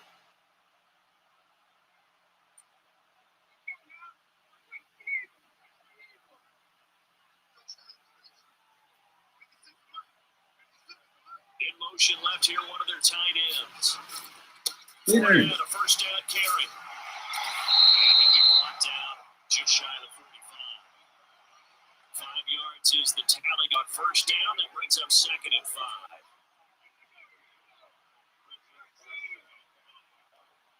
He's gonna keep running right at it. Running straight ahead, Taylor. And he'll get it out to And of course, Wiley Cox doing what he does best. Standing there. Yards to pick up, and that's a first down. Trust me, man. I understand. On the option left, Richardson. Good luck. The 20. And they'll have it in the red zone. Crosses over out of the bounds. A big time gain there on the keeper using his legs to hurt him. First down. What a run there. I mean, you got speed, elusiveness, escapability, all rolled. Is this blocking? We all know that quarterbacks are coached. They get the ball to the guys who can do all the things you just described. You want those guys who have speed, elusiveness, escapability, all rolled into one with the ball in the hand to get that one. It's him. So sense of they're handing it off, but you can do all of that yourself. So they'll get 8 out of that completion, and it'll be second and a couple. I think he just wanted to get the ball to one of his playmakers to see if they can make something happen. But he ends up throwing it into a crowded area, and after the catch, he isn't able to do much with it. On second down, Taylor. It's a 3-yard pickup, and that sets up a first and goal. The running game's playing a huge part in getting him down to this point on the field.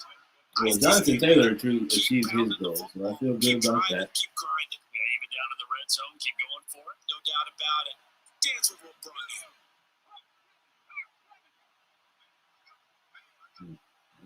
That's a very wide decision to come out of the end zone. Now a battle for the football. It's caught. It's a touchdown.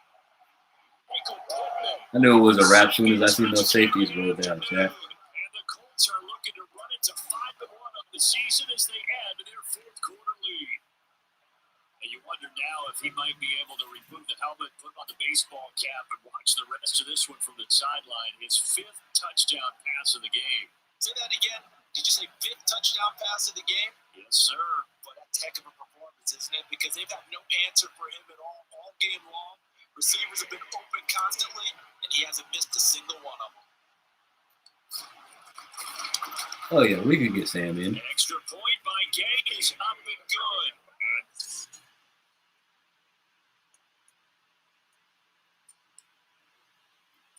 And again, Chad, I can read the depth chart. I know Joe Flacco's the backup quarterback. But again,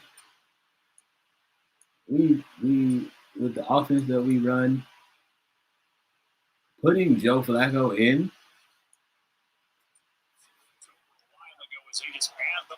would do nothing but just ruin everything, to be honest. I don't know like a nicer way to say that.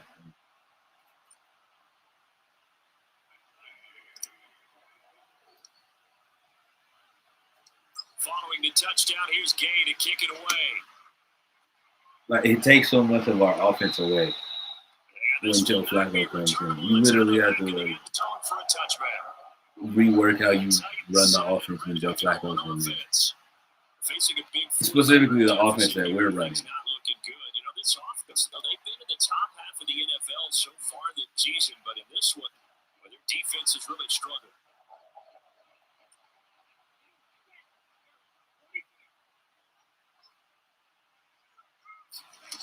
On first down, Ritter steps away to his left. And they can't bring it down. And past the 40. He's out of bounds. A nice job there on the escape and scramble. A first down, a 16-yard gain. Well, at least you know he can't play strong safety because you let Desmond Ritter step out of your tackle. Oh, brother.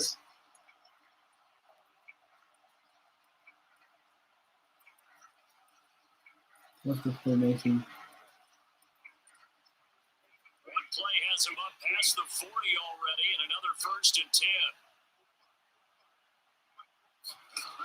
Ritter from the gun. And he can't find a receiver, and he's brought down.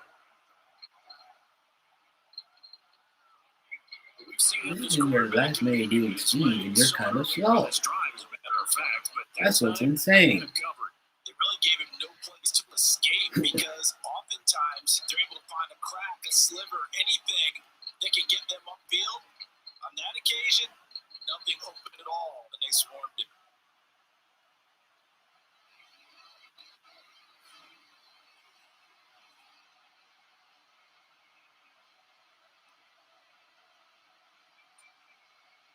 We're at 41, 2nd and 9.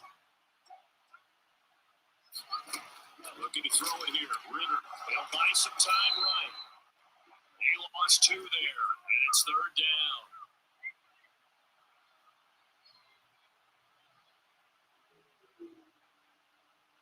Sam, you haven't even gotten in the game yet. Maybe relax. Backed up here in a tough spot, needing 11 yards to pick up the first. On 3rd down, he'll drop to throw.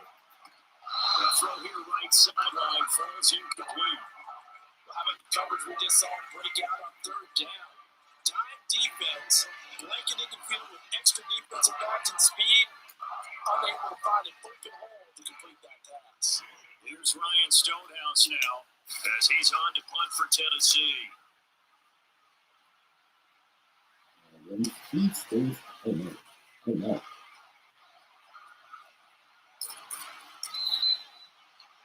Nearly a huge return, as it is, still a very good one. 24 yards. And that will come the offense as they take over. Indianapolis offense ready to go again. CD, they have just been scoring at will. It's been score after score after score, and a lot of times we use the term blowout for a lopsided ball game. And this is kind of going past that. I think we're in historic territory right now. You nailed it. Historic territory. Perfect phrase for NBA watching. If this were a movie, what kind of rating would we put on it? Who would you allow to watch what we're watching right now? Let's hope this one gets over fast, because this game, well decided, will be watched out of them. Just 2 minutes remaining here in the 4th quarter of what has been a one-sided affair. So the Colts in possession of the football as we get you reset. They've got a 2nd down now as they look to salt this one away.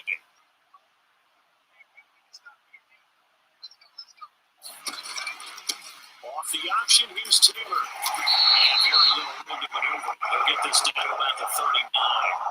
3 yards is the pickup, but it leaves them still needing 11 here on 3rd down.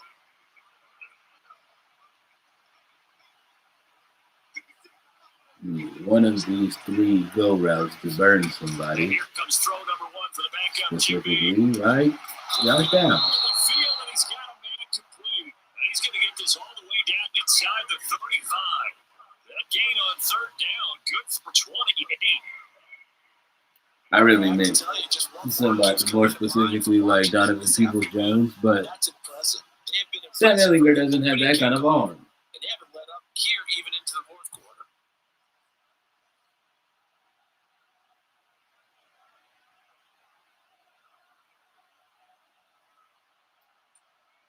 From the 34 down, here's 1st and 10.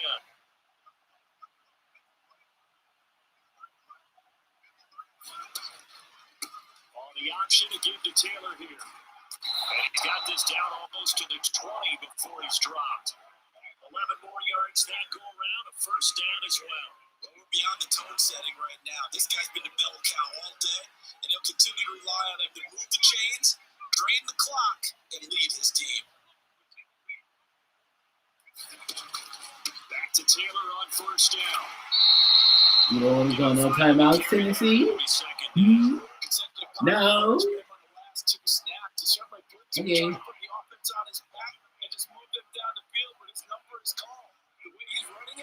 keep going back to it. 2nd and 5. Light box, we like those. Run once more with Taylor. And they work this near the 5. He'll be stopped at the 6. It's a good gain of 11. Sets him up 1st and goal.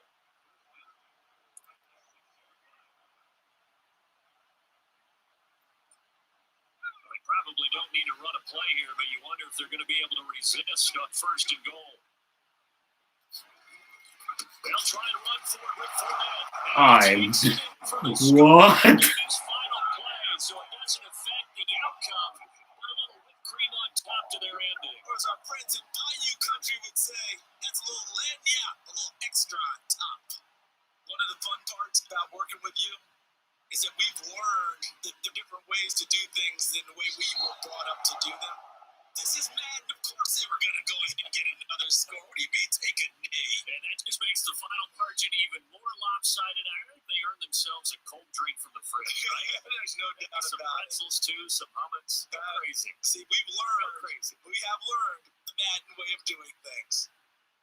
Well, fans usually love to see scoring, and there was no shortage of it today. What a dominant showing from an offense that was truly playing at an elite level in this contest. Partner, this game was over a long time ago, and you noticed one of your favorite. Oh, Lord. Why they ain't let me kick a field goal? They took advantage of every second. You freaky frogs! For everyone in their film session.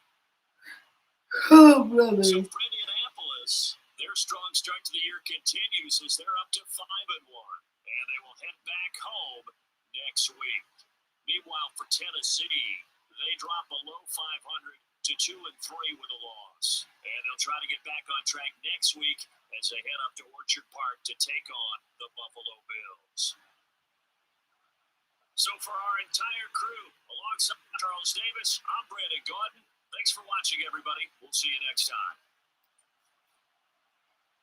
Well, nice to 7.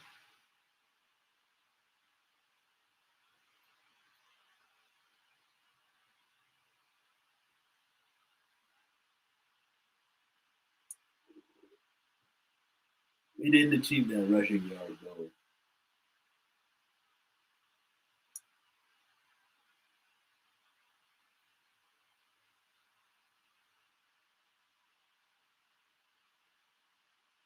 We went for 10 or less. Yeah, DPJ didn't get his.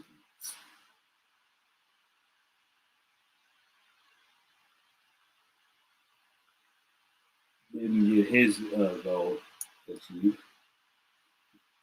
But Anthony Richardson balled out.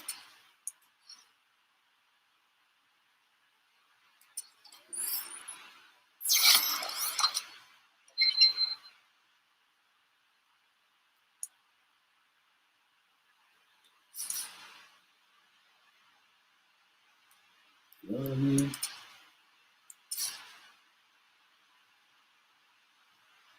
How's about it, chat?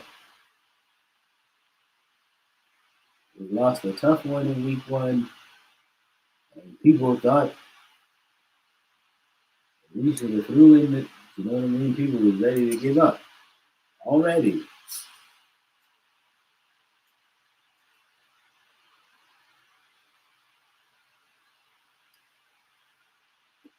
Because I didn't get sacking the lose.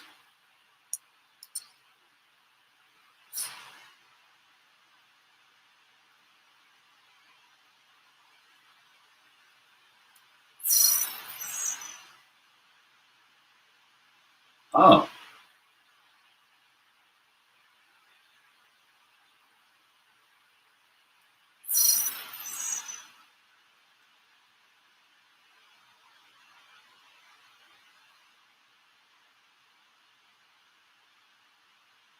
She said, I'm here for the get back. I am too. Oh no, we host, yeah, that's right. We host Miami first. Honestly, I forgot all about them.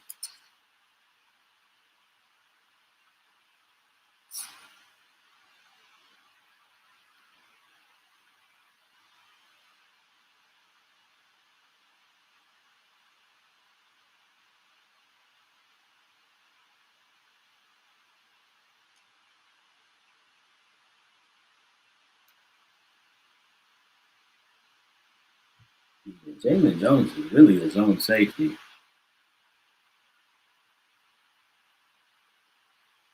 Playing corner.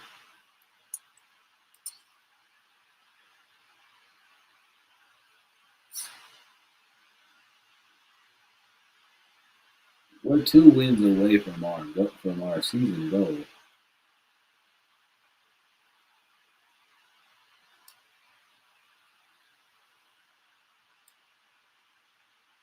Right? Don't even be upset, DPJ. You had an excellent game. Cool. So you didn't get the 150 like you wanted to, or like we wanted you to. But you know what you did do? Score touchdowns, get us a W.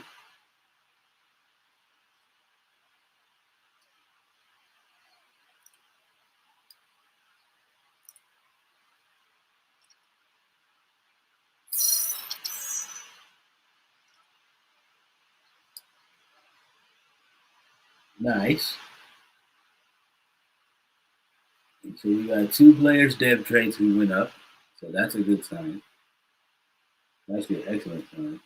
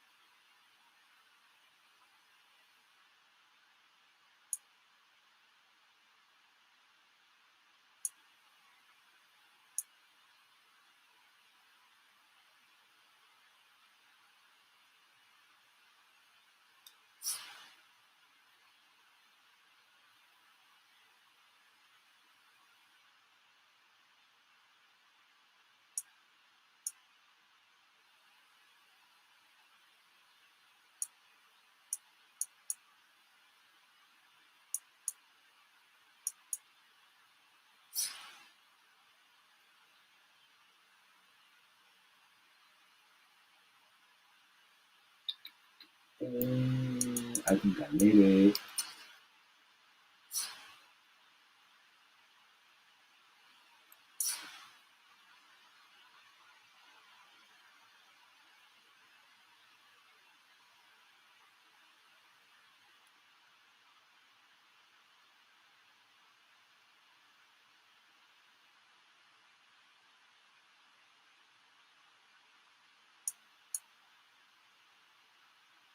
Desmond Ritter did anyway.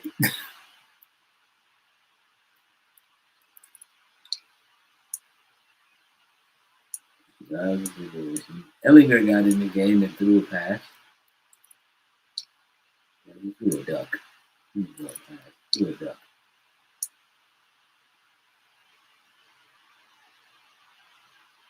Jonathan Taylor, 246 on the ground.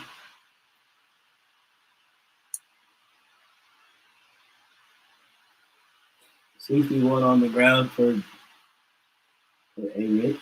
I mean, definitely needed. Leonard Fournette.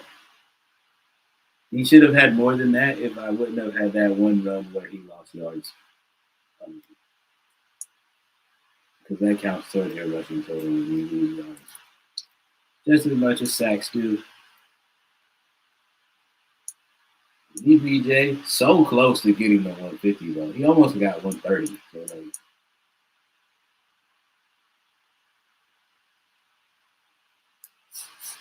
but something that he can't be too mad about, he had a 2-touchdown game.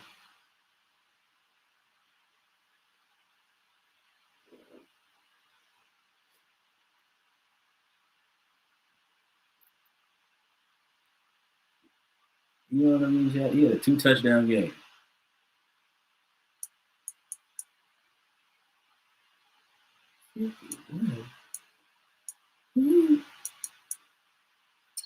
What?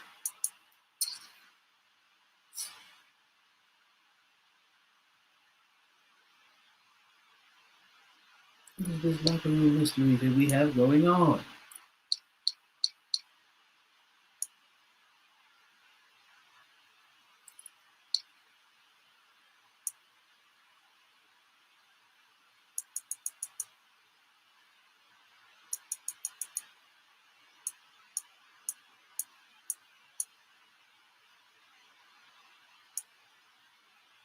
This is way too many players.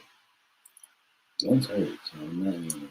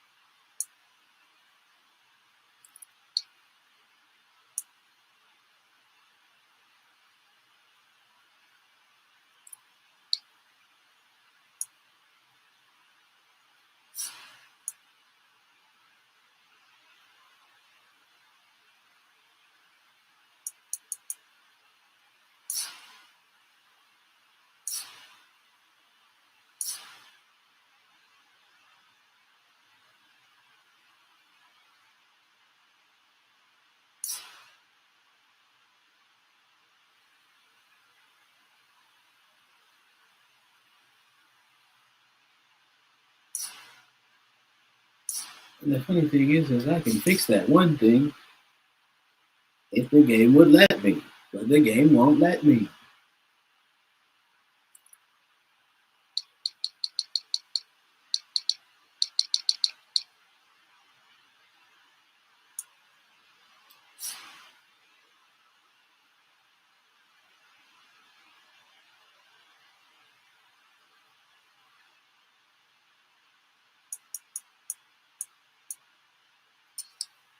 All right. We move on next week to host the Miami Dolphins.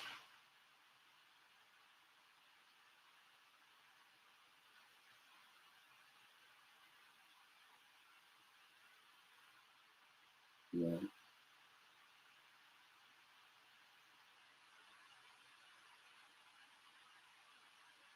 Tua, Tyreek Hill, Jalen Waddle.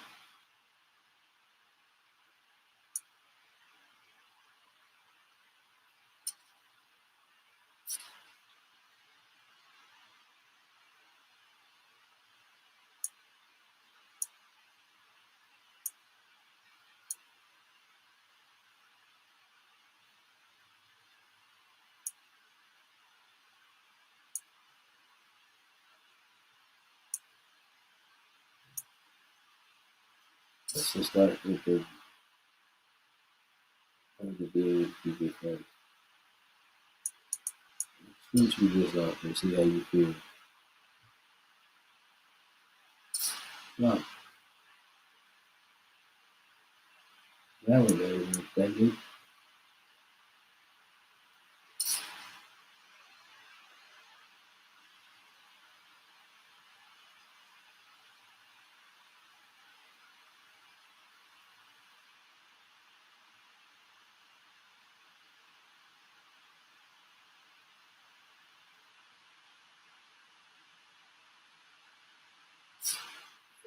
This comes from. Hello?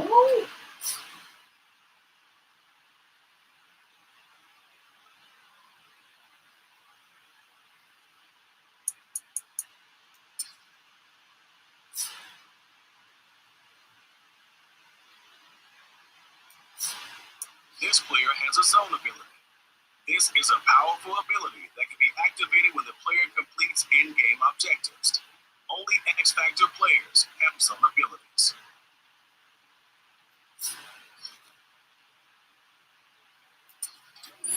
Cool. Thank you for that.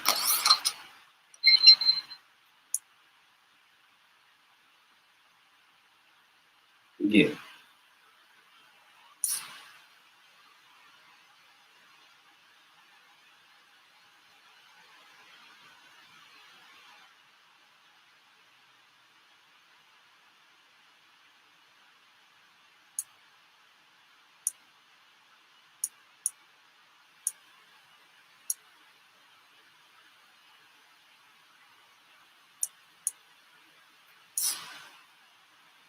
So it still has no superstar abilities, but also the X-Factor ability comes into play.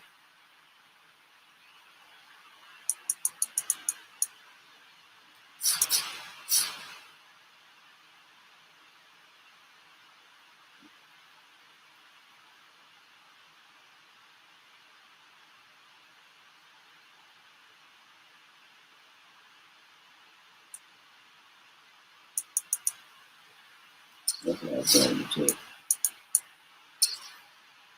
This is random strong safety coming from. What?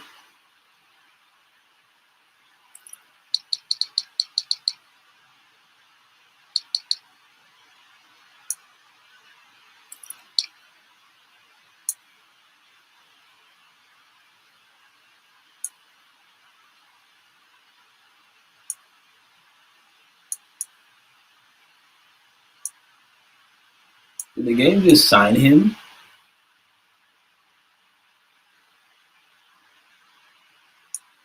Just on a random whim?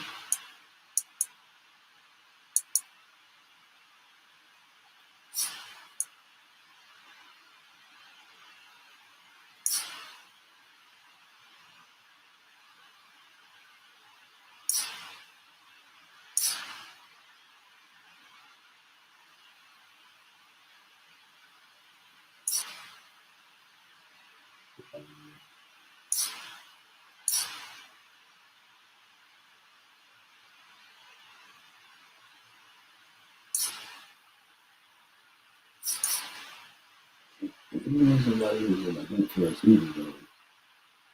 Well, then why is he here? Because he's a scheme fit? How did he get here?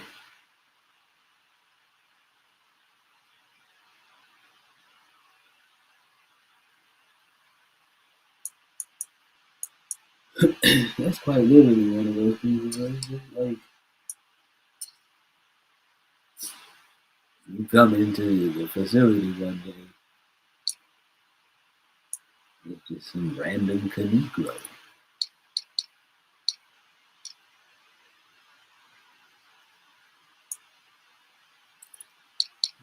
Sorry, who are you?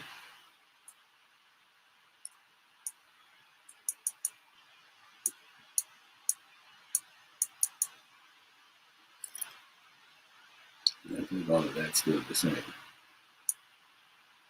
for the most part.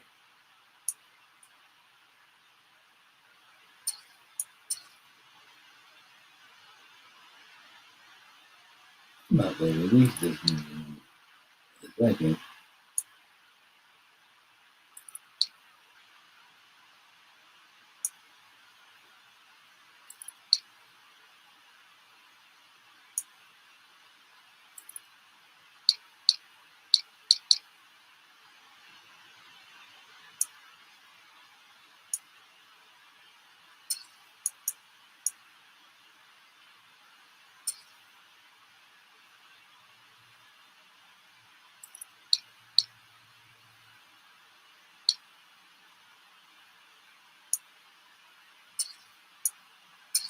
I understand all that. But also, with him being a third down back, he still gets the bulk of the carries, which is the crazy part. Not really crazy, but you know what I mean?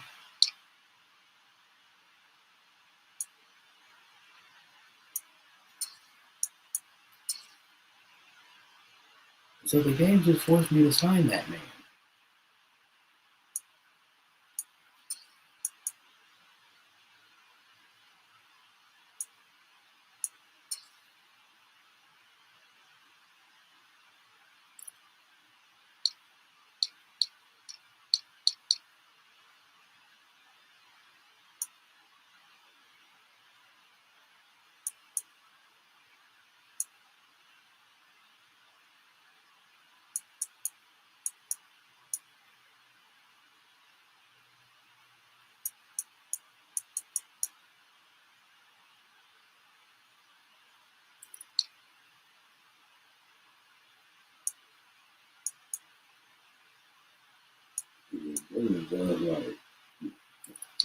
That's an off-season thing, though.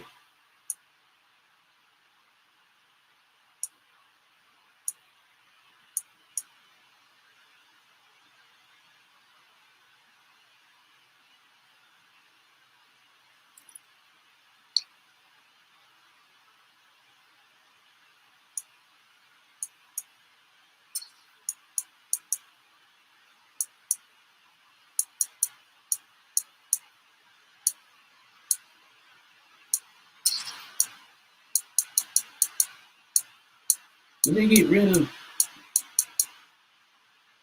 Oh, oh.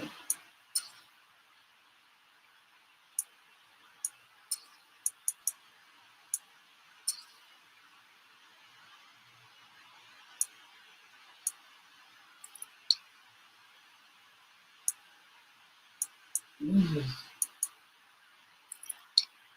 is so confusing.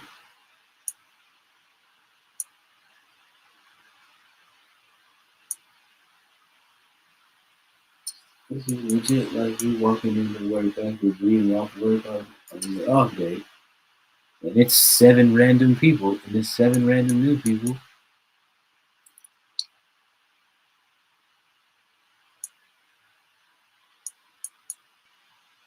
They looking at you like you the lost one.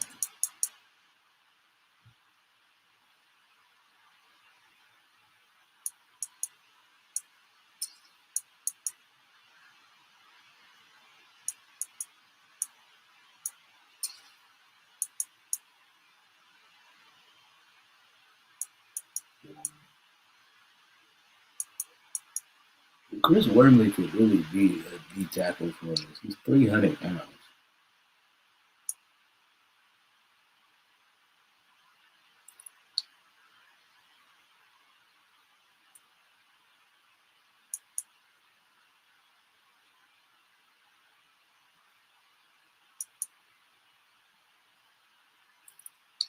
It's a bunch of places he can play.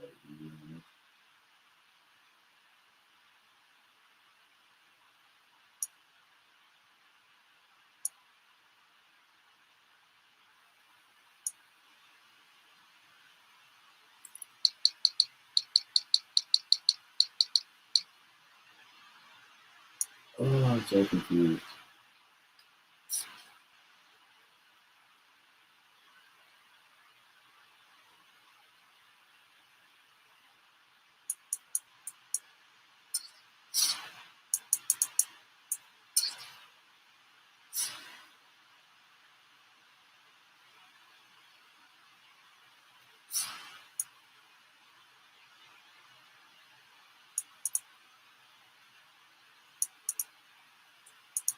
Warren's so confused because of the fact that now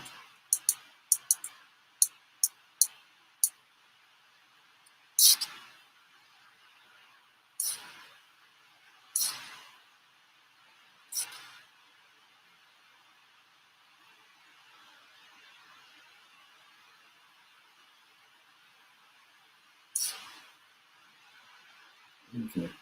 Let's see what it is.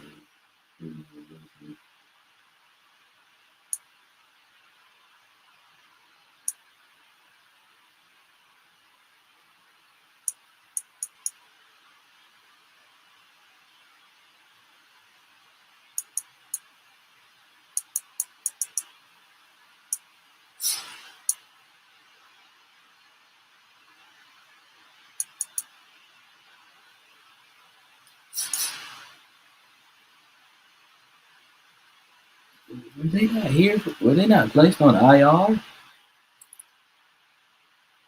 Is that the thing?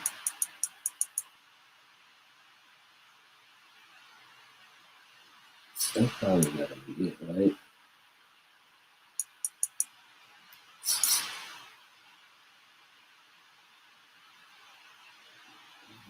Now that just makes me read it.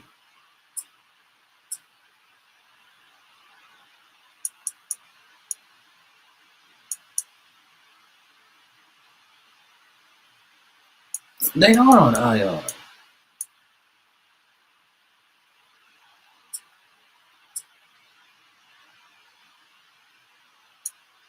So then this is weird. Okay, man.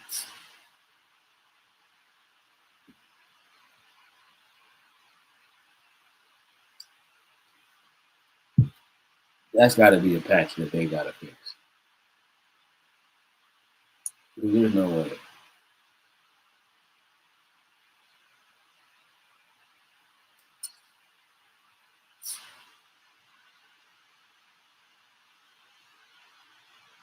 And it's literally like you on the roster, but you're not here.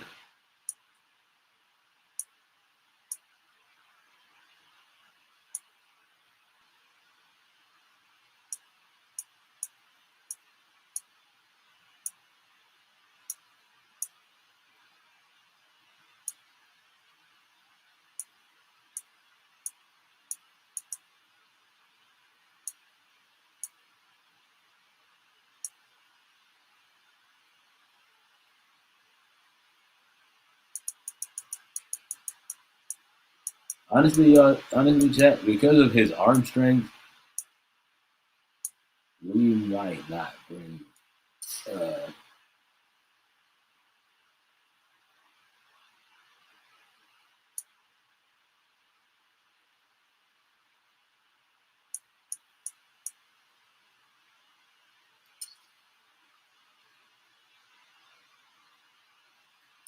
cool. We bring back Taven Bryan. His joint wasn't that bad. This can be withdraw offer. I'm not offering this man.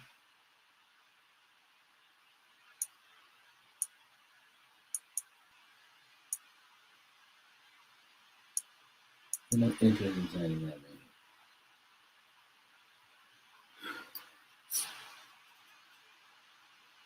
Okay, so EA has a bug where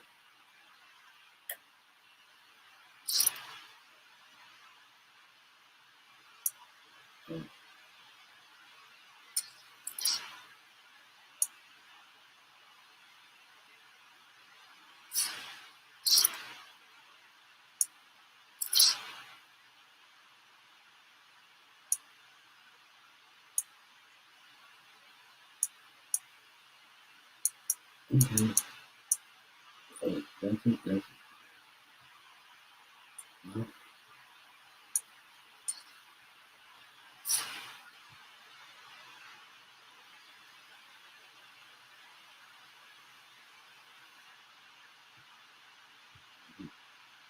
They get another player of the week amidst this win streak.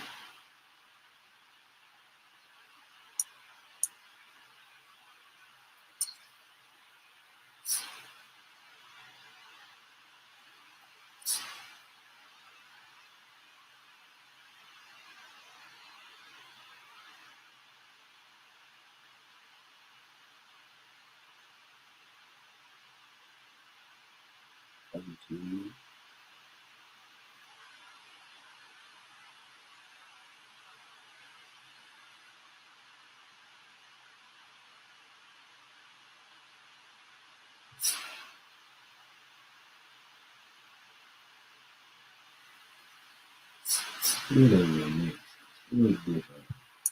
I mean, we still gotta watch out for the Calais Campbell. Remember,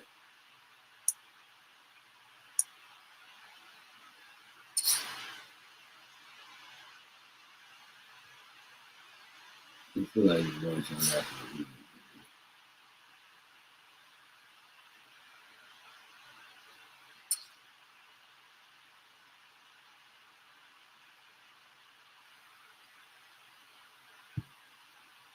You want to know something? Also, chat. I'm kind of wondering what would it look like if we moved Sam Ellinger to running back. How did somebody on the practice team get hurt? How are you on the practice team and getting hurt? Okay, I'm stressed. Not stressed, but I'm perplexed. Because what?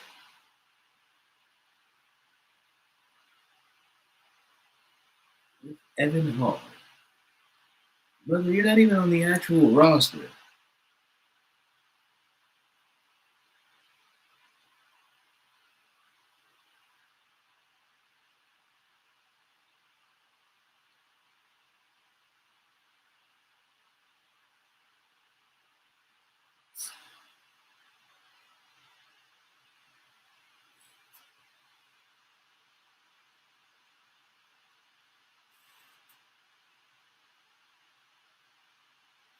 He tripped walking to the bit, but clearly, listen, evidently that's what happened. Cause my goodness, you did what? What do you mean you broke? What do you mean your ankle is? What do you mean you sprained your ankle?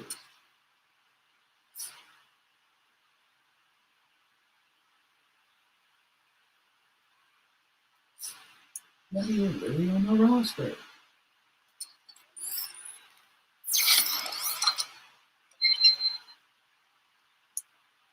distinguished Yale graduate.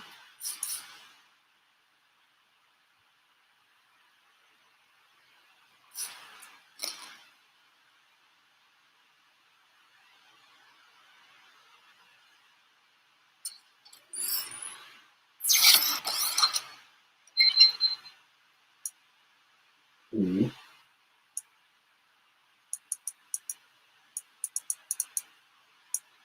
Yeah, that's just gotta be a bug. The EA needs to fix expeditiously.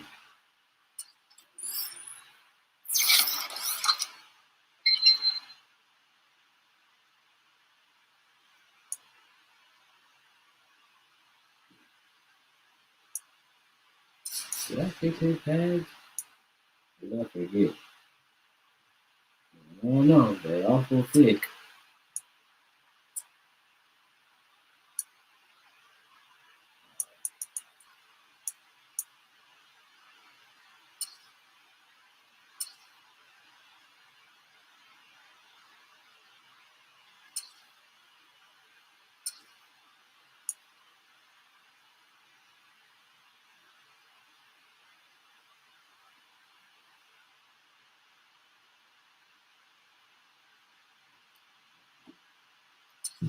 Yeah, Chuck. That makes a little bit more sense.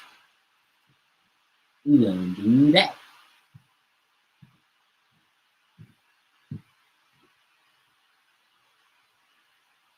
Still not really sure where this mystery safety came from, but nevertheless, here we are.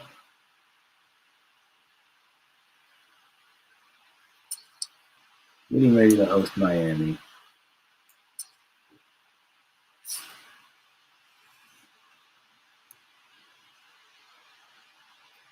Just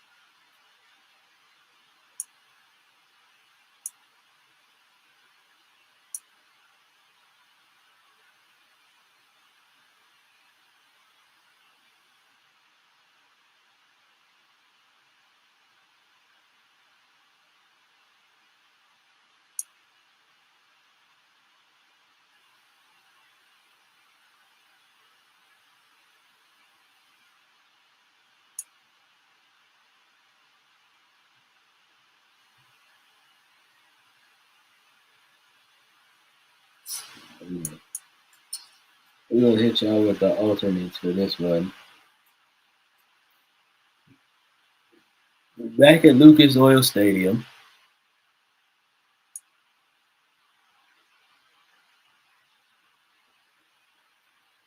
Should be an interesting one. Going up against this Dolphins team. Again, they got those speedsters in Waddle and Hill. Lucas Oil Stadium in Indianapolis. It's week 7 of the NFL on EA Sports. They have Calais Campbell, Jalen Ramsey on the outside.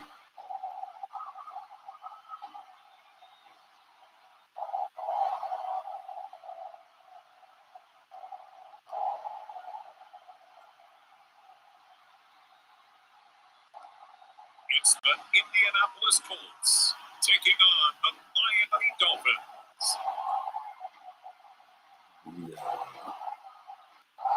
It's the National Football League presented by EA Sports. No. Tua's probably a concussion magnet in this, just like he is in real life. So that's the thing.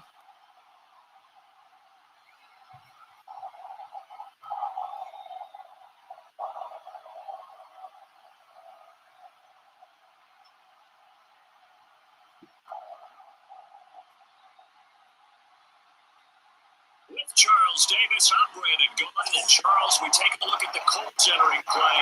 They've certainly found their groove of late, winners of 5 in a row. And I think the sky's the limit for this team. They're playing the best football that they've played in a long time. Getting toward the halfway point of the NFL season, Week 7 is underway on EA Sports. We are rolling. Get a chance to return this one as it's through the end zone for a touchback. Just give him the bubble helmet. They'll be led out by their quarterback, standing 6'1" from Utah. It's Tyler Huntley. A 3-year starter at the University of Utah. He got his NFL opportunities at Mark Jackson's backup in Baltimore. Mainly because he possessed similar qualities. Excellent runner, big-time arm, just has to grow in accuracy and avoiding mistakes.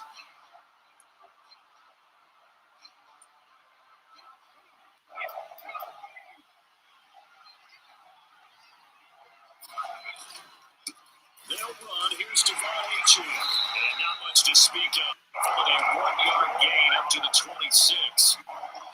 This defense for the Colts, they were terrific in the win over Tennessee a week ago. I have to admit, I was extremely impressed by what I saw on tape because they stayed in the face of the quarterback the entire game, ended up getting 4 sacks total, and made it difficult for him to step up and find receivers downfield. Also made it hard for him to escape the pocket and run. Right back to Achane on second down. Only a couple players have been brought down about the 28. CD, you see some of the injuries in the cover this franchise doesn't have a receiver. That's a bug. Even these guys, they've been hearing the mantra next man up since their Friday night light games in high school.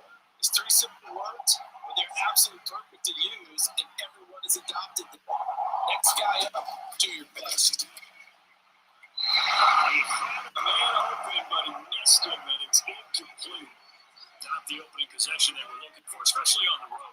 No doubt about it, because they wanted to come out and establish a little momentum right away.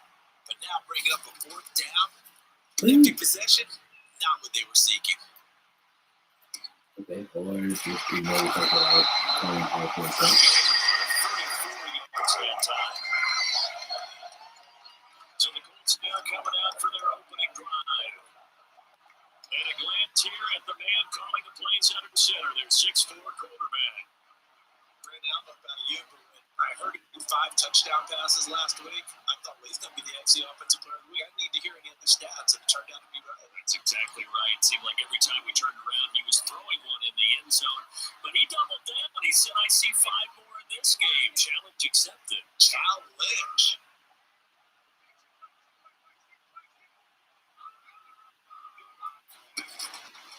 Play action. Richardson. Oh, he's going to take a shot right away.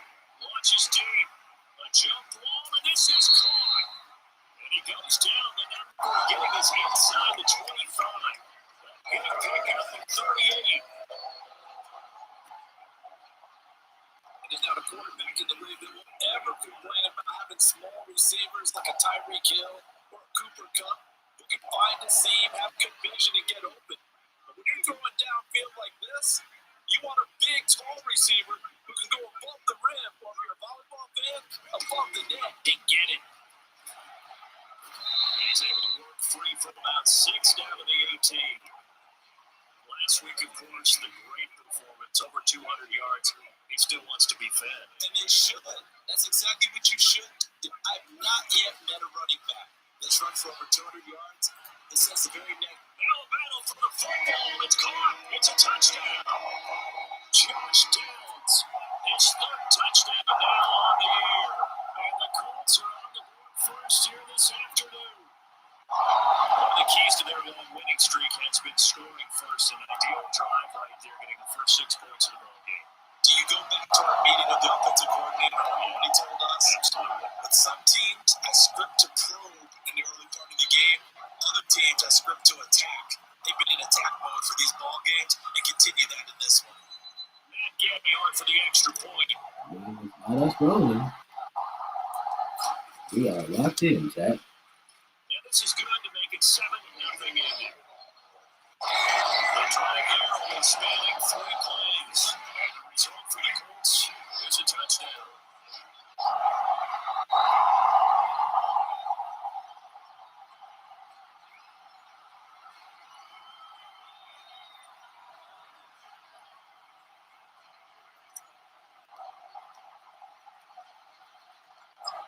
the touchdown. It's Gay to kick this one away. And that'll carry over the back line of the end zone for a touchback. So Miami coming out for their second drive. In the first drive, 3 and out. Second possession. You know what I realized, Chet? Because of the fact that we have more man-to-man corners, yeah, we gotta be in more man coverage. Now they're ready to go. They kind of got to look at them, got a sense. Let's see if they open things up a little bit. If they open things up, let's see what the defense does here, too, after a good stop. And his throw is going to be incomplete. You look at this cold defense. That was supposed to be a huge play for him. Against the pass in the league. We flubbed everything. When you get ready to face the number one overall offense in the NFL, it does not matter where you rank defensively because you get your hands full. You don't know what you're going to face, but you know that that's a strong unit that you're getting ready for. You're now 3rd and a yard. They'll run for it with H.A. And he's going to have the first down at about the 38. It's a gain of 4 there, and it gives him a new set of downs. That right there, a good sign for a team that's had trouble converting third down so far this year. They're the bottom 5 in the NFL, but they come through there. Yeah, and I bet if we put our guy Marvin on the case and say, Marvin, tell us where they rank. I'm 3rd and 1. Literally what? The top 5 in the league. I'm 35, 36, 37 or more. Because that's how you end up not converting. Just too much yardage to pick up. Okay, so just Odell Beckham It's a did. gain of 34. Oftentimes now, offenses aren't nearly as precise as days gone by. They just have receivers find an open patch of grass and let the quarterback find you. And that's exactly what they did on that play. First with the pass through the air, nice chunk of yardage there, and then additional pickup with his legs after the catch. 2 yards the loss, 2nd and 12. This defense is a difficult one to prepare for. One of the best in the league.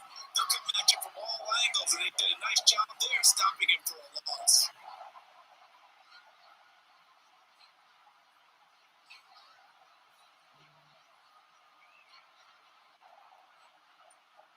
A rare misstep on that last play because the drive has been strong, but now it's 2nd and 12.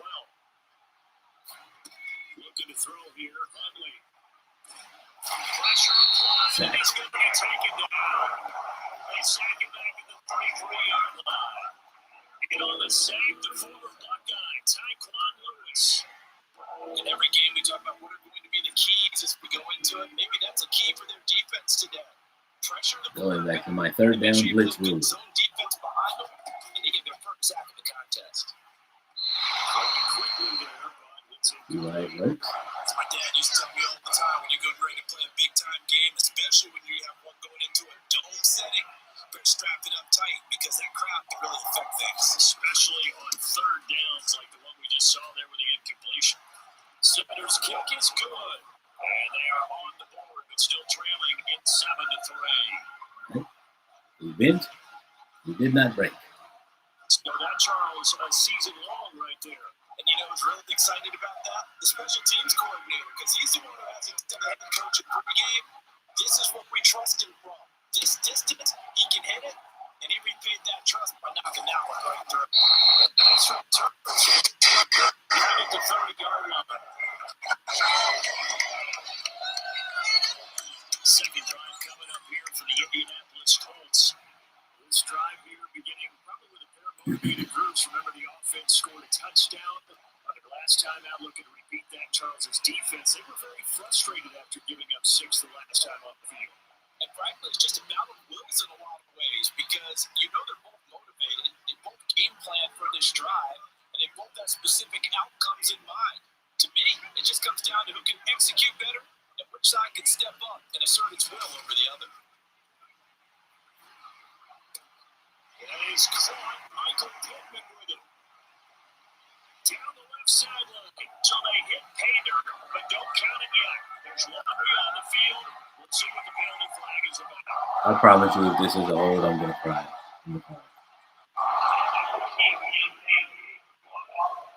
Illegal man downfield. It actually works. A costly penalty there. A lineman got downfield. That actually works.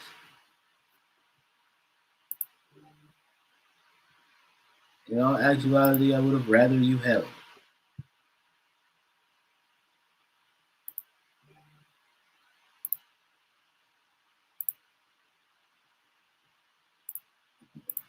Remote play.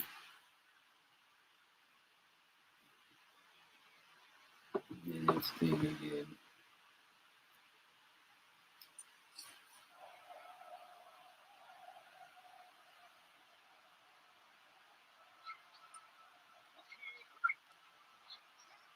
Yeah. Okay, well, let's just. They'll start by running the option to the right. Oh, he's loose. He's loose. He's loose. Forced out of bounds all the way down inside the 20. A big time gain there on the keeper using his legs to hurt him. First down. You know, most quarterbacks, when you talk about their big playability, you talk about the arm, but this is absolutely a huge play with a leg. And also with his mind, because he had to see this play develop in order to make the decision to keep it run. You ain't have to do my boy JP like that. You ain't have to do my dog like that. He didn't deserve that. Out of his hands quickly to Pittman. This one is stopped about 2 yards shy of the marker. 8-yard gain, 2nd and 2. He didn't deserve that. You didn't have to do that. That was a choice. But he has a lot of confidence in his arm, and he fits that one in there nicely to pick up the catch. Not much yardage afterwards.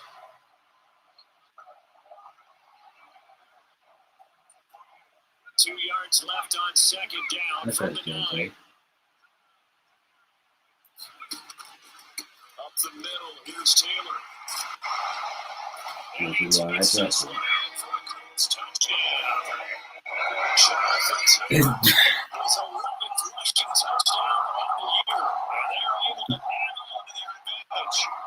Solid blocking up front. The guys on the offensive line allowed him to get in for the touchdown. Yes, I'm going to say the guys on the offensive line were in concert. I used to have a coach who called it marrying up, meaning when you get on a guy, you just stay right there. Each guy has his own assignment that allowed the runner to make the big move towards the end zone. Extra point by Gaines. Push the lead up to 11. So a 75-yard scoring drive on just 3 plays. And it's capped off by a Jonathan Taylor touchdown.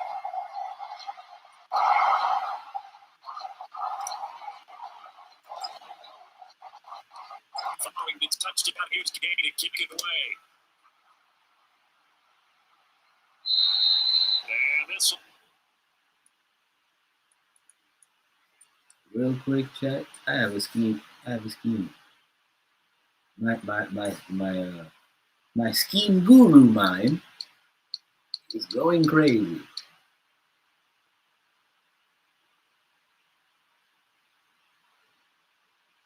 What is DPJ's Whopper Drill? 73?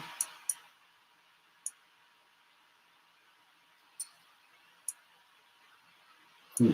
Hit me up.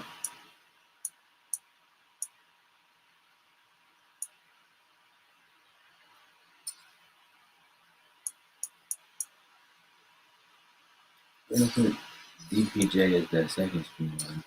Touchback, it's at Sales over the line. The Dolphins and because of the fact that Pierce is wide receiver too. See what they can get here. At least they got points out of the last drive, Charles. I've never met an offensive coach that didn't want to drive to end that with executive the decision. Most of them wanted to end with a PAT, right? In this case, a field goal, they'll take it. Way better than the alternative, which is a punt. You've got fan bases that are happy with that field goal. And that fan base that wants to drive in with the kick other than the extra point. That's it. An incomplete pass leads to 2nd and 10 from the 25. Now Huntley. Short throw there, that's to Smythe, the tight end. He's going to be dropped following a pickup with 7 past the 30 to the 32. Let's just break this down and make it pretty simple. Key to the drag route, letting the play develop, finding the hole in the defense, and giving your athlete, chance to make something happen once he has the ball in his hands. And And he's not even going to get back to the line of scrimmage. Loss of a yard, and it brings up fourth. So he can know us pretty quickly. I love that description because diagnosed is perfect on that one. Read his keys, made the play, and he couldn't even get going over the football.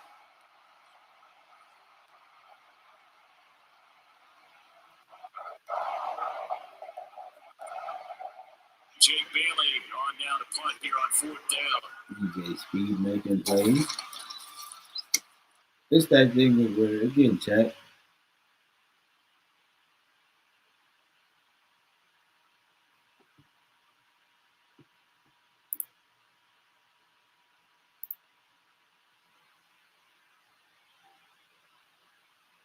Even if he doesn't wind up making plays for us next year,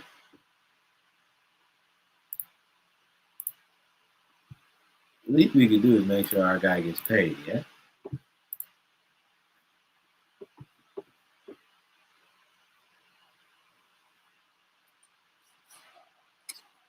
On the return, here's Agnew. He'll be out of bounds across the 30-yard line.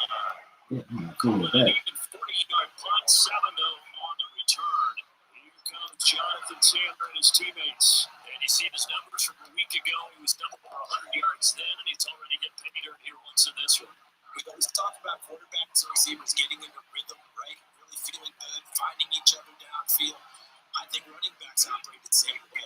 They can hit a rhythm in a good stride, and he's carrying it over from last week. The Colts come to the line, ready to start their next drive. So for this offense, Charles, remember, drive 1 made it to the end zone, drive 2 resulted in a touchdown as well. Now they'll try to make it 3 for 3. I think this was the plan. This is what they wanted to execute. But they wouldn't believe it would happen this well, this efficiently. I know they'll take it. And That boy got down. there's never a doubt in our minds we were going to be successful in this one. But one of the ways the quarterbacks keep all the receivers alive in play, never lock in on any one guy. Make sure you keep your eyes moving, scan the field, and here he finds the open guy for a nice pickup. So one play, and they're already just shy of midfield. Richardson off the play fake. Being chased down left. And they'll get him down as he's inside the 40. Good coverage downfield led to him taking off, picking up the first down on a 13-yard run. It's times that he's tagged up a big gain with his legs. Really, so that's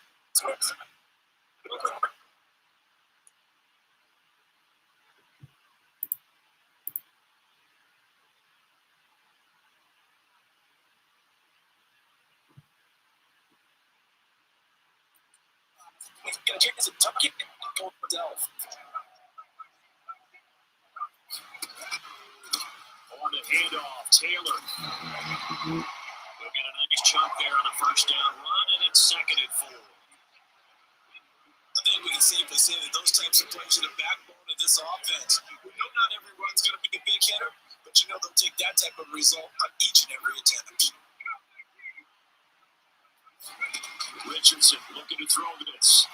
That's going to be caught by Peoples-Jones. And he's got another first down as he's brought down at the Dolphins' 22-yard line.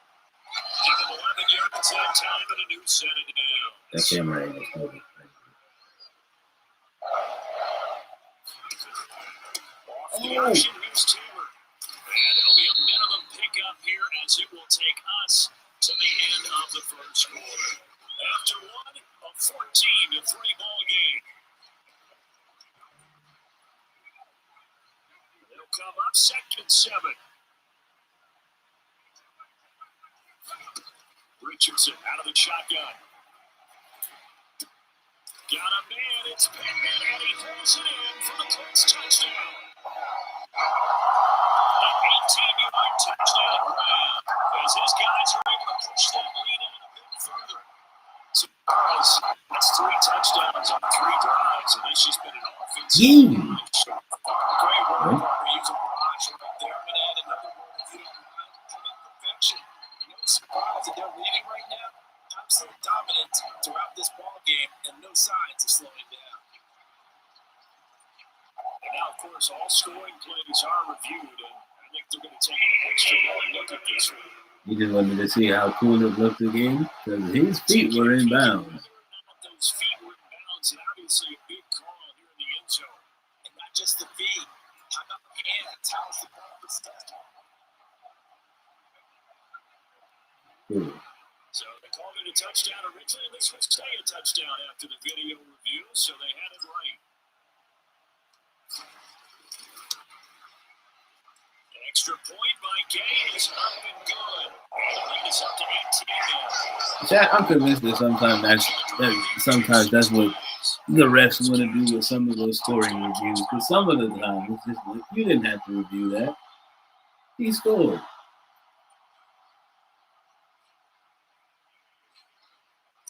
We all seen it. After the touchdown, it's Gay to kick this one away.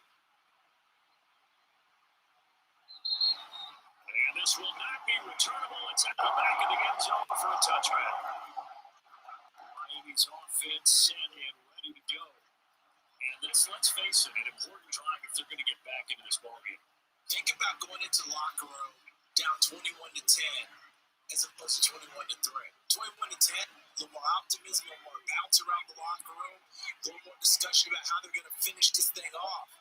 21-3, I think discouragement clouds that locker room. Yeah, and I think a touchdown much bigger than a field goal on this drive just to get into the end zone and get that one. He couldn't get rid of it. He takes a sack for a loss of 6 to bring up second down. It's Latu back there again. He's made a huge impact on this defense, but that tells me Yeah. plan for him when they drafted him.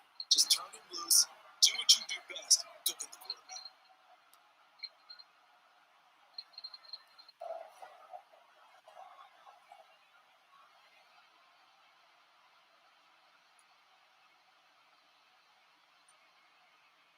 Work to be done here on 2nd and 16 after the sack. This will boost with him. See what he does with it. Forced out to his left. And it's sliding to a halt here. Still a little shy of the first down marker. He turned that into a nice game. Gets 8 yards closer for third down. In search of 8 yards here as they hope to convert the first down. Third down. Here's Huntley now. The man is Waddle complete. And he is going to have the Dolphins first down as they're able to get the third down conversion.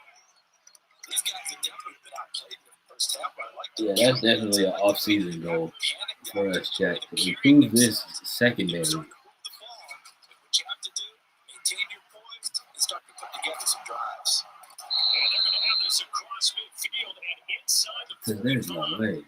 I mean, sometimes some of these tackles I attempt are wild. This offense finding its legs now. But a lot of it is just like, if you cover him, On 1st and 10. And the result here, a pickup of 8. Leaves him with 2 to go on second and 10. Even though they gave up more than they want to on that play, it actually illustrates how well they followed them up throughout the game because that was his longest run of this contest. Hartley off of play action. there we go. Let's coming and down he goes. Freddie Payne in there again. And on the season now, that is 9 sacks for him. That's 3 sacks now. That's not much of a surprise to me, nor should it be to you. This team, they lead the league in sacks. Yeah, they do. This is something that we are starting to witness time and time again. You heard it, Jack. We lead the league in sacks. Why? Because now we're being coached by a defensively sound coach. A defensive dynamo, if you will. The offense on third down, 2 for 5 to this point. This is 3rd and 10. Here's Huntley. They set up the screen. H-Chan has it. And he'll go down to the ground at the 39, and obviously that's well short the first. He did his best to just get 4 out of that, but not enough. And now 4th down. The key to any screenplay is all of the deception. That means everyone on the offensive side of the ball. But someone get to the football, and it's blocked. And that's always always a risk on those longer kicks. You have to drive it low to get it there. That opened the door for a better chance for the defense to get a hand on it, and that's just what we saw there. And you get the odds increase a little bit because it's a longer field goal attempt. It's still difficult to get hands on the football and create a block. Big time excitement for that unit, getting through and knocking that one away. Listen, brother. A carry by Taylor to start the drive. And a lane slowly materializing there as he'll get maybe a yard up to the 45. It's hard to have vision as a runner and find a hole when there's nothing but defenders in your way. They stacked that one up really well. But give him credit. Instead of trying to bounce it out and turn it into a big play, which might have turned into a big loss, kind of just took his medicine there and took the 1 yard. Gained 11 that time, and it Colts first down. A vintage run there because when the chains move with him, they move quickly. No secret that Taylor's one of the most electric playmakers in the league whenever he's on the field. Always a threat to go the distance. Always a threat.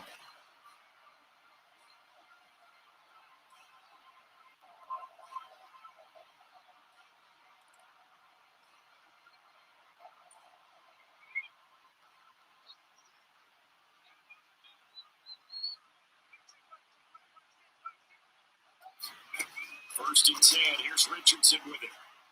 Imagine using him open. It's down to Taylor. And running with power here. And brought down, but not before they're inside the Imagine using him open. 19 yards Oh my there God. to catch and run. So Oh, many goodness. times our coaches talk about completions are one thing. As long as we're there on the catch and we get guys on the ground, we can live with that. But if you're going to give up 10, 12, 15 yards after the catch, then your defense is going to be in a lot of trouble. A first down run, not going to get them a whole lot. Maybe a yard. And it looks like just 1 yard there. So that'll bring up 2nd and 9. There's plenty of traffic waiting for him up the middle. But give him credit, he tried barreling through anyway. They're fortunate to get a yard out of that one. Now Richardson. As the crossing route, he finds Pittman. We got pressure like that. Touchdown in Indianapolis. Michael Pittman with his 2nd touchdown of the game, number 7 on the year. And the Colts take the block field goal and convert it into 6 points. In the second quarter and already 2nd touchdown reception. Absolutely the definition of a difference maker here in this first half. Clearly one of his quarterback's favorite targets in this game. And I figure he's going to draw a little more attention and coverage moving forward. An extra point by Gay is up and good. And the Rowdies are in here in this first half. I think they should get it from Mama. Let me see. You're right.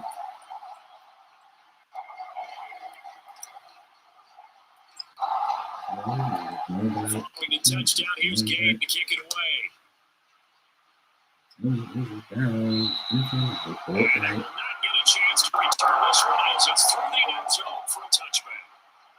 This the way I made it a fantasy. Last time that little bit of a special teams breakdown, that field goal was blocked. Yeah, and everything has to be precise in the kicking. Snap, hold, kick. Obviously the blocking to keep people out. So what you really want to do is get in there and get 6 points and take the pressure off of those guys. The drive starts with a completion left side and past the 40 before he's out of bounds. That play going for 16 yards to start the drive. First down. That's the kind of big play you'd like to say. Put that on my mama. They could use a shot in the arm, something to perk them up a bit. And they get one here in the passing game. Up the middle, H.M. They'll get him down after a pickup of 8, 2nd and 2. Okay, they break that one all the way. But you got to know that he feels like he's right on the verge. That's probably exactly what he's telling him in the huddle right now.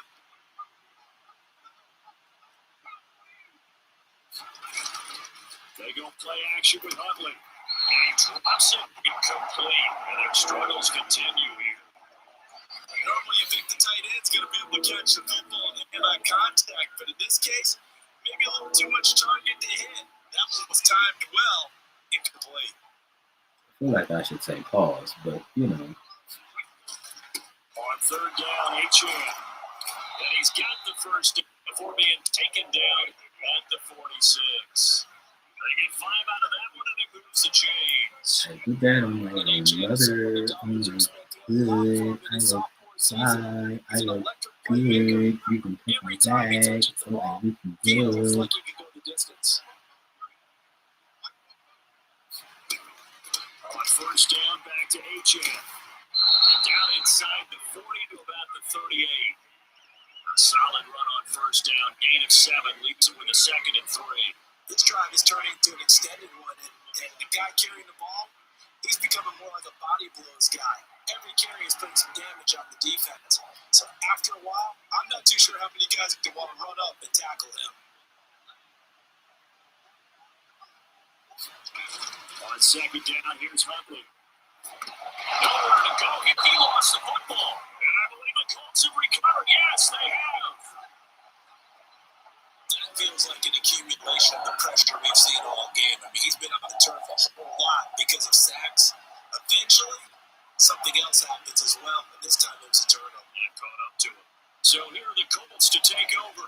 Remember, they're riding that 5-game winning streak, and right now in the driver's seat of this ball game as well. They'll run with Taylor to begin the drive. And strong running there as he's across the field and down to the 49. 1:58 left to play till we hit halftime.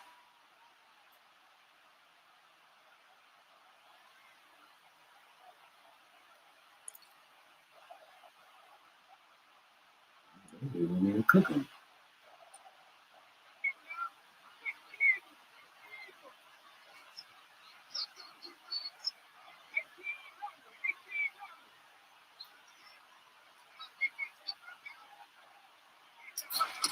First and 10, Richardson looks to throw it. He lets this one fly toward the back of the end zone. That one tipped and it's incomplete. But good hands there defensively at second down. Defensively, celebration time because they finally forced an incompletion. He was perfect on the ball to that point. Yeah, but from his viewpoint, they didn't force the incompletion. He just missed. That's how hot he is right now. And First mistake for him in the ball game as it's intercepted. Picked up by Jalen Ramsey. And the Dolphins are going to have him here just past the 25.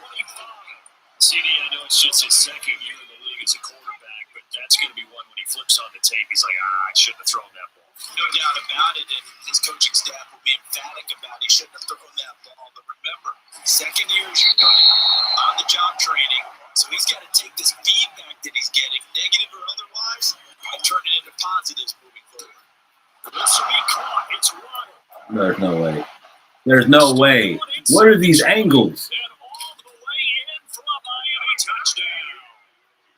Jalen Waddle, 73 yards. And the Dolphins are able to make some inroads here to that deficit. Jason Sanders now for the extra point. Sure, buddy. And this is up and good. It cuts the lead to 28-10 We now. almost had another block. Pretty clean and simple there. Just 2 plays. The long pass resulting in the touchdown on play number 2. W Grand Slam. Now after the touchdown, ready to kick it away is Sanders. W Dodgers W.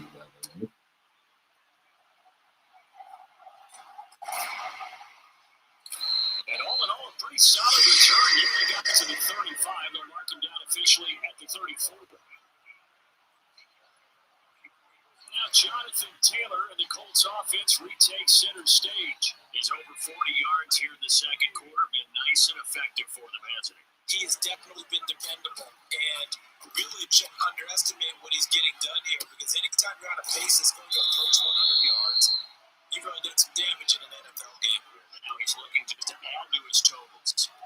They'll wind up getting just a yard out of it, and it'll be second down.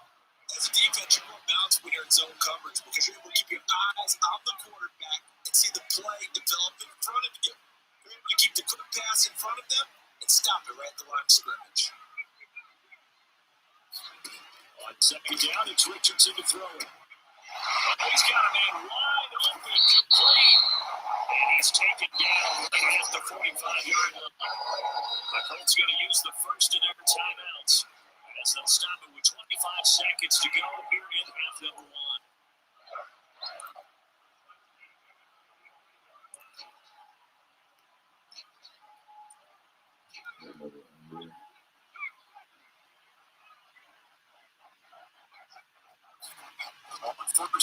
Richardson. And a quick throw here, that's complete.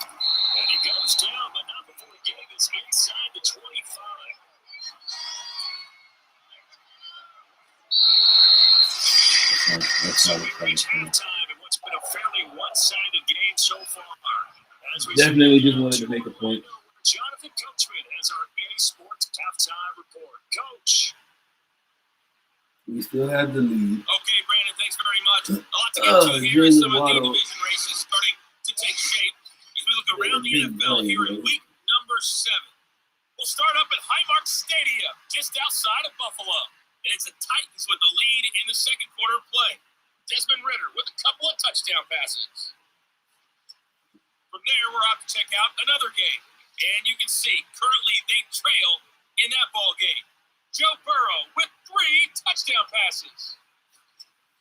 Finally, let's take the trip across the Atlantic. See what's happening over in London, where it was the Jags serving as the home team who were able to come away with the victory. Trevor Lawrence, 4 touchdown passes in the victory. The Colts got a strong first half from their quarterback, Anthony Richardson. He threw a first quarter touchdown pass, then 2 more in the second quarter, a 3-touchdown half. And he may just be getting started.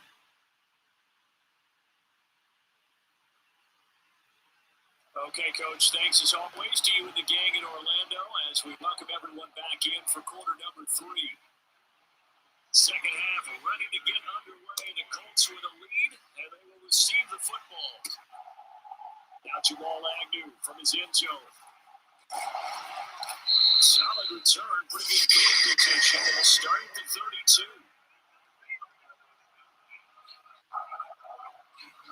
Out come the Colts. They'll have it first here to start quarter number 3. And they got the lead seeding. What do you expect from them in the second half? Well, I like what they were able to do on the ground in the first half because they had a lot of success running the ball, and I certainly think we'll see more of that. But I keep an eye on that defense, and I think the coaches up in the box will do the exact same thing. If they start to see 1 or 2 guys start to creep towards the line of scrimmage, that'll be license to take some shots downfield. Second down, here's Richardson. That's going to be taken in by Downs. He touched down in the end, but a big play on that one. Well, the selling points of the route is usually the receiver's able to move away from the defender. But in this case, he didn't get that far away.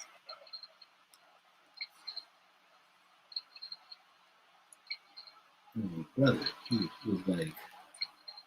So now 1st and 10 as they crossed into Miami territory at the 38. He was like, oh, bunker.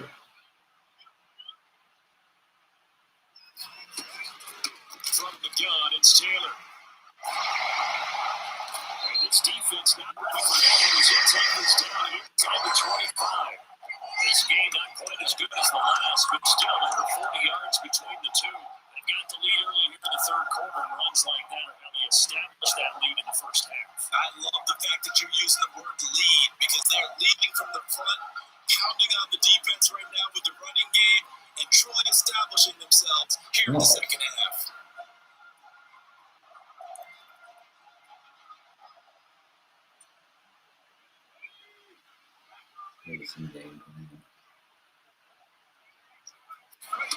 Richardson to the air on first down. And that is caught. Touchdown, Indianapolis. Josh Downs, his second touchdown of the afternoon. And the Colts take the opening kickoff in the third quarter to right down the field to extend their lead. So another touchdown there, and even though we're still just here in the third quarter, kind of hard now to see them giving up this lead. And this is just an offense that's imposing its will right now. You name it, they're able to do it. If you're the play caller, whatever you want to select is there. You want to run it, you want to throw it, pick a play, any play. They're rocking and rolling right now.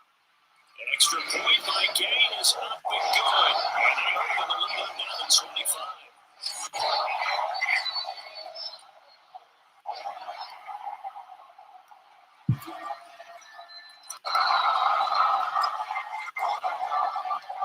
After the touchdown, it's Gay to kick this one away.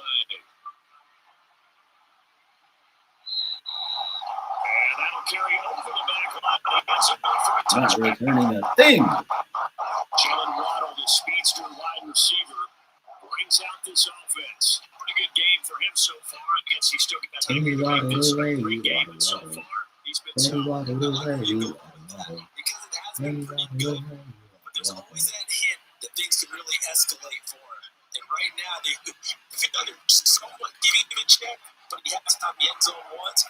Boy, he can explode anywhere. Yeah, when you hit that end zone once, you want to find it again. So for that time on the sack, and it brings up second. This defense, they just continue to feast. 5 sacks now as a unit. It's been quite an afternoon getting to the quarterback. We're seeing them come up from a variety of places as well. Sometimes just the guys up front gave it to them.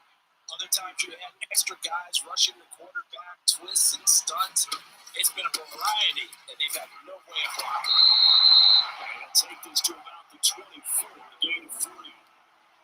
He hasn't been able to get on track running the football, averaging less than 40 yards a carry. Yeah, I think that they're going to enjoy the film session because all the defenders are filling their proper gaps at just about every play. And you know what they always say for a defensive coach? When I click off this film, I better see 11 jerseys in the picture going after the ball carrier. We're into the second half now. This is an offense that continues to struggle to sustain a drive. Looks like they're just totally out of sync, whether they're running the ball. Cooking them, Chad. We saw there. I don't know. The rhythm seems off.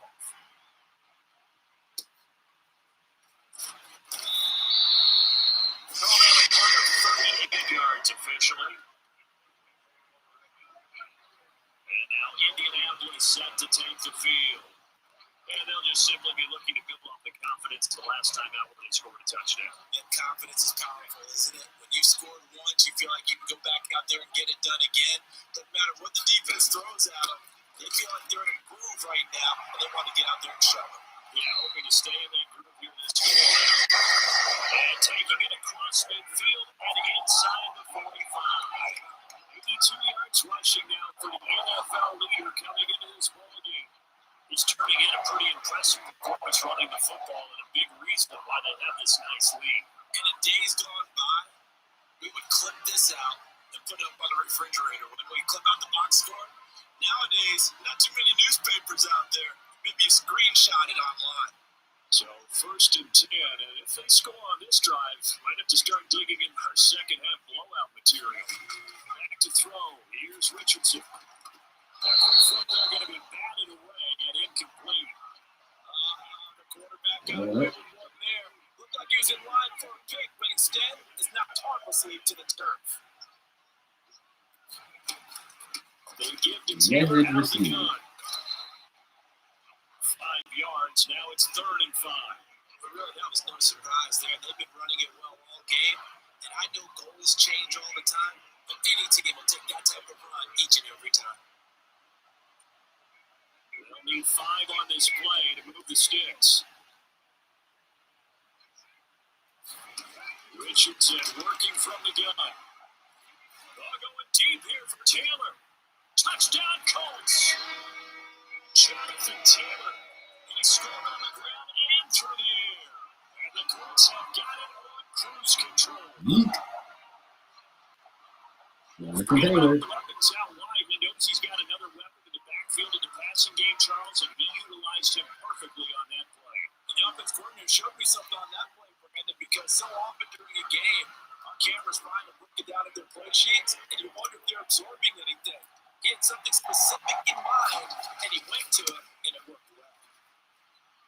Extra point by Kane is up and good, and the lead grows even larger here in the 3rd quarter.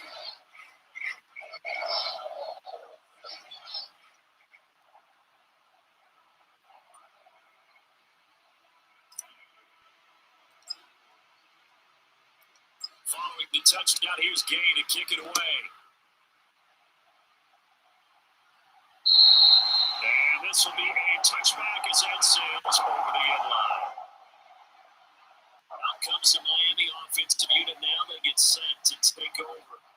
The Charles, a very uninspired effort the last time we saw them out there was a quick 3 and out, then they punted the football. Yeah, you never want to get stopped so soundly during a series, but what would be even worse now is letting it happen again right here. They got to get going. On first and 10, Huntley. And he's going to lose a yard or two. Taken down behind the line. He couldn't get rid of it. He winds up losing a yard. It's second down. I don't know what else can be said about this pass rush.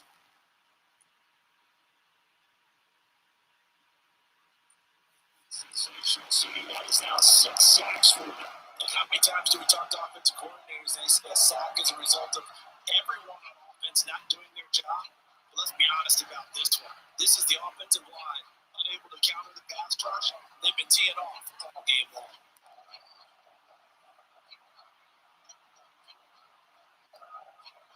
Ball at the 24 and a second and 11.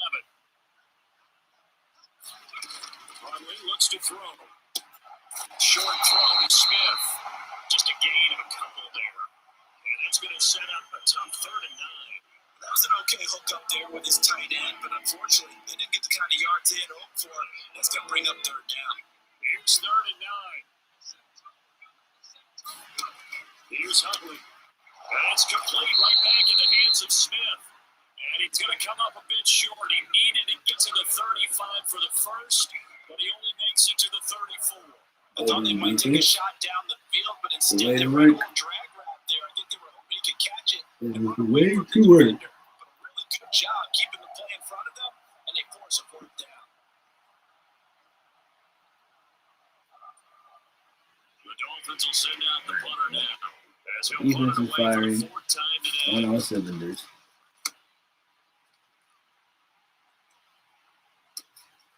This is brought in at the 21.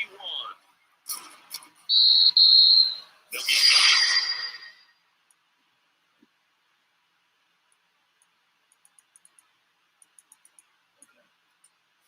Return there following a punt of 42. Colts taking the field again. Running back Jonathan Taylor at center stage. And really a lot of guys you can highlight on this offense with how well they've played, but he's one of them. He's been spectacular so far. I'd say he'd be the number 1, wouldn't you? Yeah. Because it's not just the numbers. It's, as you said, I think he's at focal point. That's what he's been, and that means he's created other opportunities because they've had to bring the defense to him. He's run it really well. He's caught it out of the backfield. They're trying to stop him. That means there are chances for the rest of the guys to do damage themselves. Yeah, he'll be taken down, but not before they work it across midfield. 110 yards rushing here for Taylor. He's got a 1st down. JK is definitely on pace to have 1,000-yard rushing season. This afternoon. And that last carry, it puts him over 100 yards now for the day. Definitely when that time comes again.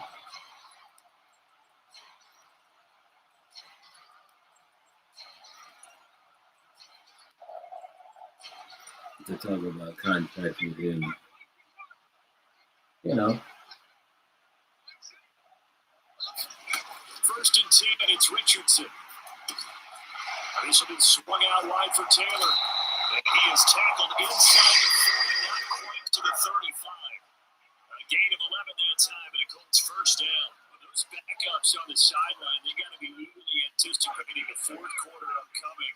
Look at the size of the lead, how they're moving the football. This defense really struggling and giving up plays like we just saw. Yeah, the Stars have certainly done all they've needed to in this one, haven't they?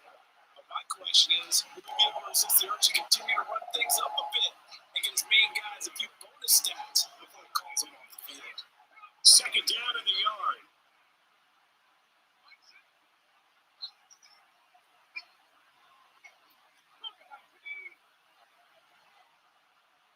You gotta go back. Come on, They guys. go to the ground again for Taylor. Bust from the tackle. And they work it inside the 15-yard line before it's all said and done. 14-yard gain for Indianapolis, and also move the sticks. They're making it look easy out there. Another 1st down so far in this drive. Let me do this little bit of math here. 4 plays, 3 1st downs. That's a pretty good recipe for success. From the 13 now, they work on 1st and 10. Now it's Richardson. Good slam caught by Pierce. The Colts are going to set up the 1st and goal on the pass play that moves them all the way down to the 1. I think you have to be be saying to himself, how did that not wind up a touchdown? Remember, he just needed to get the ball across the plane. It's not going to get there, but they're going to be set up in great shape with first and goal.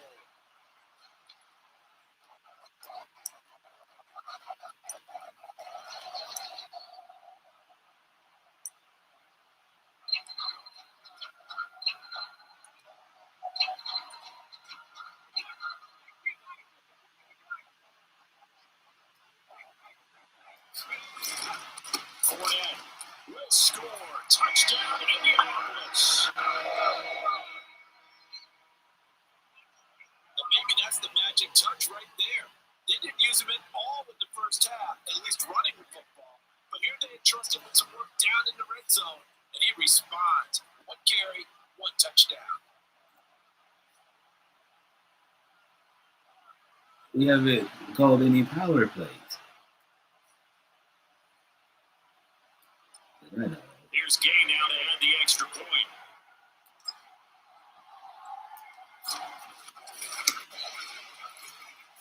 And the lead grows even larger here in the third quarter. A drive that time of 6 plays. And the man who finished it off with a run into the end zone, Leonard Fournette. After the touchdown, it's Gay to kick this one away. You know, that's Liddy territory. And this will not be returnable. It's out of the back of the end zone for a touchback. Confidence set and ready to go. Both fans around the world still rejoicing at Tyler Hightower's tremendous coaching. First and 10.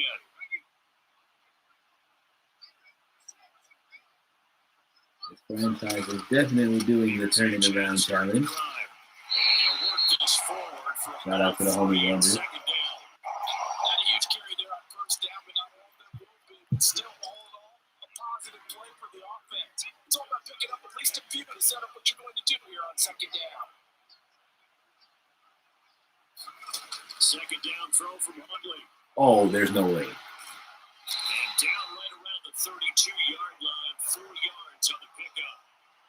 Partner just a second earlier, and they might have had it because they certainly thought they were going to close in and drop him behind the line of scrimmage, but he had just enough time to dodge the pressure, and he ends up getting yardage. Nowhere to go here. He lost the football. One of the linebackers has got it, and his guys are going to get the football at the 23-yard line. And a defensive-minded coach loves to turn up the heat, turns it up there, it pays off. Back in the good old days, those defensive-minded coaches just talked about intimidating teams, using force, right, beating them to the punch. In this case, they talk about creating turnovers. That's all they preach, all game long, all practice long, every meeting. Get the football. That's what they want.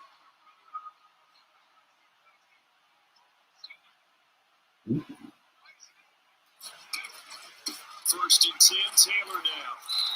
And they'll bring it down at the 18-yard line. 5 yards on the carry. Good pickup on first down. And that's exactly what you want on a first down. Pick up 5 yards, bring up second and 5. The defensive line, though, they've got to figure out a way to out-leverage the guys up front because the offensive line is winning the attack. And that game's going to do it for this third quarter of action. This is the National Football League on EA Sports.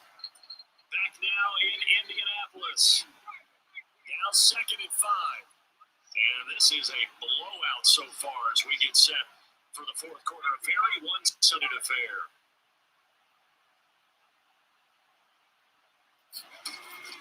Play action. Now Richardson. And it's caught. And he takes this one in for a Colts touchdown. Josh Downs, an 18-yard touchdown grab. And the Colts add on to their lead, and it's looking like that win streak is going to extend another week. Well, Charles, they had the comfortable lead, and now it's even more comfortable. Another score here in the fourth quarter to grow that lead. I think your initial reaction is surprise when you see a team piling it out this late in the blowout. But there are plenty of coaches who also think that if you play them completely and stop trying to play the game, it shows disrespect to their opponent. So they don't want to embarrass them. They continue to let their players go for it.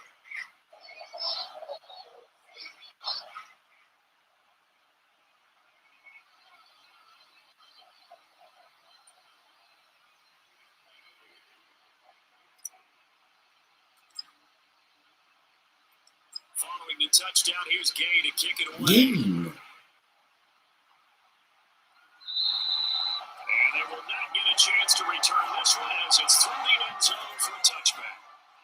Miami set to take over. Remember, they have won 3 straight. Beginning of 4 straight does not appear to be in the cards as they are in a big fourth quarter hole.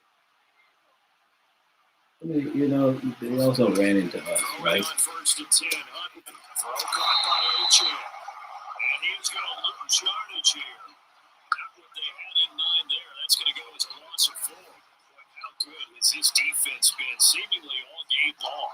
I really think right from the first snap, I think you're really onto something there in this passing game.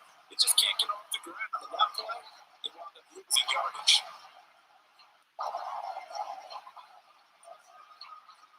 So still 14 yards to go. Second down. Conley to throw. That's a screen pass. That's good play. They get 7 there on this screen. Back to it. Third down. And that doesn't have to gain big yardage to be an impactful play because if you get their pass rusher second guessing themselves, that they might get hit with a screen, maybe you can wind up slowing them down just a step. And if you do that, that's a win for that play. They had him.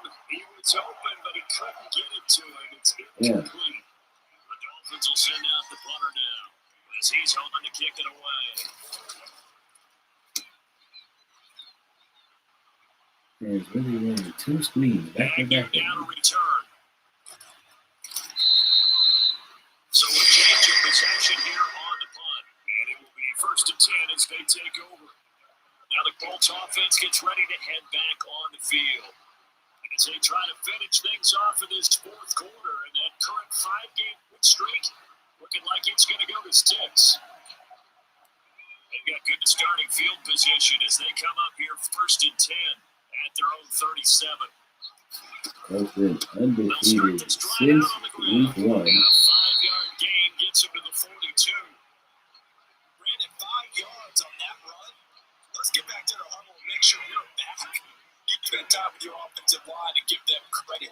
Hard to move those 300-plus pounders at the line of scrimmage, and they did for a significant chunk of yardage. Wow. On third down, they're going to go with the option. Trying to keep those big legs churning, but he's going to go down in the backfield. That's a big loss of 3, and it brings up third down.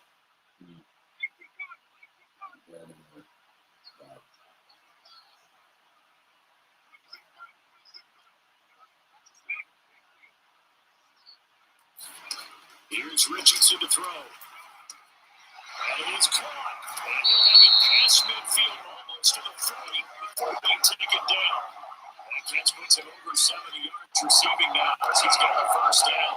I know we're still in the afternoon slate here, some primetime games still on the docket, but it's going to be tough to top this effort. What an offensive performance we have seen. They have been unstoppable from the moment we began this game, and they're not holding back. They're still throwing the football here to Ford. They certainly are. Let me tell you something. If you're old school, you don't like this at all. But in today's football, you just go ahead and savor. Watch your team execute at a high level. Doesn't matter what the scoreboard says. Second down, another run with Taylor. There he goes, right side. Touchdown, Indianapolis.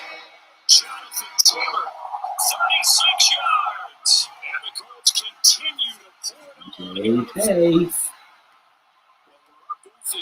Continually showing why he is the best back in the league. Well, one of them. Yeah, we can see our guy Scoop. He got his fedora tipped over his face. I think he's taking a nap now. It'll be left to right for him, but how gratifying has it been for them to see what they've done in practice and carry it into a game and see the execution be so good? They've got to feel fantastic about what they've accomplished in this one.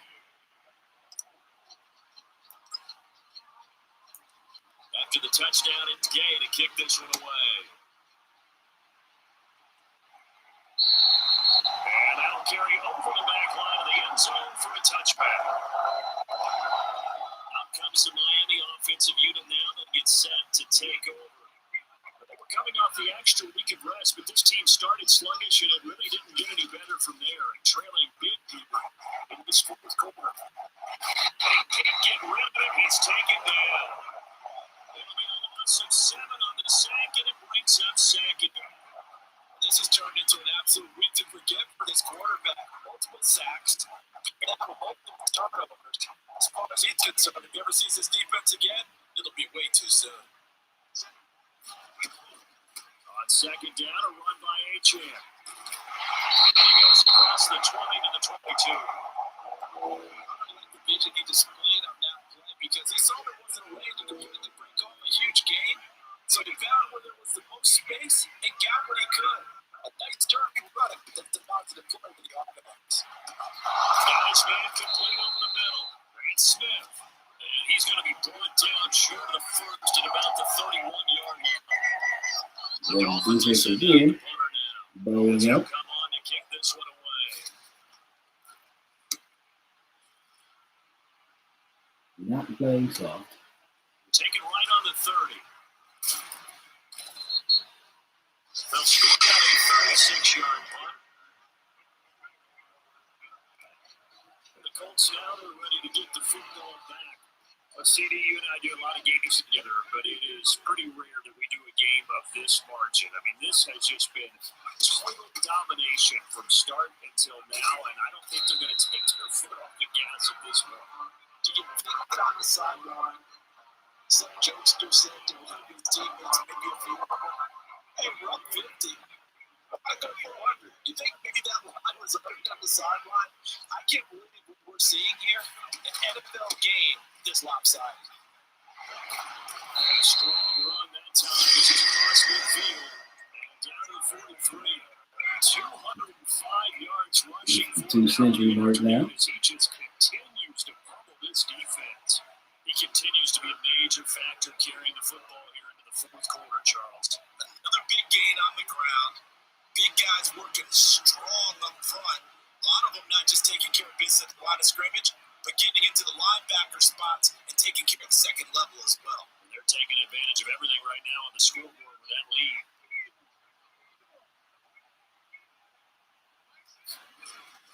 Fournette, a first down carry. And the stop here will come at the 38-yard line. 5 yards is the tally on first down. That brings up second and 5. That's a really nice tough run inside, and they gave 5 yards on it. And to be frank about it, most offenses don't expect to get 5 yards on a play call like that. So when they do, they go back to their huddle, up in their stance. They start to dominate the line of scrimmage. 6 yards to pick up, and that's a first down. The defenses are going to adjust, and they keep giving them those 5, 6, 7-yard runs over and over. They're likely to run it the whole way to the end zone. They'll be more than happy to take the yardage available and save some of their other plays in the playbook for another time. Oh, come on. I mean, you know. Running straight ahead, Taylor. And he can only manage to get a couple. Second and 8 coming up. Do our best too bad. Any lane that might have been open there was closed pretty quickly. Now, because the defense in front, they won that battle at the point of attack at the line of scrimmage. They used great leverage, held their spot, and stacked him up. We're going to keep it cute, keep it on the ground. Now an option play on second down. And Richardson slides down after evading the defense, and he works the chains. The keeper there turning into a big play at 23 yards, and it moves the sticks.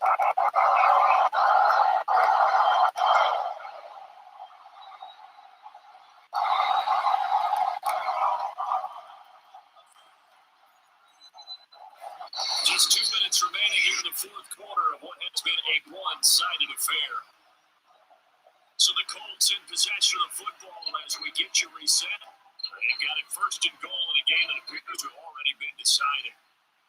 I could have tutted it in the end zone, but I didn't want to give them too much time back to work with. Taylor, and he will get into the end zone. It's another touchdown. This thing is ugly. And let's not forget he had the receiving touchdown earlier. Now a trio of rushing touchdowns. Quite a performance. Diversification, that's all you can talk about. His ability to do everything, release him on the field on every down on offense, because you can hand it to him as we've seen. We just had 3 rushing touchdowns, and of course throw it to him with one as well. extra point by Gate is up and good. And this one was over a while ago as they just add on to that big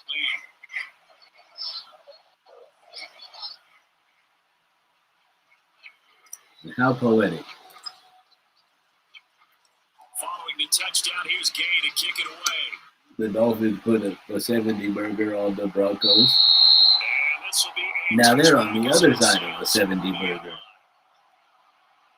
Miami's offense set and ready to go. We said it at halftime that they would need a nearly perfect second half to erase that deficit that they were facing, Sneedy, but unfortunately, the second half has pretty much been a carbon copy of the first. Yeah, that early lead was almost insurmountable the way their opponent was playing. And partner, they do have some good news, though. This one is getting close to being over, and they can try and hit the reset button starting tomorrow. He's caught by his receiver, Hill. And he's taken down and able to slip across the 35. Nice way to start the drive. If I'm not mistaken, that is actually Tyreek Hill's first catch of this game. Harlan working from the gun. Again, salute to the secondary. He lost the football, and the Colts pick it up.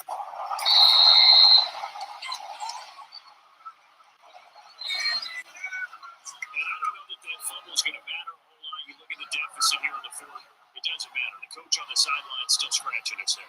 Yeah, not only scratching his head, but probably writing a note or two about, we're going to address this come practice next week because maybe that's the reason we're down this far. Doesn't matter at this point. But being sloppy throughout the game, not going to help him improve.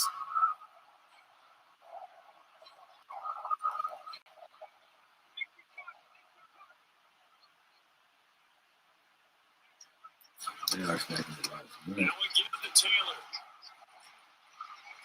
And he takes it down to the 10-yard line. 231 yards rushing out for the ball game on 24 carries. He continues to be effective running the football, a big reason that they have the lead. And I love one of the quotes that I read about him where he said of himself, I love it when a team just hops on my back and I just carry them along. They'll try and run forward with the Fournette. And he'll be stopped just outside the 5 at the 6. That gets him 3 yards closer here as it brings up the 2nd and goal.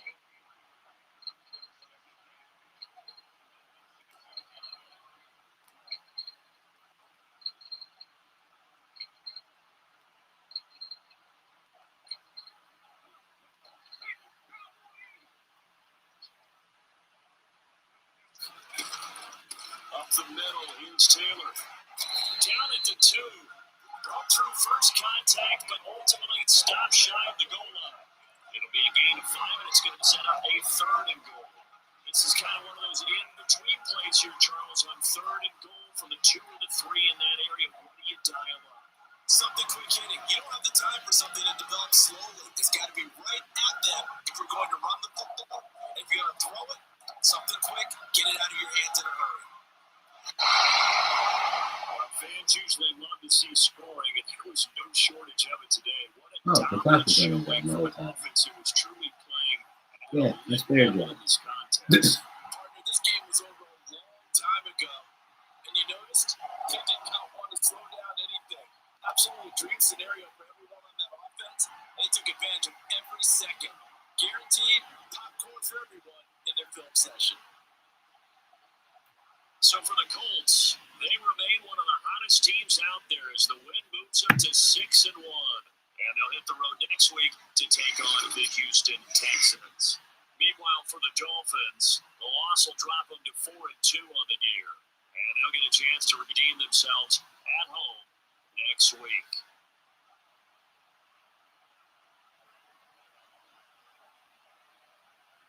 Jalen Waddle with So their now lone for us, touchdown. For Charles Davis and all our crew, I'm Brandon Gaunt. You've been watching the NFL on EA Sports. The Colts are winners as we say so long from Indianapolis. The defensive coordinator would have loved that we had that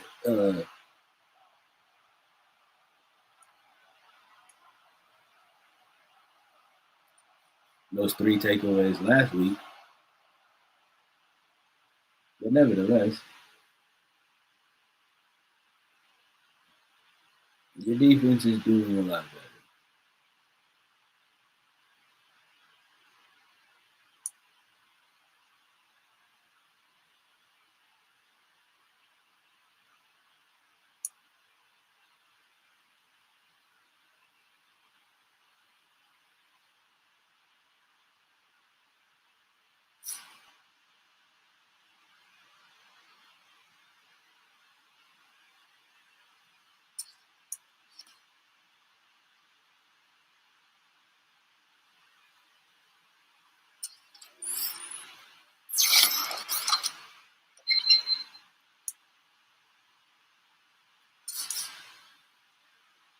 Anthony Richardson.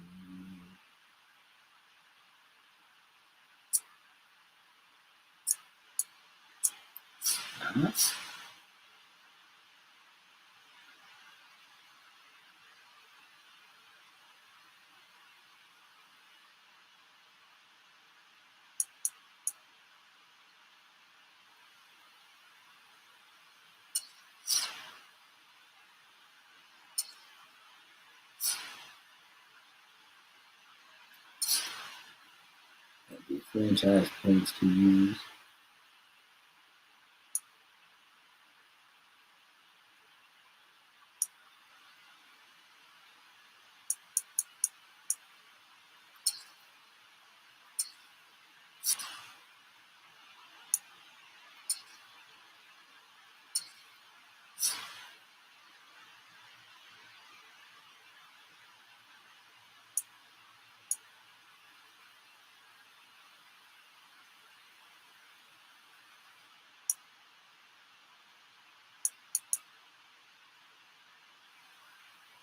Hmm.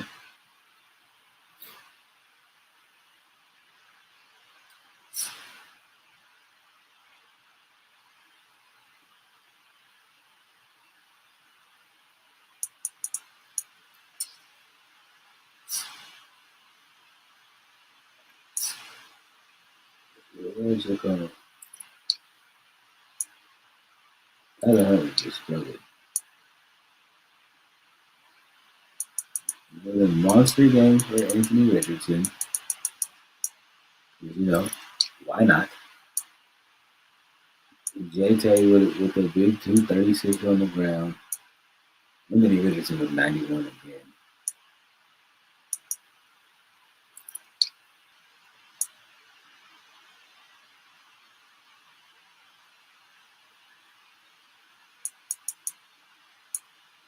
It's also that thing too where I feel like it just makes sense. It just makes sense having Pearson Downs out there more often. We can maximize DPJ's contributions a little bit better in that way. And having him in the slot.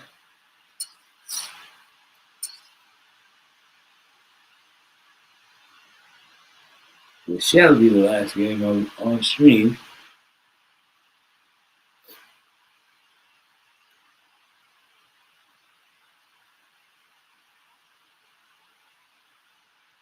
Why? Because it's a very, very important week.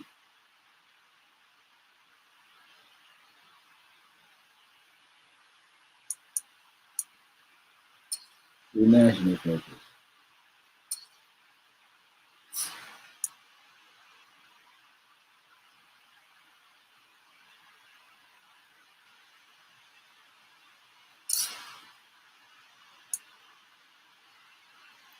That was what I need to do.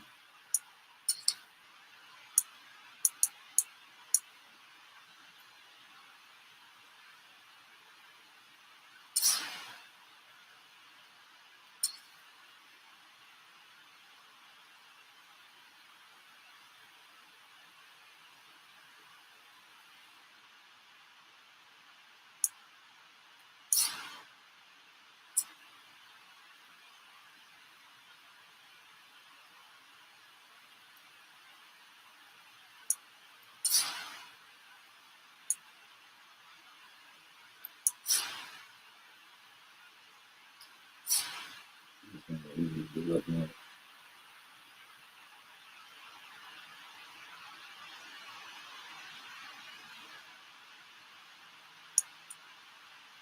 I'm going to deal with the player negotiation first.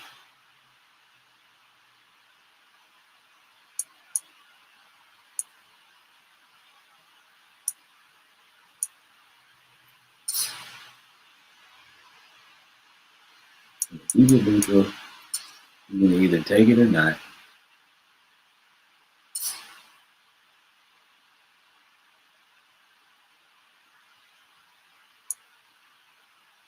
Completely fine by me.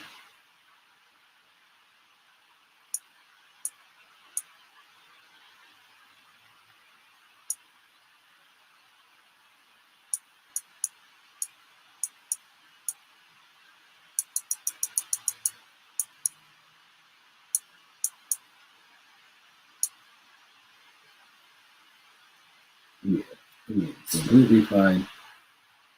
We could get some DBs in the, what you call it, vis-a-vis the draft and free agency to be so for real.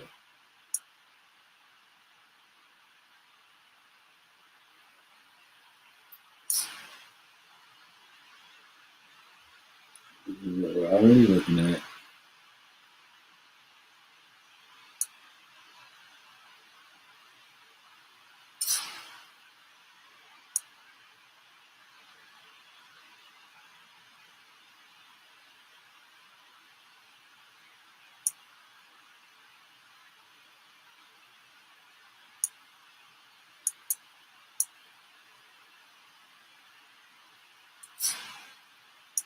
Will Johnson, the top corner in this class.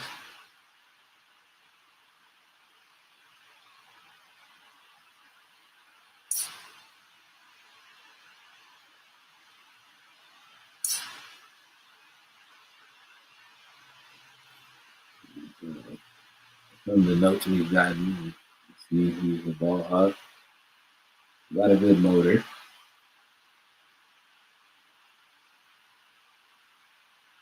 That might become a problem.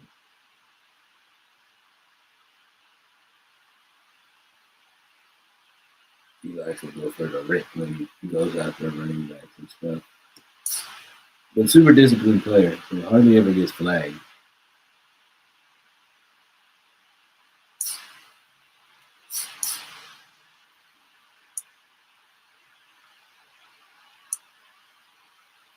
Well, I think about it, chat.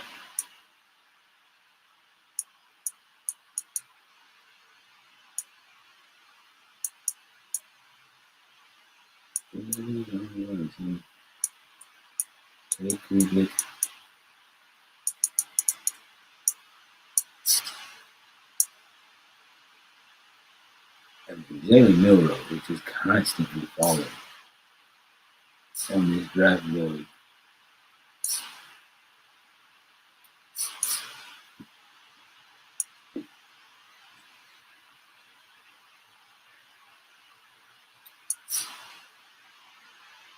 Would not be surprised if he falls to us.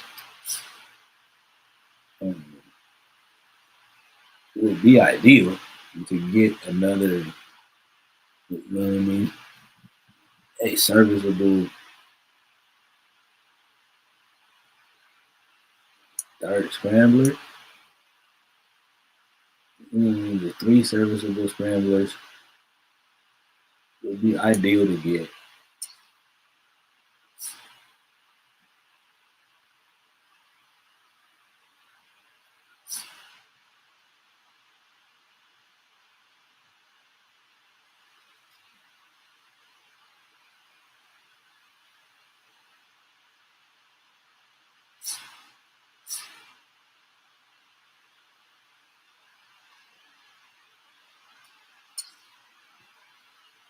We get 5 sacks this week.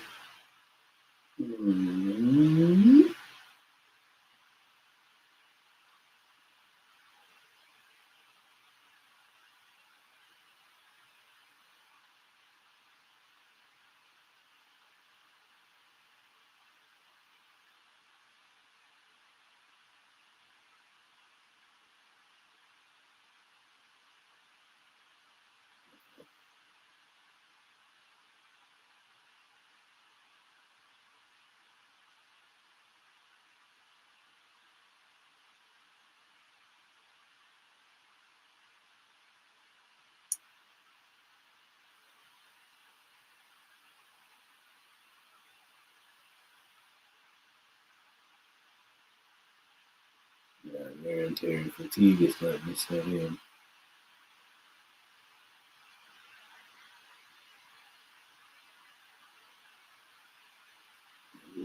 Nick Gross. Now he sprained his ankle in practice.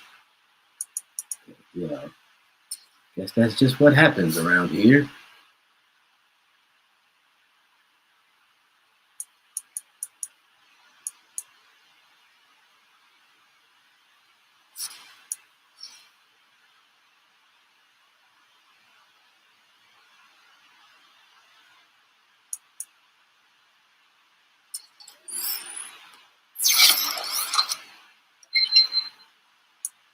actually really good for you.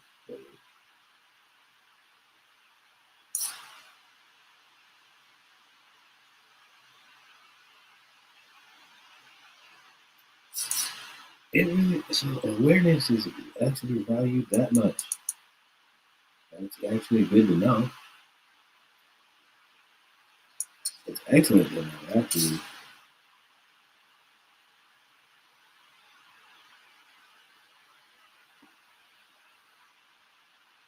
Let me work this deck right now.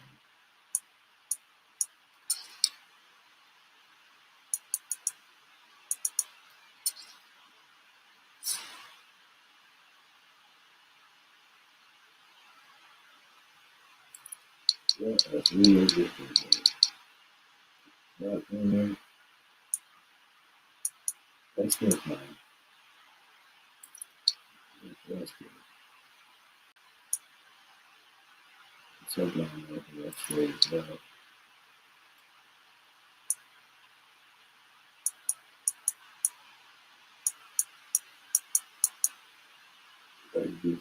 I mean, I would love to bring default back, but for whatever reason, it's not letting me. I have to turn the game off and turn it back on. Do that after stream. Slot receiver. Usually make that decision.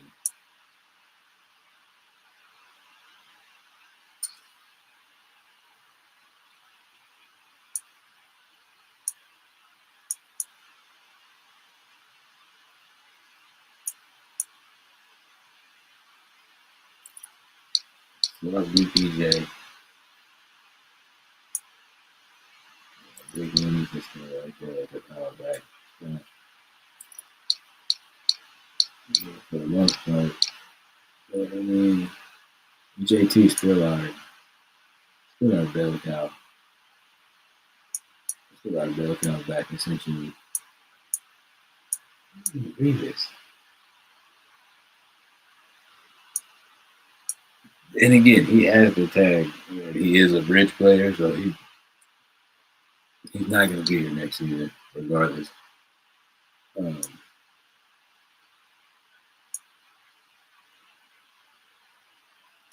Yeah.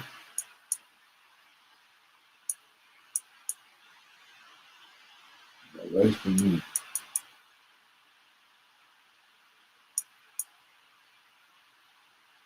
We Rodney Thomas.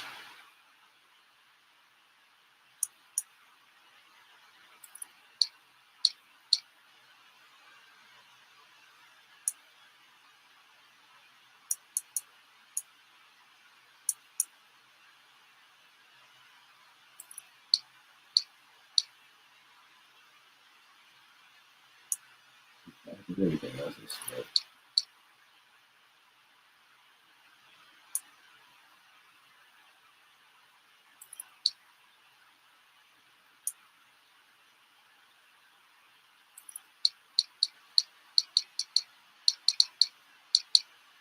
It really does.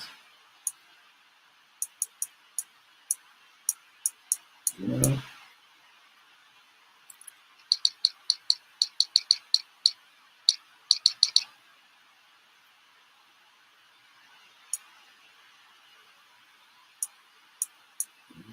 Just doing my grinds.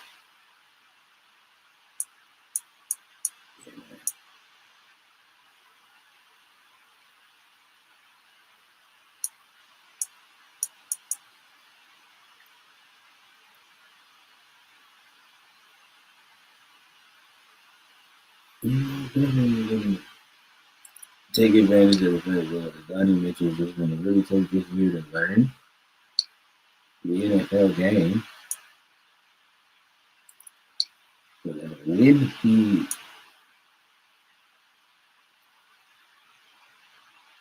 steps into the fold next year, will really be somebody key for us. Really liking Donnie Mitchell's speed.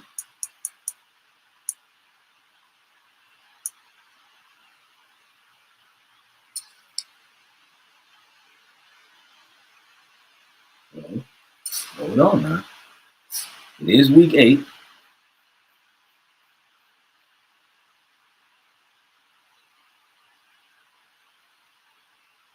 will be interesting. Okay. Let me do this.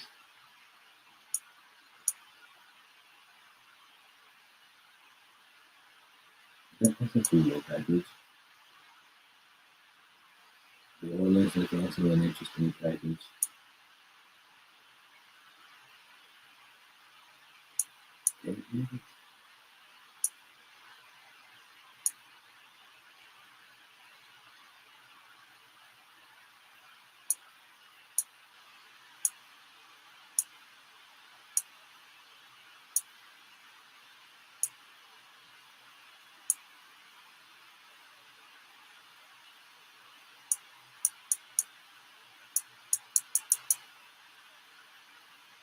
Honestly, the only deal that remotely looks good is this Raider deal and the Minnesota deal. But it's not moving me enough to be like, oh yeah, like let's do it. It's all decline offer.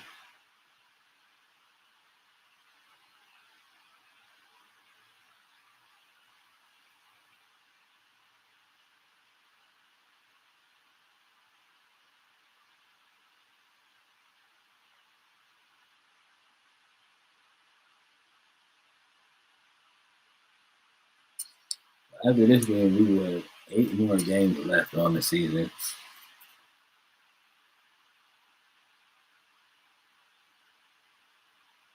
You know, what happened next? What does that look like?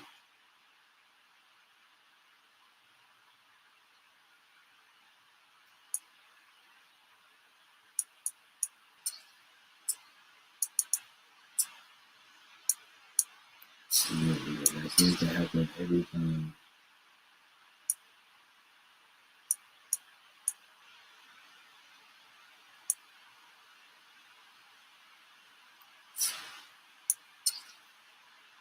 I think we did this the last time. We did.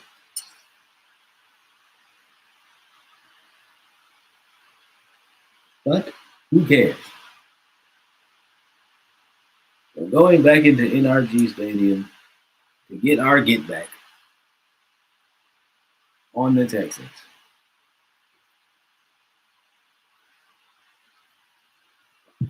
For those of y'all that don't remember, week 1, the Texans came into Lucas Oil Stadium and from NRG Stadium, clutched out one in the last couple of minutes. It's week 8 of the NFL on EA Sports.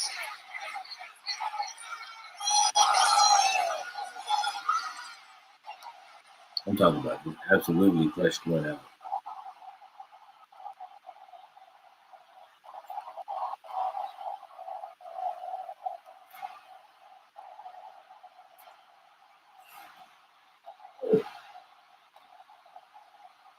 It's the Houston Texans taking on the Indianapolis Colts.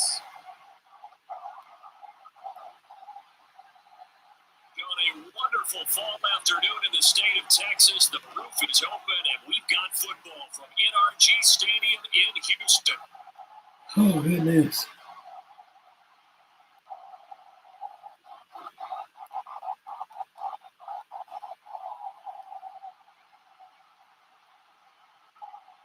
This is the AFC standings, AFC South standings.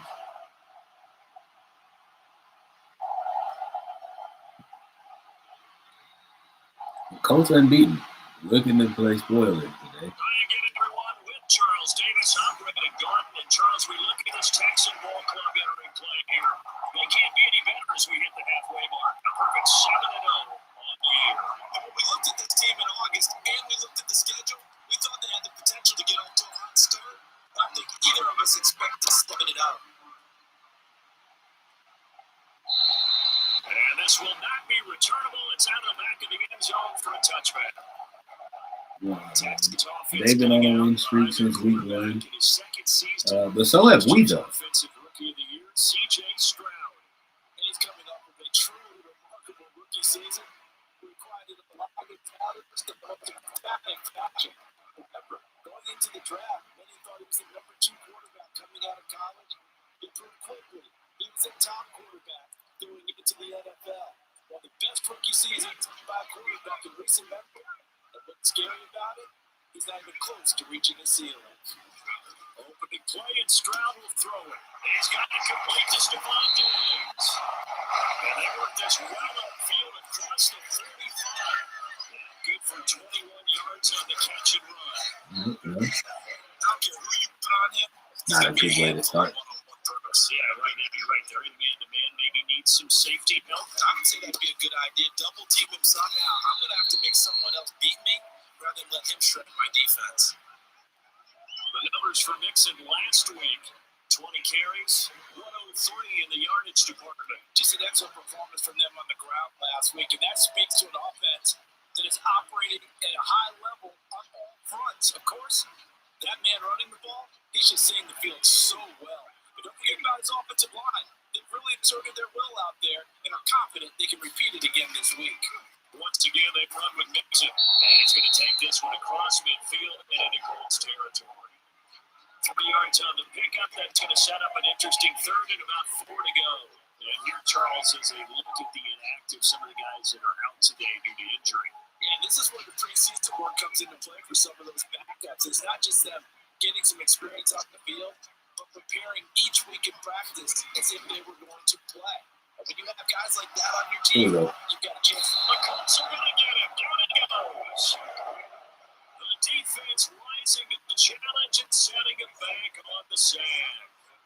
Lose again. To set the tone on defense. In fact, when we talked with them prior to the game, they said they wanted this home crowd. They felt like they had to hide their valuables when they were uptown. Well, the home crowd quiet now early. See if their offense can take over and get some points on the board. And a great job on special teams to down it, as this will be marked down inside the 5-yard line. Okay. That ball was near perfection as it checked up inside the 5-yard line. You never know where these things are going to go, do you? No, what was it? You got a John Heitzman quote about that, right? He said the football is roughly a prolate spearway, which means it's going to bounce funny, and you never know where it's going to end up.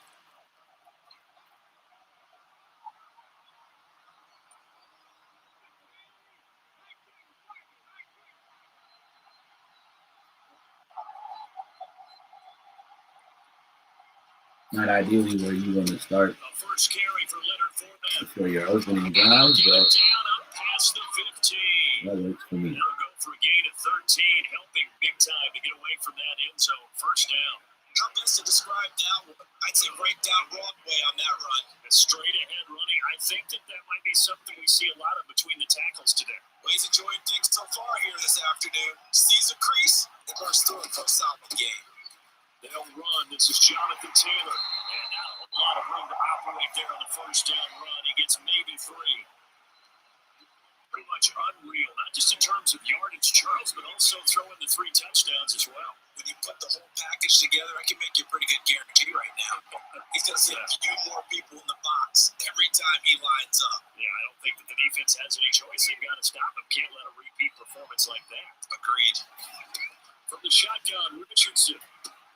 To be taken in by Michael Pittman. And they're able to get this one across the 35. Good yardage there for the Colts. 18 and a first down. And even though this is a top 5 rushing offense, and we see this especially early in the game, they're going to do their best to keep you honest. They don't want you getting the habit of stacking the box, so that's a good throw there. And they're able to come up with the first down.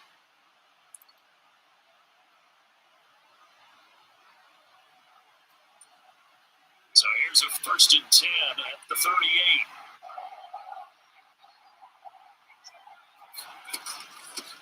On the handoff, Taylor, and that one goes for about 6 as he's taken down just shy of the 45. The Colts at 6-1 now through 7 weeks of the season. And they have certainly got it rolling as of late. Winners of 6 in a row.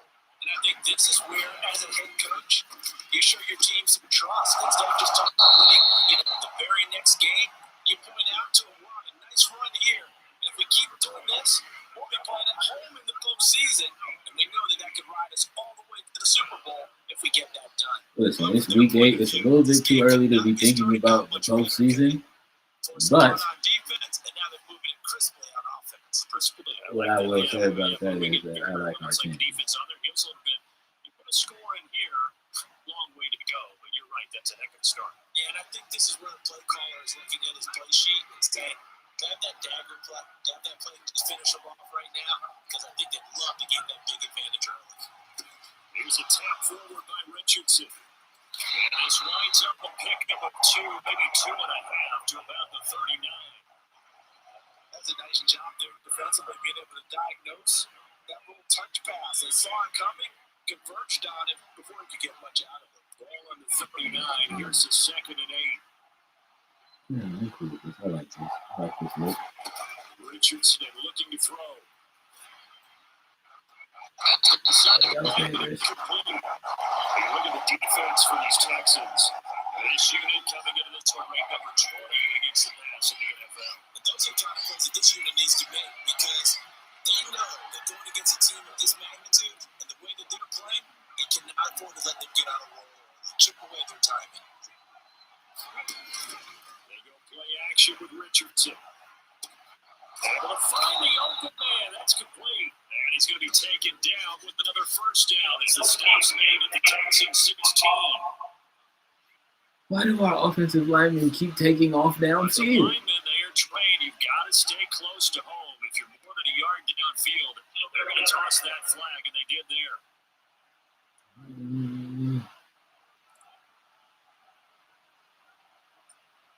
A long way to go here on 3rd down for the 8th play of the drive. That put us in a predicament.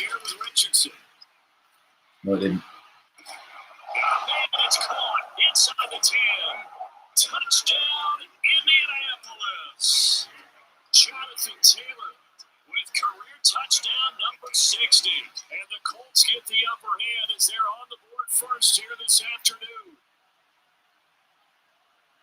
What a great drive that was. A long drive, sustained, well executed. I love what we're seeing out of him here in year 2, right? This young quarterback continues to evolve and grow.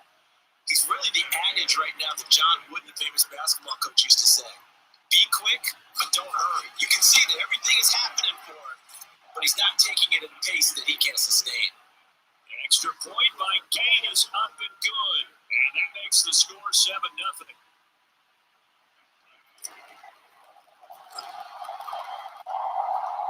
After the touchdown, it's Gay to kick this one away. And they will not get a chance to return this one as it's through the end zone for a touchback. So now we get set to see Houston for the...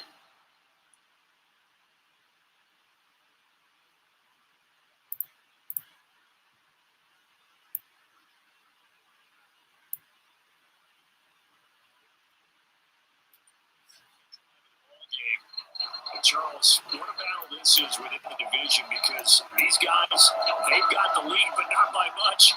On the other side of the field, they're knocking on the door and trying to equal them in the wins category. And I love that second part that you talked about, equaling them in the wins category, because if somehow you get down to the end of the year and they're tied in record, head-to-head's always the first tiebreaker. So the winner, that's in a double coverage and intercepted. Picked off by Kenny Moore, and his guys are going to take over at the 39-yard line. So first interception thrown for him there, and that really not the best decision either. Not at all, and that's something he did not do in their victory last week. No interceptions in that game, but this defense, they're able to take advantage of an early mistake. Now let's see if they're going to turn it into points.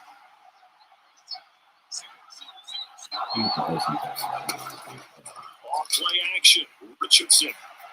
That one finds Pierce right side. And he'll go out of bounds after taking it a little further down inside the 40.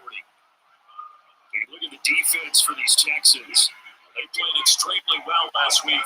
And that win over the Packers. And while you can't actually see confidence rising in a unit, you can tell by this team, right? Anytime you can tell your offense, hey, just get us a couple of touchdowns, we get this thing locked down. That's when you know you're playing well and you're carrying your team along. Just a couple on a pickup there, and now it's third down. Well, this defense for the Texans, they played extremely well last week in that win over Green Bay. And no matter what's done throughout a ball game, it always comes back to blocking and tackling. That's the essence of football.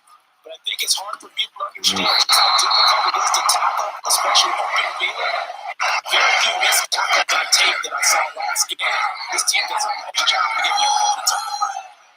Matt Gay now gets ready for the field goal try. He's going to need a little mustard on this one. It will be a 51-yard attempt. That's running out of steam, and it won't get there. He left it just short. No good. And this will remain a one-touchdown game. It just died. Had a chance here to really throw the nice toy. We did go up a couple of scores, but he doesn't hit that one quite right. And it winds up an empty possession. Houston's offense already at the line, set to get going. And for this offense, Charles, you got to think kind of crucial here to put something together on this drive. Because remember, last time out, they threw the interception on the very first play. And you can't afford to let this defense keep building any more momentum. They're playing awfully well, and they're awfully confident right now. To me, it's time to attack and take some of that momentum back. But make sure you're selective in doing so. Understand where you want to throw the football, and make sure it's open before the ball leaves your hands. 4 yards on the pickup there as they get it back to a more mandatory 3rd and 7. And you and I, partner, we got the plum assignment this week. An unbeaten team against a one-loss team. Really not much separating these two entering play here today. Not much at all. I think for both coaches, they've looked at their team and said, guys, you got to know what you're getting into in this one, and you better be ready to go. They get to Stroud, nowhere to go, and he goes down. Yeah, Tre'Quan Lewis. Defense rising to the challenge and setting it back on the sand. And that was a passer's nightmare. The front door totally shut down by the defense. They kept going backwards, hoping to find another avenue of escape. It didn't exist. Ever since we put him in the pass rush package, he's just been playing excellent.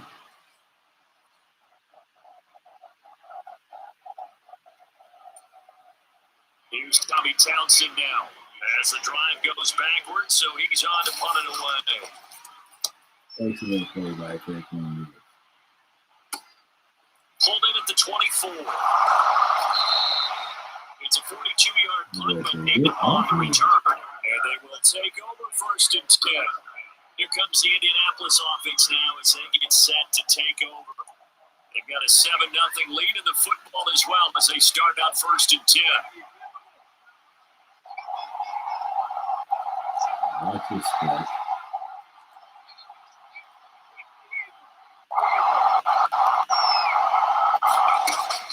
Richardson to throw off play action. Plays Michael Pittman with it. And he's taken down right at the 45-yard line. 23 yards on the play.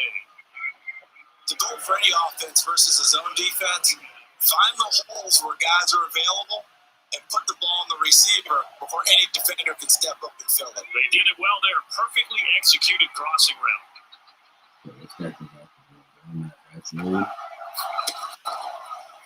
And they'll let the quarterback keep it here on 1st and 10. Some strong running. And some make that block, though. Before he crosses over out of bounds. Another 1st down there as this one goes for 25. It looked like almost some miscommunication defensively because once he decided to keep it, he had pretty smooth sailing. Yeah, it became a question of, wait a minute, who's got the quarterback? And when you talk about miscommunication, it's supposed to be called assignment football on the defensive side of the ball. But the assignment gets mixed up. That's the end result. Back-to-back good plays have them on the move on 1st down. A give for Taylor running right side. And brought down, but not before they get it inside the 10 to the 7. Back-to-back nice plays, 12 yards that time, and a 1st down. I'm not sure we could be more efficient on offense than to have 3 downs and have the ball turn into 1st downs. Again, defensively, You got to figure out how to slow them down. Some guys might bring more pressure. Some guys might be a little more exotic. And as a last resort, you might even call timeout and try and regroup. Back to Taylor on first down. And he'll get into the end zone. Touchdown, Indianapolis. Touchdown, Jonathan With his Taylor. 14th rushing touchdown of the year. And the Colts are off to a 13-0 first quarter lead. Some good running there at the end of the drive. He had the burst that set up the first and goal, and then one play later, he's in the end zone. Brandon, what I liked about that sequence is I'm not sure who made the play call, but they understood the situation, understood the momentum. A nice hard-charging run, give it right back to him, and let him cap things off. An extra point by Gay is up and good, and it's now 14-0. Yeah, because that was the thought process, Chet. Gave him the rock, the play before.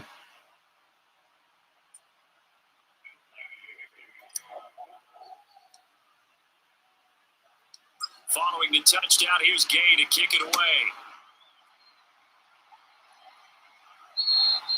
And that'll carry over the back line of the end zone for a touchback.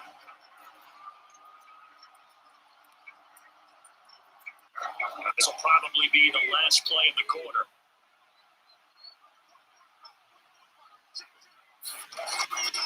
Here's Joe Mixon as they start on the ground. Oh, a heck of a move, man. And it'll be taken down here as it will take us to the end of the first quarter. 14-0 to score. This is the NFL on EA Sports. Honestly, I'm not even think about it or agree with it.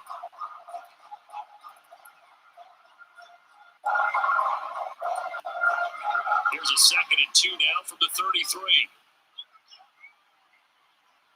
In motion right, that's Dell. Back to Mixon on 2nd down. And he'll bring it up here to right at the 40-yard line. 7 yards there and a first down. I'm okay with the call. In fact, I actually like it. I know they're down a couple of scores, but the running game worked in that situation. I would continue to go in that direction. Mixon with the first down carry. Give him 5 on the carry there in the second down. These two teams had met up way back in the season opener. And it was the visiting Texans who came away with the victory. So they'll look to take the season series if they can win here in Houston. Placed at the 45 for 2nd and 5.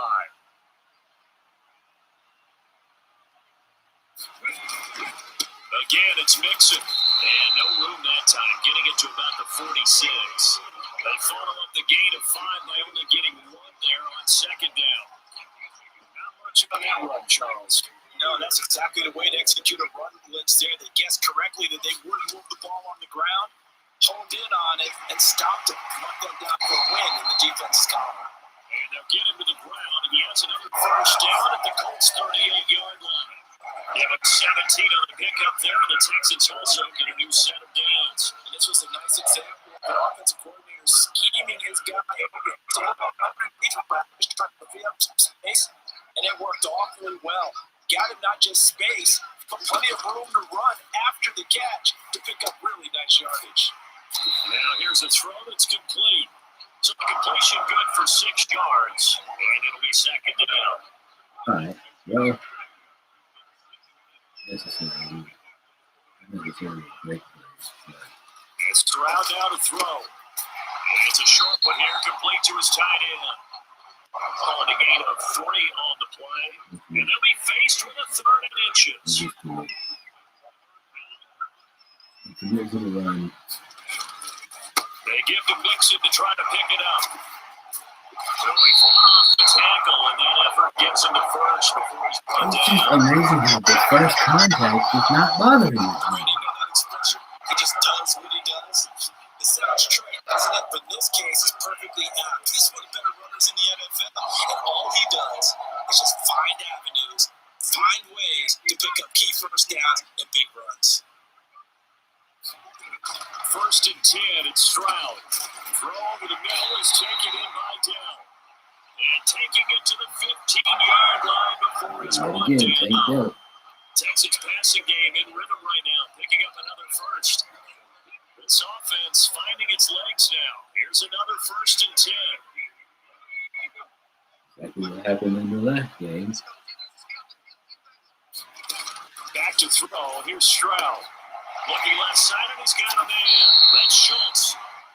They'll give him 4 yards there, and that'll make it 2nd down. And there's completion to the tight end. And look at the size of these players nowadays. In that spot, 6'4", 6'5", and up. A lot of guys used to be basketball players, somehow came back to football. And that's really good for the game of football. You get better athleticism, great hand-eye coordination, guys who know how to control their bodies when they run their routes. 3 yards is half of what they needed. Now can they get the other 3 here on 3rd down? He's hit pay dirt a lot this year, but not that time. Yeah, I'm tracking right there with you. You're exactly right. He's found the end zone plenty of times. No way I can find any fault with the call. He may not have scored there. Of course you're going to give it to him. So 2 of 2 on 3rd down conversions on this drive, and now they face a 3rd and 3 here. Throwing now is Stroud. Working the middle of the field, and he's got a man complete. And the Texans are going to have 1st and goal coming up as they're able to convert there on 3rd and 2. We use the term pitch and catch a lot to denote an easy completion. We just saw one right there on 3rd and 3 to pick up the 1st down. Why are those so tough to defend? Just because they hit so quickly? Yeah, it's all about timing and confidence. And it is caught. Touchdown, Texans. No way. Schultz with touchdown number 7 on the year. And the Texans are back within a score.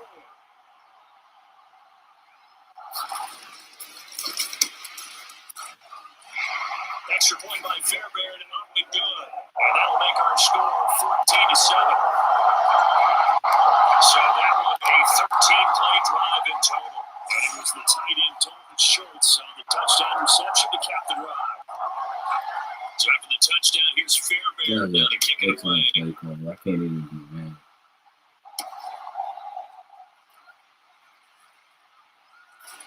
And they'll start this drive just across the 30. Pretty nice work on the return. Said that it didn't. So here are the Colts to take over. Their win streak at 6 coming in and counting as they've got the lead right now, beginning this drive 1st and 10.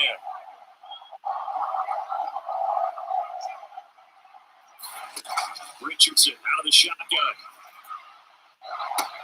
He's got a man complete. Down the left sideline. Touchdown, Indianapolis. Josh Downs, 69 yards. Nice. And the Colts are able to strike quickly to add on to their lead. Boy, Charles, this offense is just so explosive. They lead the league in scoring, and another example of just how good they are right there on that play. Yeah, we often overstate about how explosive teams are, but this team is truly a threat to score on every snap, especially on the first few plays of any series. And a big streak like that only adds to their reputation as the league's best offense. An extra point by Gain is up and good, and it's now 21-7.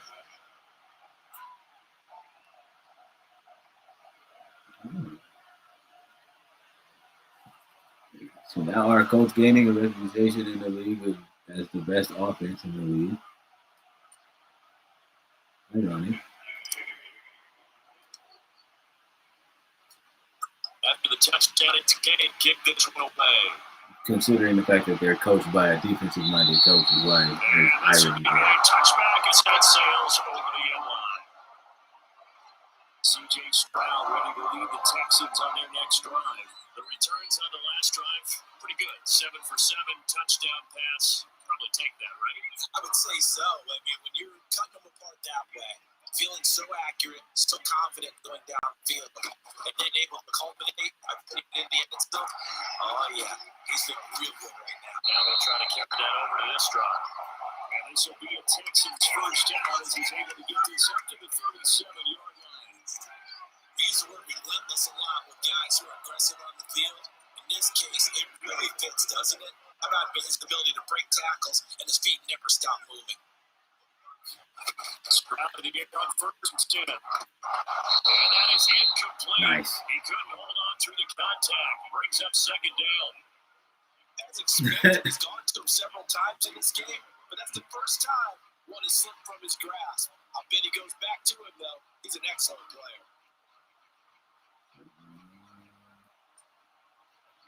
Now it's 2nd and 10. It seems like a super risk.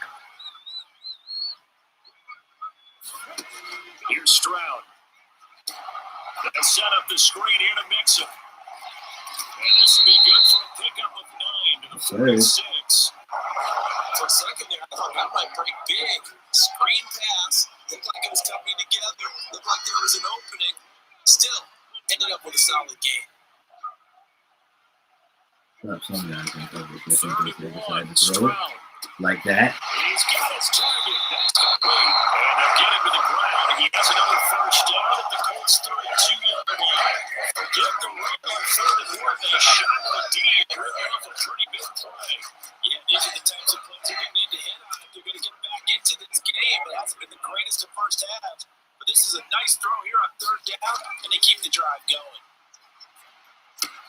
Stroud's throw taken in by Diggs.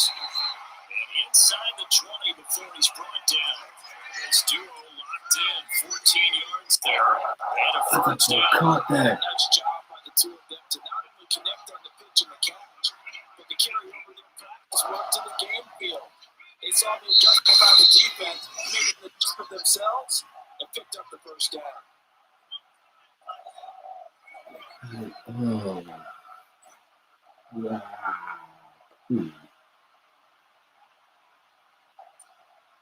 So from inside the 20, here's 1st and 10 at the 18. We're going to use that to our advantage that we have corners that can play man to man. He's going to go down. Exactly what I'm saying. 27-yard line. He's sacked. We have corners that can man up. We kind of got to take that, use that to our advantage when we can. This is a weird corner angle. These sacks are starting to pile up. If they want to have a realistic chance in this one, they've got to change their blocking assignments. They've got to do a better job to keep him upright. If he's going to be on the deck constantly, they've got no chance to win this game.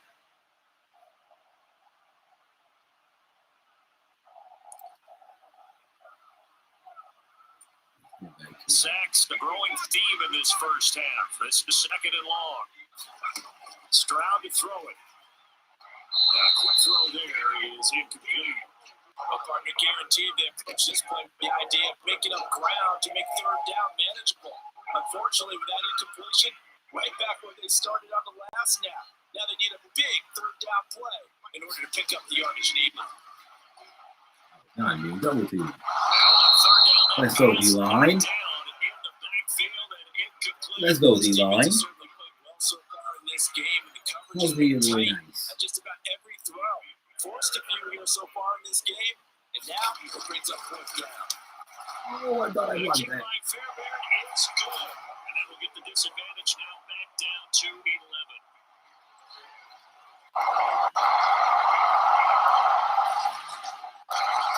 So the scoring drive encompasses 9 plays, and the net result 3 points. Take your disappointment and put it aside. 9 plays. Yeah, they want to end up in the end zone with a touchdown. I get that. But sometimes those 9-play drives pay dividends later with another 9-play drive that culminates in a touchdown when they wear down a defense. And a nice return sets them up pretty good here right at the 30-yard line. Oh, I didn't know. And now Indianapolis set to take the field. I'm not going to say he hasn't done Coaches anything. always say that every play is designed to score a touchdown. Sometimes that's not really true, but last time that was the case. 1 play to get into the end zone, and now they'll try to duplicate that success here. And it's rare for those moments to happen. Incredible when they do. And you saw the celebration. Pure, unbridled joy after that one. And he gives this to the 35. Good for a gain of 5. The Colts going to use the first of their timeouts as they'll talk things over prior to this upcoming 2nd down play.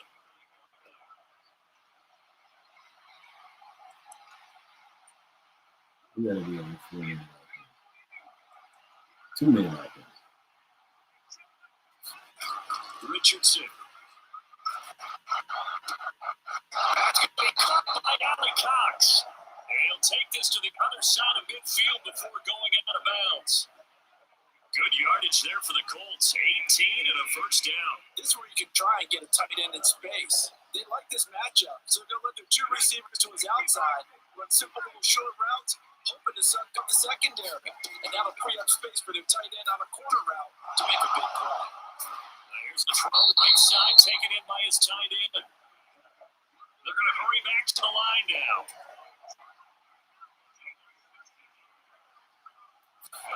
And Richardson yet again. Yes, sir. Yes, sir. This is caught. Yes, sir. Michael Pittman, 32 yards. And the Colts will extend their lead in the final minute of the half. When we drop defenses on the board, we do account for every receiver. But on that particular play, somehow he was wide open, became an easy touchdown pass. Let's go AR5. Gay is on for the point after.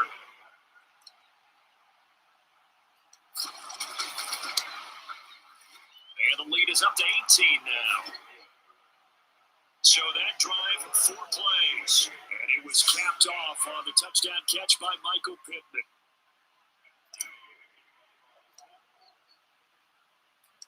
Following the touchdown, here's Gay to kick it away. And this will not be returnable. It's out of the back of the end zone for a touchback. The Texans with the football here late in this first half. I don't think they need to be reminded of the situation here. I mean, the clock is dwindling. 3-score deficit waiting for them at halftime unless they can get something on the board here before intermission. 46 seconds left in. They'll throw it with Stroud here, 1st and 10. And he'll be brought down by the Colts. Now the Texans will burn the first of their timeouts as they stop it here with just under 40 ticks to go in this first half. They come up on 2nd and long, and the pass protection just has not been there this afternoon. Stroud looking to throw. Now a quick throw there, but it's going to be incomplete. And this drive is almost over before it began, thanks to a great defensive effort. We got good man-to-man coverage. We got to take advantage of that. One more good rep, and they get off the field.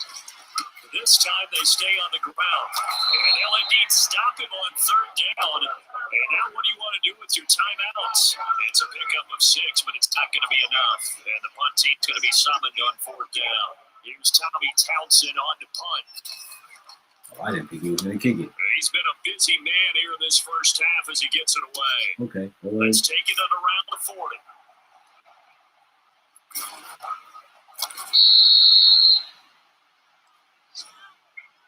So we come to halftime here with the visiting Colts taking the lead in the locker room.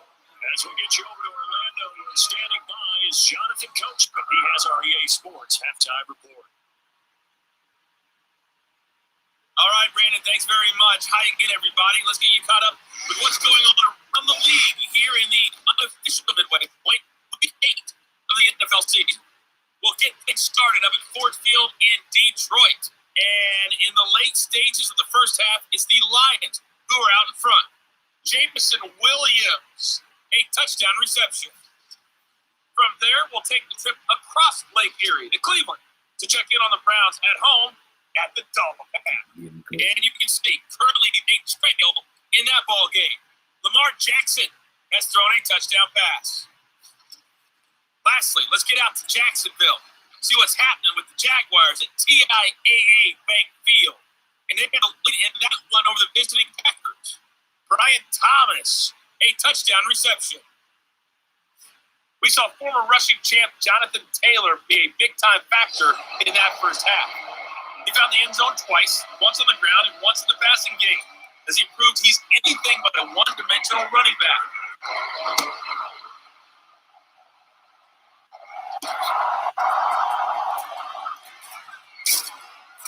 And able to take it past the 25 and up to the 28-yard line.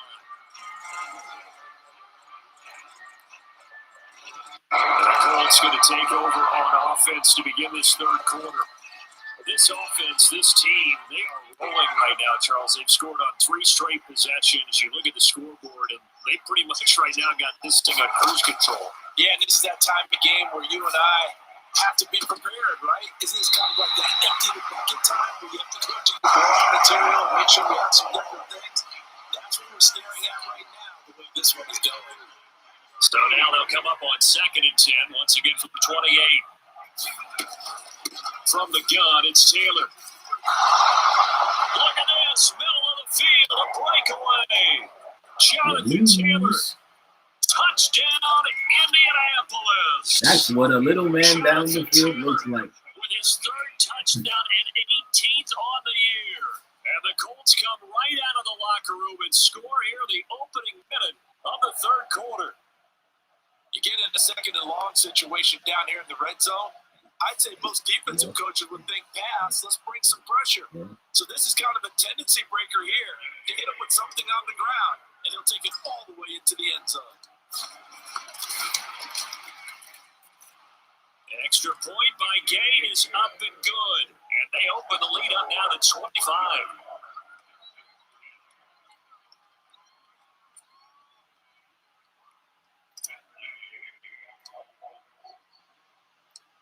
After the touchdown, it's Gay to kick this one away. And they will not get a chance to return this one as it's through the end zone for a touchback. Here's the Texans offense now, readying for their first possession of the second half.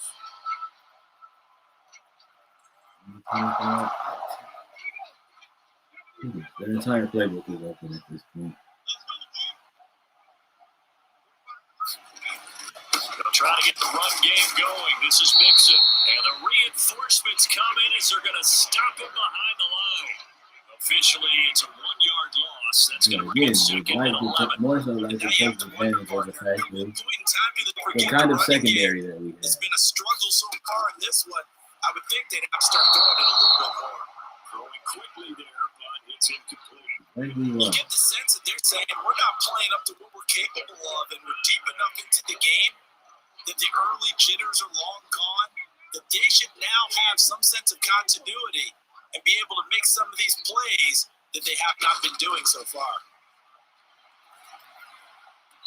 And that will be incomplete. I think it's safe to say he's made some questionable decisions out there so far. Forcing throws into tight coverage. He's already been picked off in this game. 4th down now, but he's 4th down that one. Not to have another turnover on his ledger. Fielded at the 33. It's a 40-yard punt, 4 yards on the return. And the Colts will go on offense here, 1st and 10. Here comes Jonathan Taylor and his teammates. You start prorating these rushing numbers and looking ahead, he could be on pace for a 2,000-yard season. I don't want to jinx it, but what a year to this point. But you just did. Sorry. That's okay. No, he can overcome that. I apologize to you. Okay. I like your attitude. But you're right. What's got to happen for it to actually occur? Offensive line has continued blocking the way they've been blocking. He has to stay healthy. But also, it's not just the idea that he's going to run the football, but you got to run it against numbers that dictate you throwing the football. Sometimes when you have 6 to block and you only have 5 guys, you got to block them anyway, and he has to make someone miss as well the rest of the year. Nothing fancy on 1st down, but a very consistent type of a play. Hit that slam. A lot of people call it an extension of the running game, and it can be if that pass is completed, because you hit a guy on the run like that, he often can go for big yardage. Sets him up nicely for 2nd down, staying ahead of schedule. On 2nd down, it's Taylor fighting its way down to about the 35-yard line. Pretty good job defensively. Thought he was going to get it, but they knew where that marker was, and they stopped him just short of it. What it does is emphasize the strategic football and situational football is not just played on the offensive side, is it? Defense understanding, as you noted, where the 1st down marker was and making sure they didn't get there.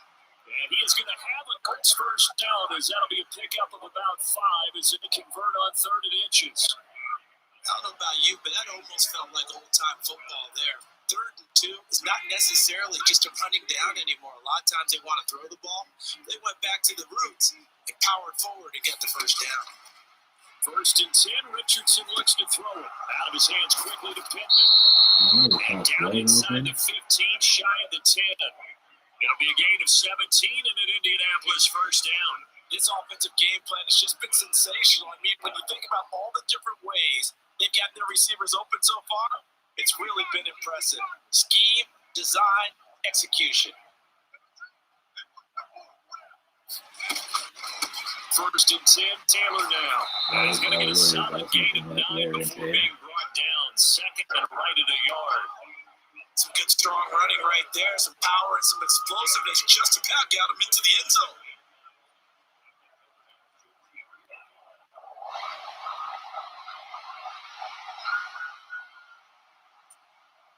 From the 3, second and a yard. They keep it on the ground. This time it's Fournette. And he takes it in for a Colts score. Leonard Fournette, a 3-yard touchdown run. And the Colts extend their lead yet again. Offensive line coaches always tell their guys, if we score touchdowns, that means we get to the end zone first. That's exactly what those blockers did, clearing the way for their back.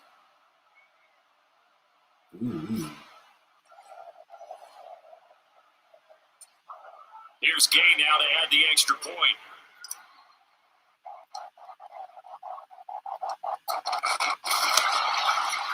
And the lead grows even larger here in the third quarter. So this drive spans 7 plays. And the man who finished it off with a run into the end zone, Leonard Fournette.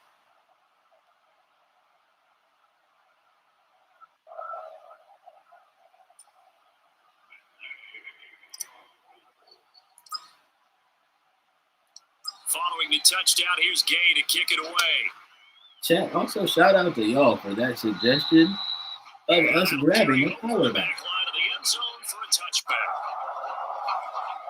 Houston set to take over.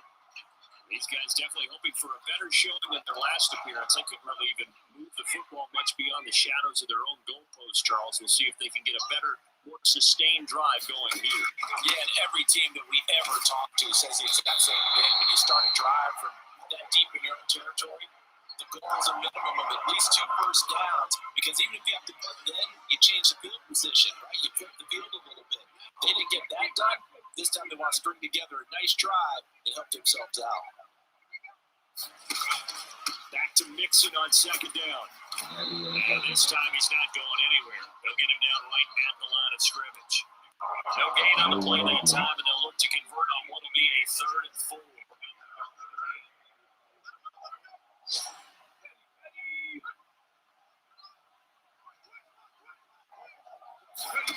Now Stroud. He's got his man. That's down. And he's going to have the Texans first down as they're able to get the 3rd down conversion. The margin on that scoreboard, obviously, for them looks daunting. But I don't know, Charles. They're probably not focused on that right now. Maybe just chaining together a positive drive with plays like we just saw, giving themselves something to build on. Yeah, I think you're right about that. And what they have to be careful of is getting glued to that spin. Well, they get to Stroud, nowhere to go, and he goes down. Quiddy Pay.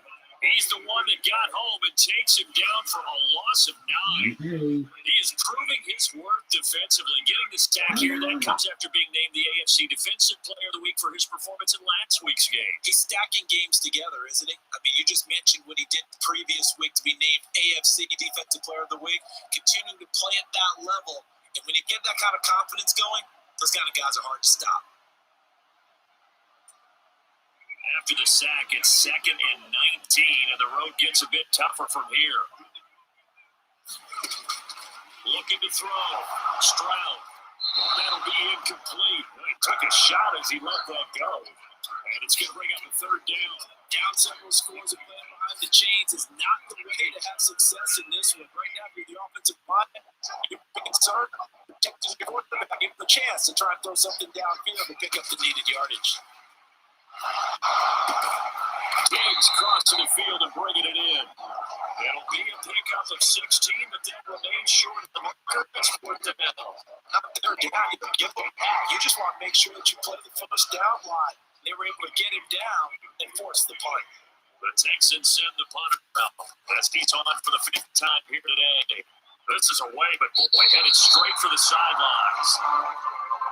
There's no way he would have put that out. The Colts offensive unit ready to see what they can do here. And they had the touchdown during the last drive, and I'm guessing that you like the balance they had on that last drive. And I loved it. Forget liking it. Absolutely love what they were doing, because to be ahead of the defense that much, with every play call you have, run or pass, is working pretty well for you. Makes you look like a genius. It really does. It also let you know your preparation was pretty good, and now the defense has to do all the adjusting. That certainly appeared to be a play call where they were just trying to make second down, second and short. I think they thought the coverage was off a little bit more than it was. Nice job there pressing up on it and forcing the incompletion. Let's one go downfield for Pierce. And on the left sideline, he caught it, but out of bounds, according to the headlinesman. Incomplete, so the ball a little late getting there, and it's 3rd down. They geared up and took the deep shot downfield, but it turned out it wasn't one-on-one coverage. Extra defenders in the area, and that one winds up incomplete. On 3rd down, here's Richardson. Let's one go downfield for Pierce. A fight for it, and this is caught. It's caught indeed. And he's going to be taken down. There's a penalty flag in the backfield. We'll say that. They roughed the quarterback. So a little extra on top of the big play there. It's tough for guys rushing the passer, but you have to know when the ball is gone. And if you listen, officials will tell you ball's gone. He didn't pull up.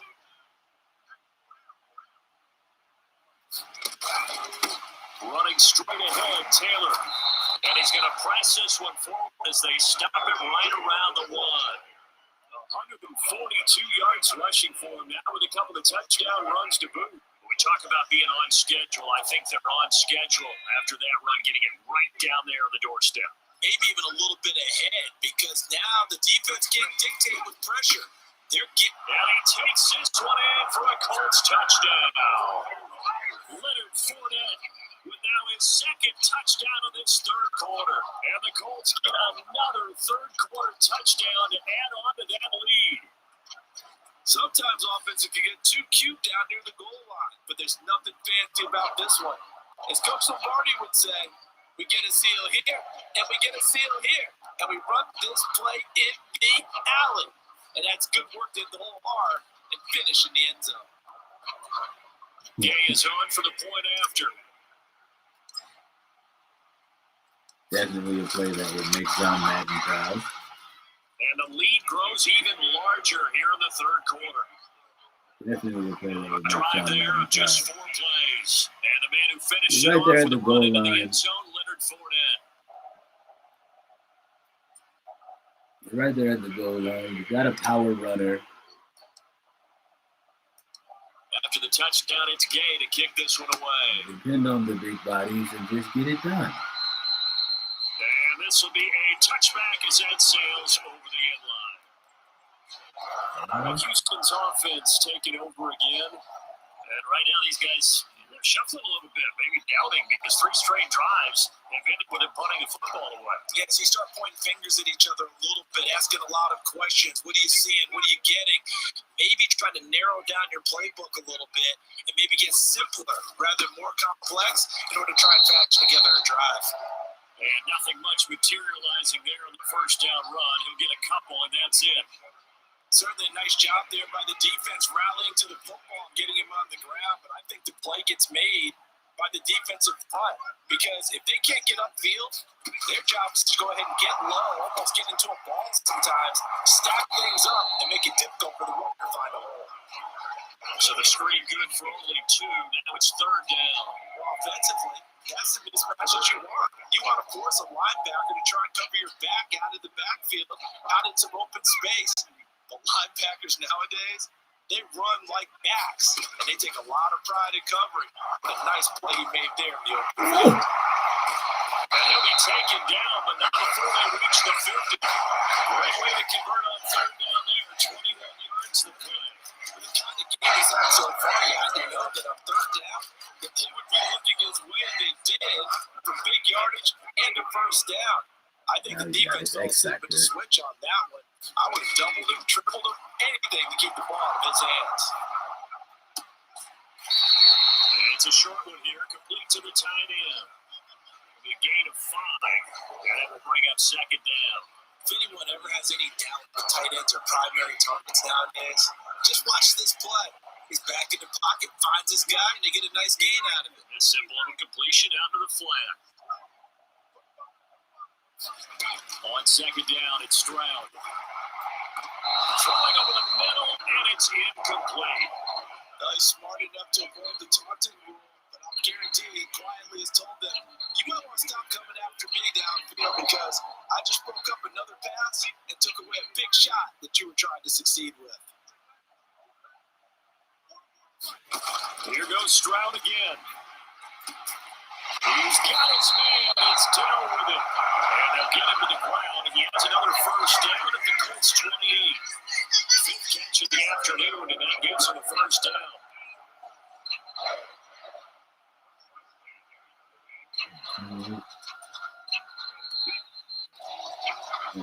As they come to the line, they will not be able to get off another play as time has run out on this third quarter. You are watching the NFL on EA Sports. So signs of life in what's been a dormant offense in this second half. Here's 1st and 10. Shotgun snap to Stroud. A short one going to be taken in here by Schultz. And he'll be out of bounds, able to get it down to the 25 there. So the completion good for just 3. And it'll be second down. Alrighty. Definitely not running it. They'll look to throw again. That's caught again by Schultz. And they'll get him to the ground, and he has another first down at the Colts' 12-yard line. Texans passing game in rhythm right now, picking up another first. Fourth quarter is certainly not enough time for a comeback, but nice to see them making use of the time remaining to try and make this one a little more respectable. Yeah, I think they'll make goal. Good execution. Be crisp. And he's not able to get away. Sacked back at the 22. Grover Stewart able to get in there for his second sack of the afternoon. Guys with his talent in the pocket aren't supposed to be getting hit like this, and you know an intense conversation with the offensive line is going to occur after this one. Might not be for him, but the offensive line coach will have plenty to say about this game. Second down throw now from Stroud. He finds his target. It's Schultz. A gain of 8 there on the play. And they'll be facing a 3rd and 12. He's converted to the tight end, and I think they were looking at something out of central casting, frankly. Absolutely. I mean, size, the hands, speed. I mean, can flat out run. You put that whole package together, you light up the eyes of an offensive coordinator, don't you? And they're going to drop it well shy of the first as he can only make it to the 11. So on 4th down, Texan kicker Kaimi Fairbairn comes on. From the right hash here, should be an easy one. Oh, they get to the football, it's blocked. Down this big, we know that they need touchdowns instead of field goals, but now it's add insult to injury because they can't even kick the 3, Charles, on an excellent block there by the special teams. And it certainly felt to me like the special teams consider themselves an extension of the defense, which has played well for them. They have a nice cushion. They didn't allow any points, any opportunity to cut into their lead. A big-time play by those guys on that side of the ball.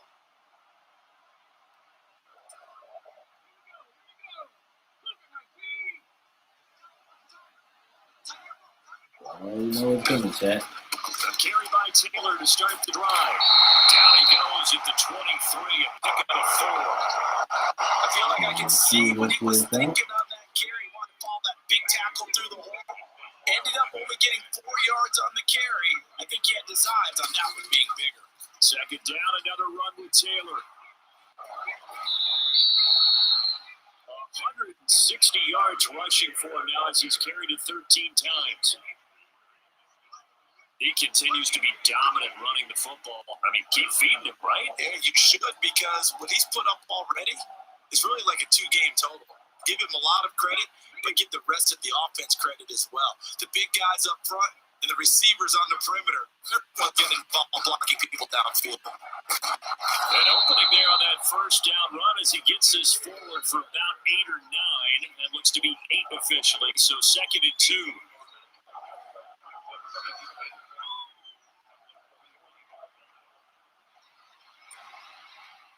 Ball spotted at the 45. Here's 2nd and a couple. And they'll go to the air now with Richardson. He's got his man. It's Spears. He's up now 80 yards receiving in the ball game, and he's got a first down.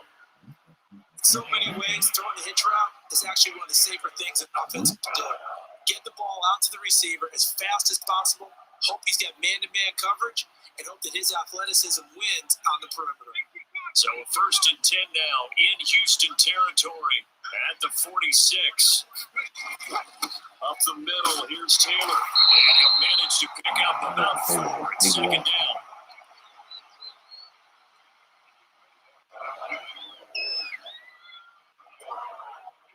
Second down and 6 now from the 42. Inside handoff down to Fournette. And here he'll be brought down a little shy of the 35 at the 36. 6 yards to pick up, and that's a first down. Well, you know they had a 3rd down play on standby just in case, but he's a no need for that carry. Runs like that will continually earn him more work in this and future contests. And they run the option here on 1st and 10. And he'll be taken down at the 34. Only a yard on the keeper, and it'll be 2nd down. Typically on the read option play, when we talk about responsibilities, we're talking about what the quarterback has to go through. How about the inside linebacker, though? His job on this play, shadow the quarterback and hold him to a short gain.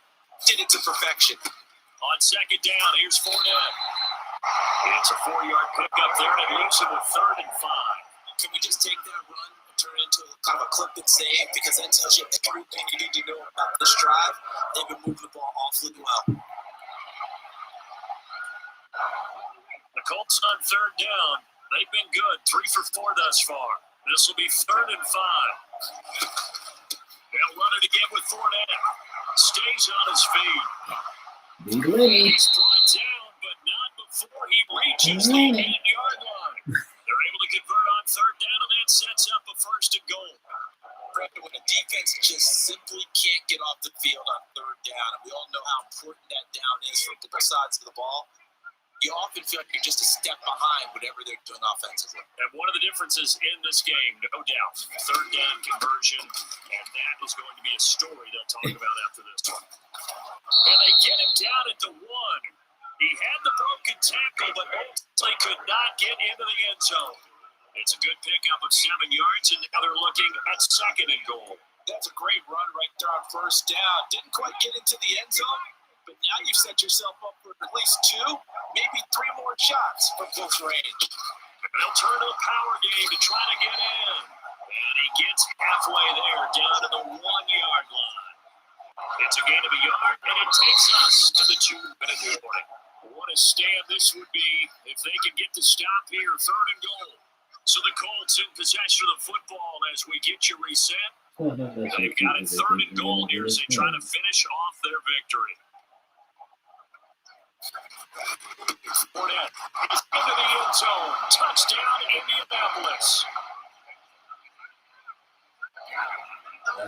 So the 2nd down run, they run it again on 3rd down to get in. I wasn't sure if they might pass it, Charles. We know that they like to mix it up down here around the goal line. Yeah, almost felt like the offensive line said, forget mixing it up. Let's call our favorite running play over our best blockers, and let's get this one in. Here's Gay now to add the extra point. Right there with it. Now this one was over a while ago as they get to add on to their big lead. So that drive, 12 plays in length. And a man who finished it off with a run into the end zone, Leonard Fournette. Following the touchdown, here's Gay to kick it away. And this will not be returnable. It's out of the back of the end zone for a touchback. spinning out as a Texans offense as they get set to take over here. And that unbeaten record very much in jeopardy. It's been a great first few months of the season so far, but they have run into a buzzsaw here, trailing beat in the fourth quarter.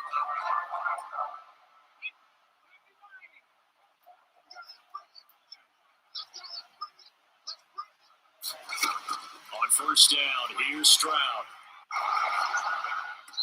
His throw incomplete. Defensively, you look at the numbers, another incomplete pass we just saw, and they're under 200 yards passing for the game, so they've done their job on that side of the ball. Yeah, recently I was actually working a game where a quarterback had a streak of 5 straight games without a 200-yard game, and now it's a big talk, both in his town and amongst his team. How do we get the passing game going? So big credit to them, holding them under 200 today. Meanwhile, Stroud's throw complete into the hands of Schultz here. And up to the 35 before they're able to knock him down. They call this number again. It's his 6th catch and a first down. A nice example there of the tight end doing exactly what he needs to do. How about how he worked his way to the outside, made sure he secured the catch, and then anything after that, we count that as a bonus. And indeed, he gets enough for the first down. And getting this just shy of midfield, they spotted at the 49. Back-to-back receptions for him. It's another first down. That's a good-looking play to me. The big tight end on a crossing route coming underneath. Sometimes he can gain some serious momentum going forward, can he? And it can indeed. Pretty well executed there. Now this one to his running back out of the backfield. And taking it across midfield and just shy of the 40. Now they got to get to the line quickly. Again, it's Stroud. Oh, no way. Eventually taken down here. Great coverage downfield. It looks like a loss of right around 11 there on first down to set him back on second. Well, partner, you and I will be headed to the airport, but after this game, when it's interview time, someone's going to ask this quarterback what hurt worse, the interceptions or the sacks. This whole day, it's been rough. Barring a miraculous comeback, this offense is going to win this game, but he's probably going to say what hurt most is the loss. Well, they're in some hot water now after that sack. It's 2nd and 21. Back to throw. Stroud. And he drops it incomplete. And their struggles continue here. It's been clear in this matchup which side has been the more physical one. It's been this defense. And here's another example on that last play. 7th play of this drive coming up, but a long way to go on third down. Stroud out of the gun here. Looking for Diggs, and it's intercepted. Picked off by David Moore. Down the sideline he goes. And the Colts come up with a late turnover, but it will probably only matter to the statisticians as this ball game is now officially over.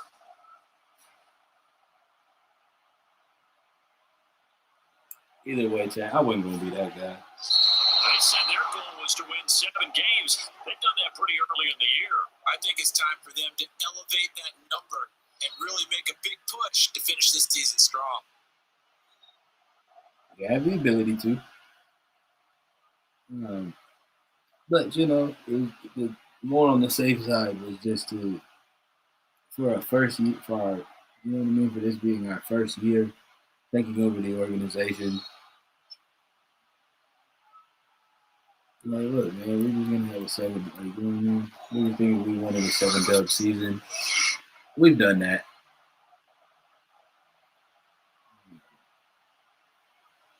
So that'll do it for us. For my partner, Charles Davis, and all the hard-working men and women on our crew, I'm Brandon Gaunt. You've been watching the NFL right here on EA Sports. So long from Houston.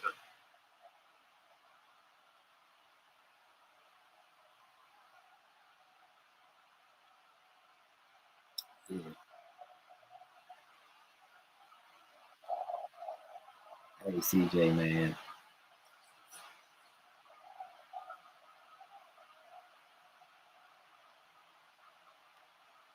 Hate that I had to do it to you, but it had to be done, brother. Pause if needed. But,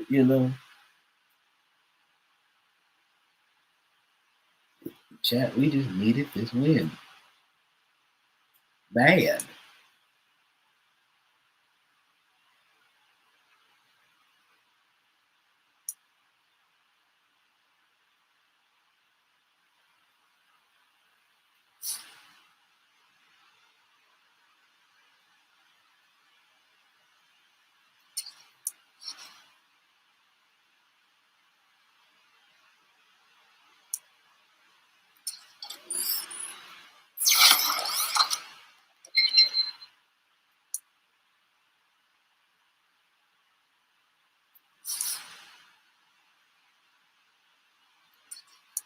Yeah, it is. I can tell you.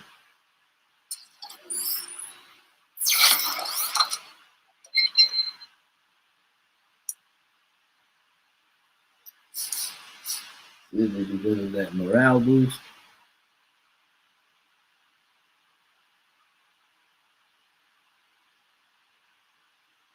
He's feeling it, chat.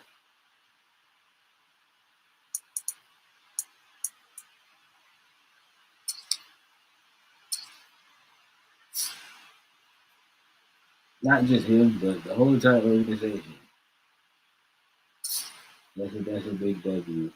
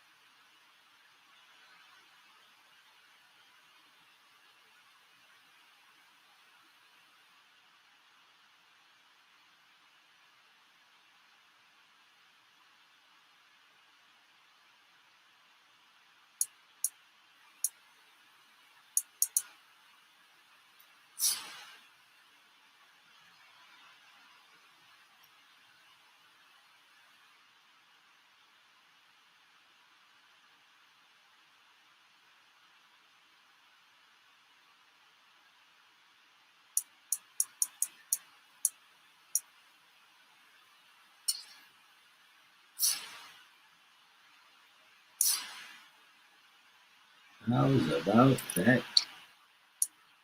How's about a day to be had by our Colts?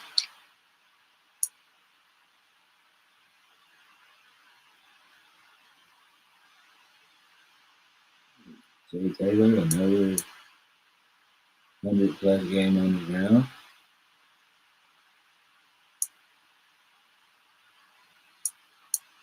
Then he stepped up in the major way.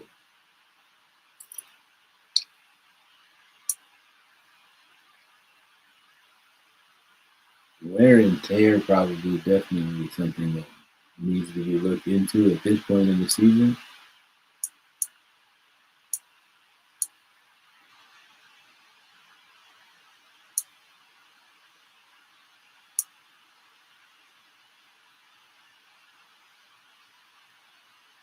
I like Pierce, but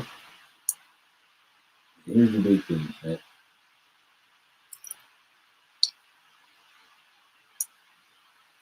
I like Downs because of his speed.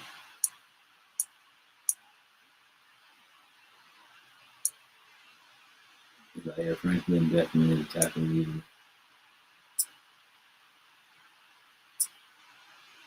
I'm a TFL guy.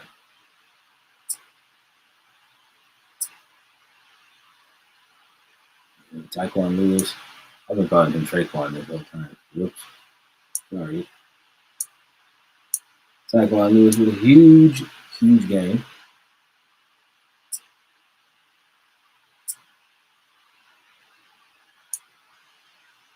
And Kenyon David Long.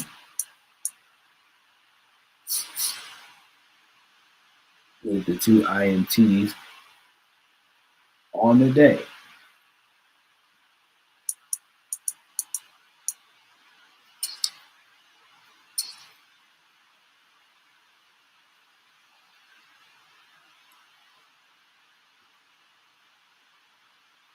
Huge game.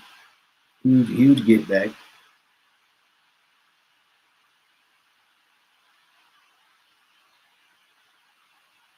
Oh boy. Perfect place to pick up next time.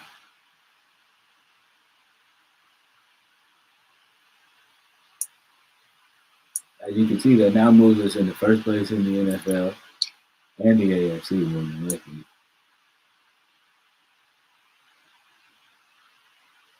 Now is it being a three-way tie for first place.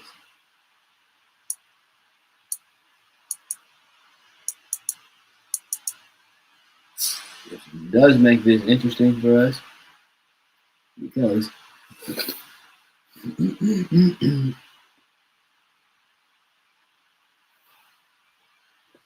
what I do believe is we do not play the Colts. We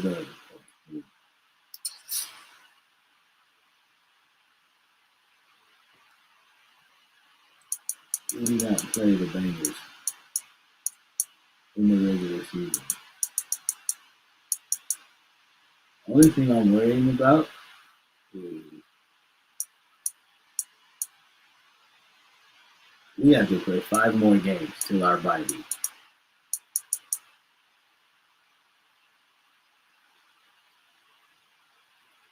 There's nothing wrong with that. The issue is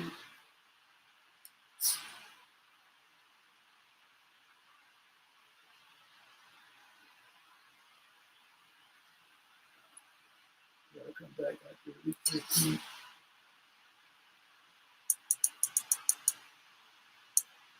The major issue is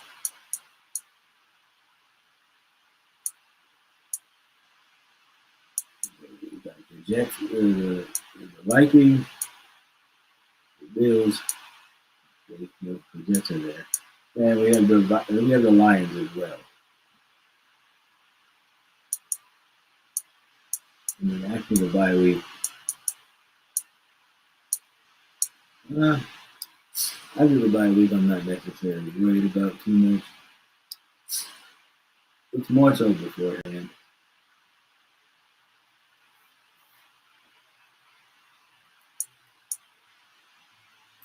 It leaves me with concern.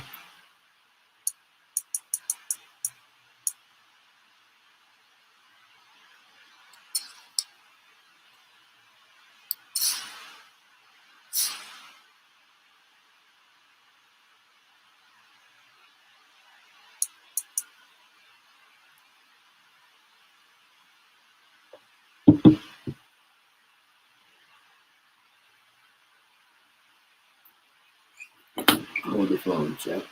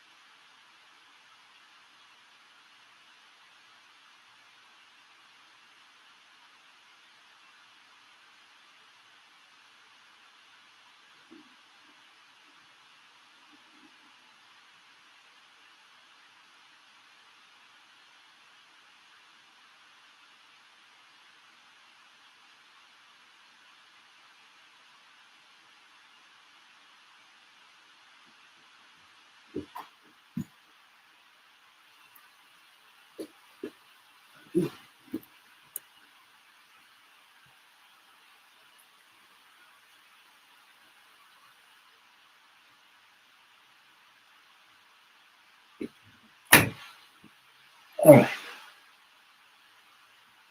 What are we looking at? Oh, yes. DPJ. Okay.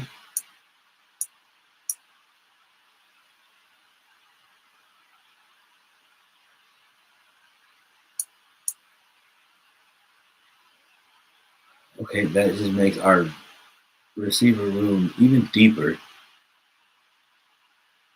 than it already needs to be.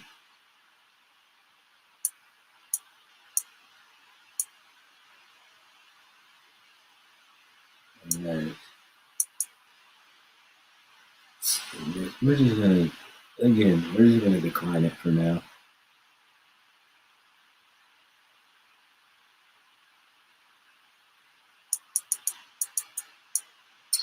But again, chat,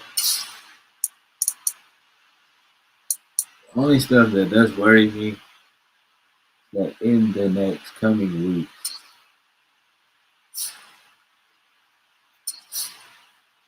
for us specifically,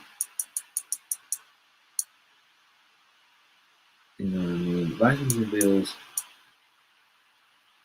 yeah, I'm worried. The Jets, okay, they have Aaron Rodgers. Our defense is like really performing really well at this point. You know what I mean? The Lions worry me. Patriots, that's just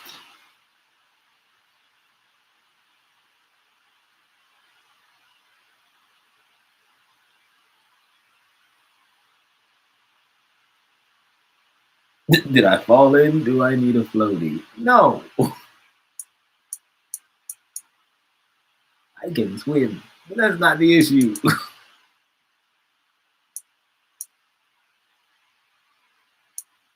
A week 14 bye is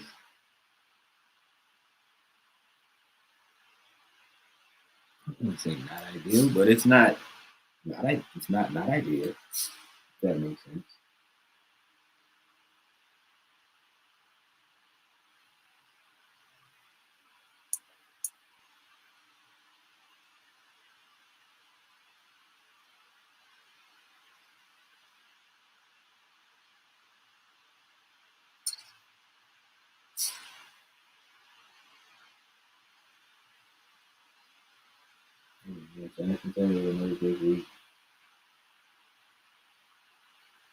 Okay, so Jalen Hurts is just him, apparently. Oh, you was just asking? Sorry, I didn't mean to get so defensive.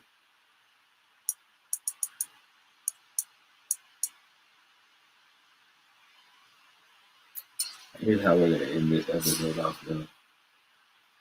I'm gonna go back with this negotiation.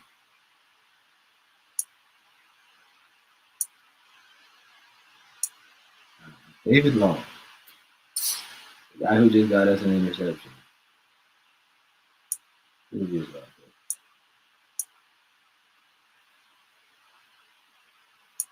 that? The other one.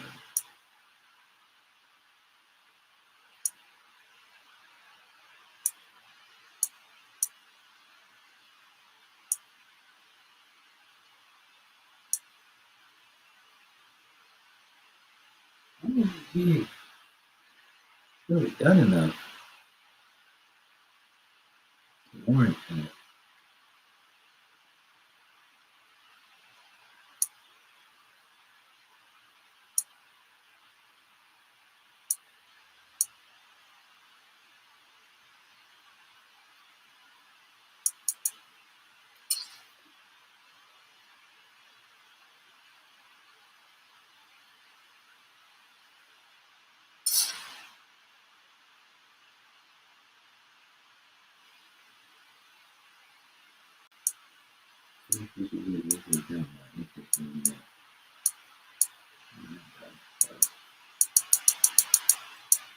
What are his interests? What are his motivations?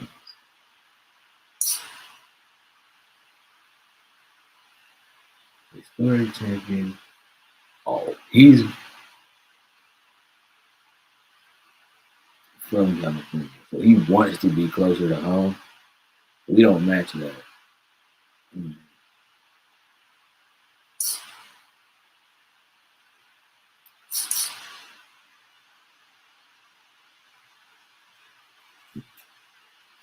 We barely matched the champion thing.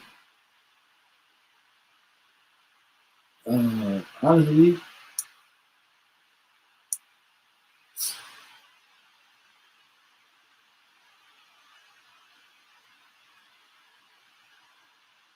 not just that, like, that's a,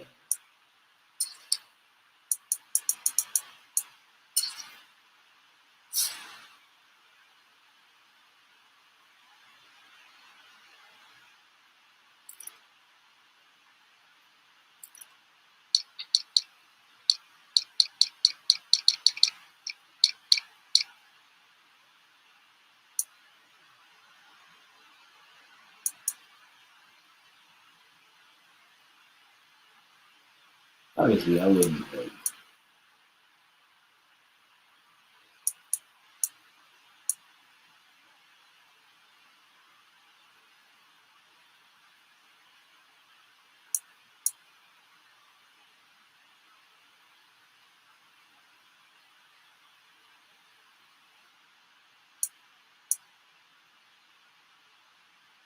you know, many young players are out here.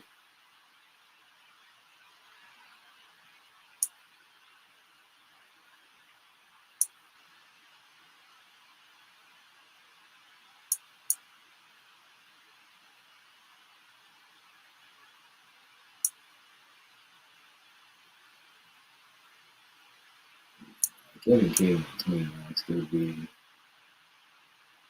out here kind of.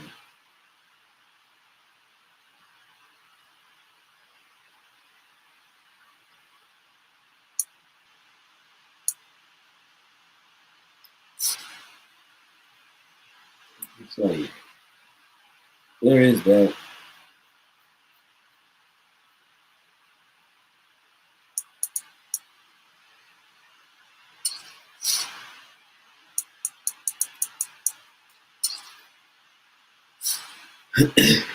Also, that,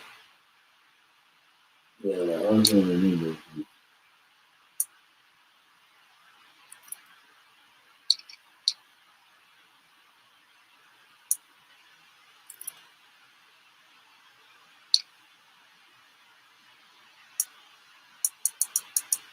Every division I also be doing this thing.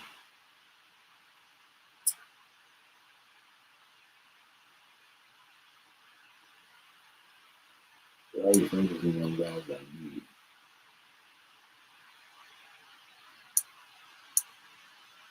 Huh? The Chiefs must have him on their practice squad.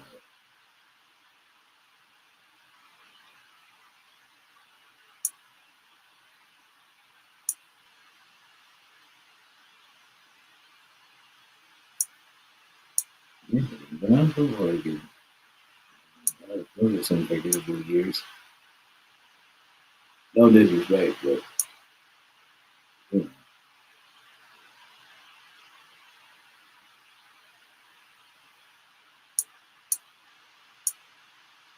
Man, what a scrambler.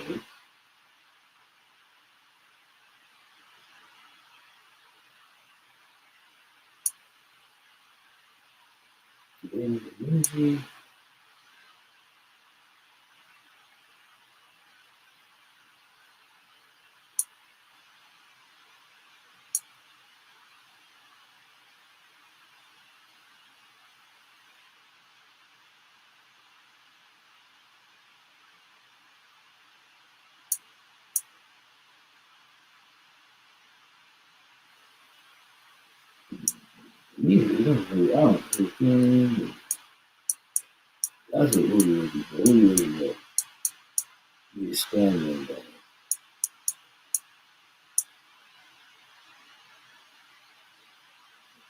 And the biggest thing seems to be that if their awareness is garbaggio,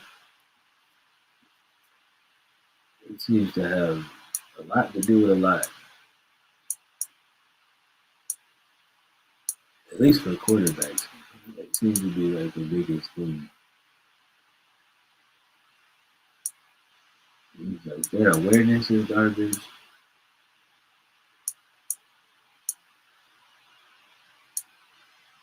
this deep ball accuracy isn't ideal. But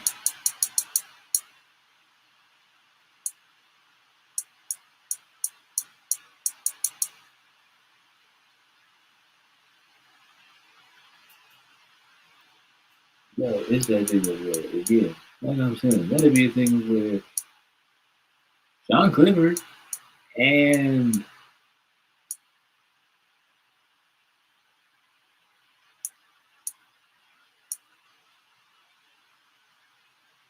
maybe not Ian, but Ian Book kind of tall. Well, actually, no, 6 foot. 6 foot actually is actually a normal running back height.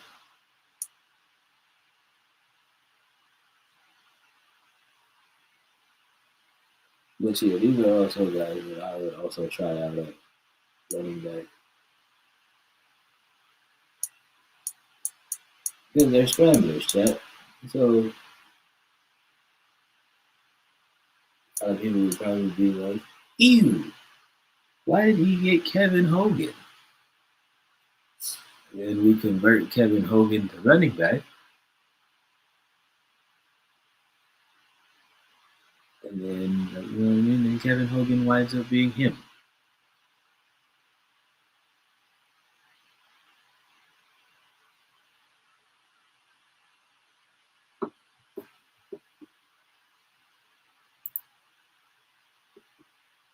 Into Hogan. Nevertheless,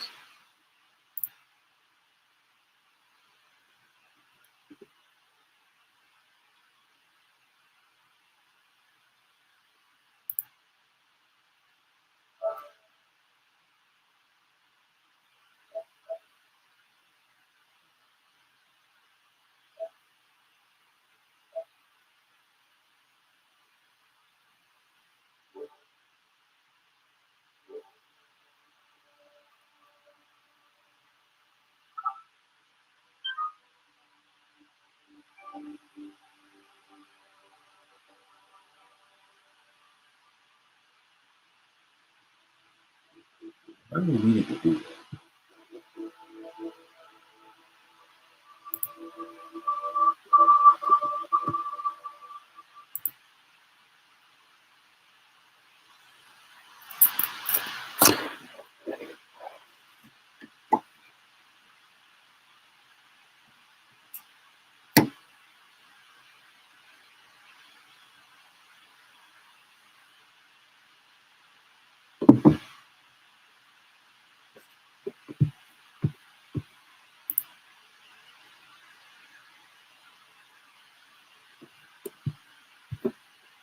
Nevertheless,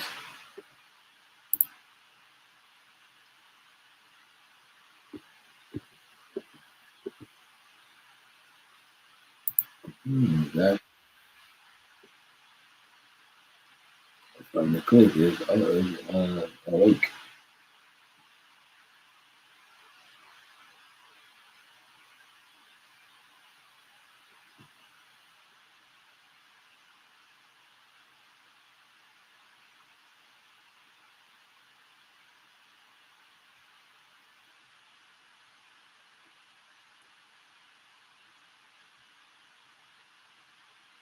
Oh, hey, it's me.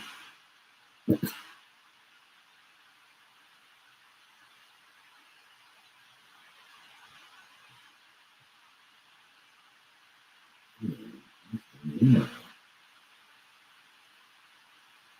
It's me.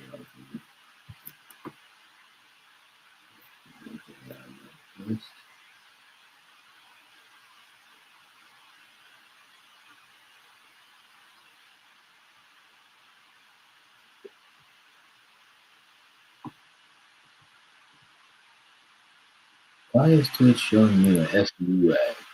What the deuce?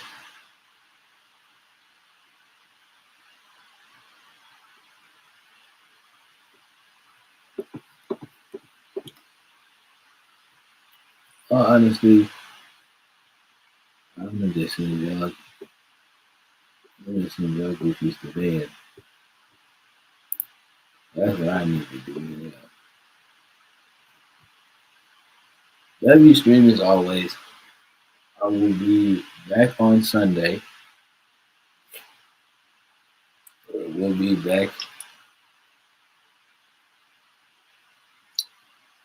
living in Stardew Valley.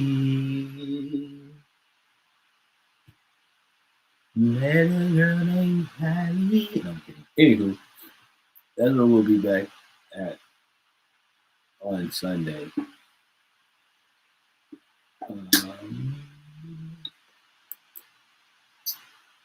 Yeah.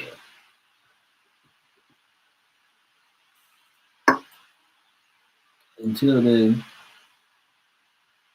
let's make a deal, okay? I'm gonna try not to miss y'all. Y'all gonna try not to miss me. And yeah, that's gonna be the things.